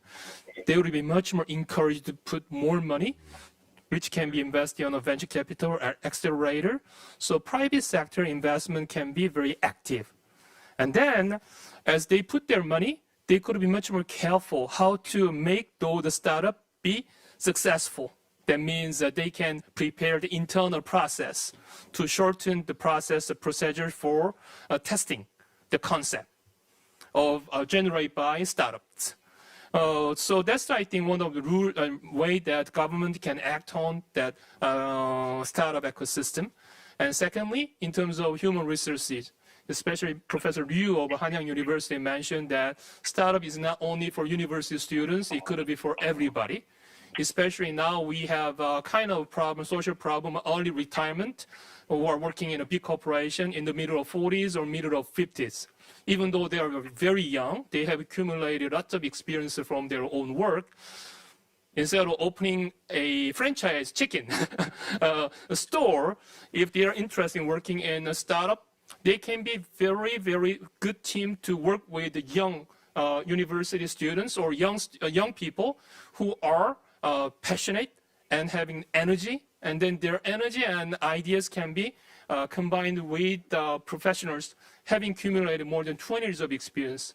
And this kind of collaboration can be actually driven and led by government to foster fiscal-wise, at least, and then which can be a very good engine to support total ecosystem, can be privately also in a way enhanced. And final thing is our Korean ecosystem need to be part of global ecosystem. We don't have to create Galapagos of Korean ecosystem. That means once, even though the Korean government or private public agencies provide kind of support, those support need to be also provided to foreign venture startups as well as investors. And then we can bring many startups from abroad to Korea, also investors from abroad to Korea. So this kind of thing need to be done by government. I think the Korean government is really working hard to encourage and also set up the ground. So a couple of missions which can be completed very shortly with a big hub. Thank you, Professor Lee. So, Professor Lee, you are receiving a lot of good advice today, and you will have a chance to react. I am taking note. You will have a chance to react. Mr. Han of the Seoul Center for Creative Economy and Innovation, I must say before I give you the floor, sir, I must say that I'm quite impressed by this initiative also. The Korean government has set up centers for creative economy and innovation throughout the country. We are happy to have the main one, perhaps here today, of Seoul. Mr. Han, please. Thank you. 오늘 그 디스커션 포인트 중에 하나가 이제 정부의 역할인데요.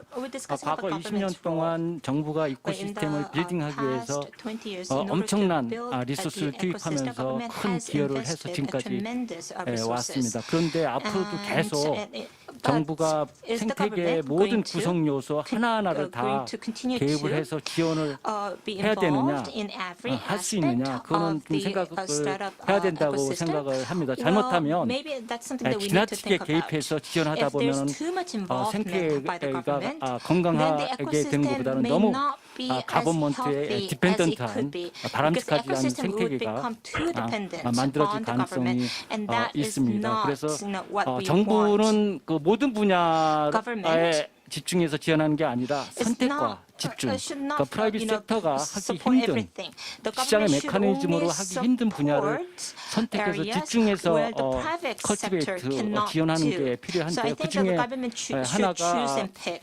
오픈 대기업의 오픈 이노베이션입니다. 사실은 몇 년 전까지는 대기업의 오픈 이노베이션 스타트업들을 발굴해서 지원하고 파트너십을 맺는 그런 오픈 이노베이션 노력이 몇 년 전까지는 굉장히 대기업이 없었습니다. 꺼려했습니다. 여러 가지 레귤레이션이나 법적인 허들이 있었고 정서적인 그런 부분도 있었기 때문에 굉장히 대기업들이 주저했는데 지금 생태계는 스타트업들하고 같이 파트너십을 맺지 않으면 대기업조차도 생존하기 어려운 시대에 있습니다. 그래서 오픈 이노베이션은 nice to have가 아니라 must가 되고 있습니다. 그래서 점점 더 대기업들이 오픈 이노베이션에 많이 지금 참가를 하고 있는데요. 그래서 처음에 몇 년 전부터 트리거 포인트를 만들기 위해서 정부에서 구글, 아마존, 엔비디아 그런 글로벌 회사들이 이코시스템에 참여해서 오픈 이노베이션 프로그램 참가하도록 그렇게 노력을 많이 해서 지금 계속 많이 활성화됐습니다. 그리고 또 하나 가장 이상적인 게 이제 벤처 스타트업 대기업들이 스타트업에 직접 투자해서 M&A까지 하는 깊이 생태계에 기여하는 그런 노력이 필요한데 지금까지는 법적으로 코퍼레이트 벤처 캐피탈을 만들 수 있는 법적인 허들이 있었습니다. 그런데 최근에 국회에서 그런 허들을 없애는 법안을 통과시켜서 이제는 자유롭게 코퍼레이트 벤처 캐피탈을 만나서 만들어서 투자 그래서 궁극적으로는 M&A까지도 할 수 있는 그런 길을 열어줬고 그건 정부가 최근에 한 겁니다. 그리고 대기업이 오픈 이노베이션을 하고 싶어도 사실 그 애로사항이 그걸 경험 있는 데디케이트된 오픈 이노베이션 팀이 대기업 내에 없습니다. 처음부터 배워서 하기에는 시간도 많이 걸리고 그다음에 또 들어가는데 그 코스트가 들어가거든요. 그래서 저희가 서울창조경제혁신센터 같은 가버먼트 에이전시 공공기관이 그런 오픈 이노베이션 프로그램을 저희가 중간에서 미들맨으로서 수행을 합니다. 그래서 대기업들은 쉽게 스타트업들 발굴해서 지원할 수 있도록 저희가 중간에서 여러 가지 타임 컨슈밍한 그런 역할들을 저희가 하고 있습니다. 그래서 아마 오픈 이노베이션이 점점 더 활성화될 거라고 생각하고 아마 한국의 이코시스템이 발전하는데 중요한 모멘텀 역할을 할 수 있을 거다 그렇게 생각을 합니다. 감사합니다. Thank you, Mr. Han. I see that you have a very strong ally in the room, Mr. Andrew Kim. And thank you also for, I heard also your message to Professor Lee about the need for government to be careful not to be too involved in everything in the ecosystem. Thank you very much. Our last panelist is dialing in from Japan, Mr. Nakayama, CEO of Makuwaki. I hope that I'm not mispronouncing the name of your company, sir. Please, Mr. Nakayama, please. Okay, thank you. Hi, everybody. I'm glad to hear. I'm glad to be here too. I'm Nakayama, CEO of Makuwaki. Makuwaki is the biggest pre-marketing marketplace for innovative products in Japan, and I IPO'd in Tokyo stock market last year. So we ourselves are also one of the venture company. Actually, many South Korean innovative product makers are using Makuwaki to enter Japanese market. From point of my view, I'd like to say two topics. First one is about PPI. About PPI, I thought it was a very good idea for each government agency to set goals, evaluate, report, and provide incentives. Japan has similar attempt, but its goals, evaluations, and incentives are not clearly defined. Also, government agencies in Japan treat companies equally, no matter the performance. This makes it difficult to concentrate support to companies that are likely to grow a lot. I think this is an issue in Japan.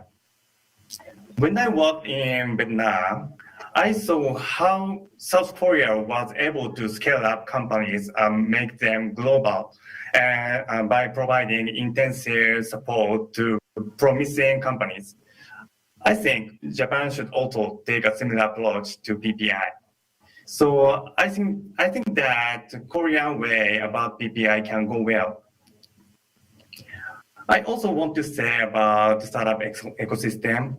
In terms of startup ecosystem, with COVID-19, I noticed South Korea's ability to quickly identify demands and successfully make products is highly competitive, even in the global market. Actually, at Makuake, we launched many of new products from South Korea that was able to address the changing demand due to COVID-19. That's kind of, look at this, product is come from Korea, something like that. So although it is important for each country to have an efficient distribution system, it is also important to offer a way to get customers online. For example, introducing companies specialized in online marketing and introducing customer support teams that are native in the country's language could be a good way to help for startups' global market entry. So we, Makuake, are now considering to open the new office in Seoul to support these kind of matters efficiently. When we open this, please support us to go well. That is my opinion. Thank you. Thank you very much. Now, the time. I have to check with the organizers. Do we have a few more minutes? Yes, you can still. Thank you very much. Thank you very much. Yeah. So what I would like to do, I would like to go back to our speakers. I see Jean-François raising his hand. I would like also Jan to say maybe some brief words, and then Professor Lee would have the final word before I hand over to you. Is that right? Yeah, perfect. Thank you very much. Jean-François, please go. Thank you. Yeah, I heard a lot of good things today, and you know, the Korean government and the Seoul metropolitan government have acted very strongly to help support the ecosystem, and it's really paid great benefits. Right, this year I had Deputy Mayor Kim on stage with me at the launch of the Global Startup Ecosystem Report to celebrate a ranking of top 20. But as I told him, is the road forward is very different from the road backwards. Right? In order to get to the top 20, you have to build the early stage of your success factors, but then you get into the big leagues. And the big leagues is where the government needs to be really focused on working on what's missing. Like London, when they realized they were not creating unicorns like the US was, and created Tech City UK, Tech Nation, and Future 50 to provide scaling mentorship to its startups. And in Korea, that's what we see, right? When I look at the 6 or 7 unicorns, except for gaming and biotech, that's essentially global products. All the other ones are local, national startups. So there's a big gap in helping the startups go global. And going global is not sales and marketing. It's about developing a globally leading product. And it starts by being connected in what we call at Startup Genome, the global fabric of knowledge, the relationship between me and Ryotaro and other founders, where we talk each other, we help each other. So that's number one, is helping them connect to this global fabric of entrepreneurship globally, to source knowledge. What's going on in my space all over the world? Can I create a globally leading business model and then supporting them with going global? So we've been proposing to shape an elite mentorship to help them scale and help them get out of the country and change the culture towards from national products towards global products. So the government intervention also that has been happening on the funding side, which we praise, a lot of capital has been brought in and was necessary. But the two goals of funding policy is first to increase the number of funding. The second is to create a venture capital community that is successful and thrives over a decade. And what we've seen in Canada and in Melbourne is, a lot of constraints on the funding policy, on the fund of funds. And 5 years later, the VCs died. And here in Korea, we've seen too much capital and too much constraints. Right? This is where the government is to say, I'm not going to tell you what to invest in. I'm going to give you capital, but I'm going to let you invest so that you have great returns and the best VCs rise to the top, like the Yozma program in Israel. Provided capital, stayed away from investment decisions. Right? So we need to now readjust for you to rise to the top 10, the top 5. We need to readjust your VC policy. And you can't provide a lot of Series A capital without helping the angels. And we always talk about policy working through the community, and you did with the VCs, but with grants, the government grants, you're actually going direct. It's a shortcut that is costly. Your angel groups are much weaker in Korea than in other top 20 ecosystems. You need to help them. You need to step out of providing grants and provide money through the angels. The angels spread, like Josh Lerner, we work with Josh Lerner a lot, spread the bets a lot more broadly, but bring also mentorship, because the angels are usually executives, they're usually successful entrepreneurs, and they support. So here's the time to readjust some of those policies to continue the growth. Thank you very much. We have heard you. The challenge for Korea is to breed the next cohort of the next Samsung, LG, Hyundai, and so on and so forth. That is the challenge for this beautiful country. Jan, a few words, please. I'm happy to react. I fully agree with what was said by Jean-François Gauthier. I think one of the key issues is to have the investment on the investment capacity in the Korean ecosystem.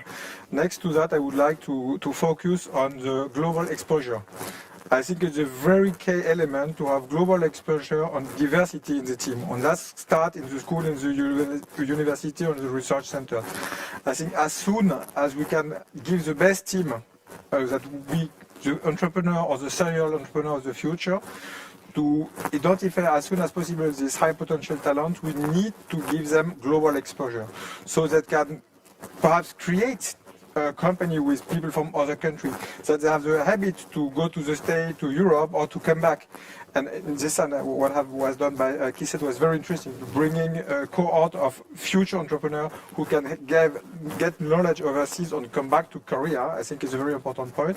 And secondly, I think we have to be focused on the strengths of Korea, which is this very strong engineering background. And for that, I think what was said by Professor Lee is very important, that you can use the experience, the talent of the engineer you already have, and mix them with the high potential from this young generation with this new habit. Can be look very simple, but also I think if you want to have a globalist system, be part of something bigger, the question of language, learning English, learning French, having this exposure to other culture is also a very important point, and it also has to start in the education at university, and why not at high school already. Professor Lee, you received many comments and suggestions. We cannot ask you to react to everything. Please just pick one topic and say a few words on that topic, please. Yep. Whether the government should go forward more or less is also a very important question we have to tackle. But PPI is just one example to hands off the government from the private side, and then just to focus on the area government only can do. So I think this initiative may help the venture ecosystem, and also, as he indicated, one other big important issue in the current context is that the role of big corporations, Jebol. So the big corporations, Samsung and Hyundai, has accumulated a large number of complementary assets and resources and trial and error and very good experiences for the last half century. And so that resource, accumulated resource, should be released to help the venture capital. And so the very recently revised act by National Congress is one maybe may reflect the consensus of the congressmen, I guess. Thank you, Professor Lee. I would just like, we have raised many topics and I should not comment on any topic, otherwise I'm not going to stop. That's how I work. So I would just like to thank our speakers, thank the discussants who have been here in the room and those who have also joined us online, and thank the organizers for this panel and for giving me the opportunity and the honor to moderate this session. Thank you very much. Back to you. Yeah, it was a great honor. Thank you so much. And ladies and gentlemen, let us give all our perfect panelists and speakers and moderator a huge round of applause. It was so impressive. Thank you so much. And sadly, as I mentioned earlier, it's time to wrap up long journey, a 3 days journey of Try Everything 2020. So it was full of in-depth and sincerely valuable and thankful session and discussion with professionals on the global field. So I can tell every audience can their way to step forward to a new normal era based on pandemics, I believe. Although we couldn't meet all together in the same venue this year, but still I could feel your passion and love for this huge and perfect global conference. So I strongly believe and hope see you all next year again. Thank you.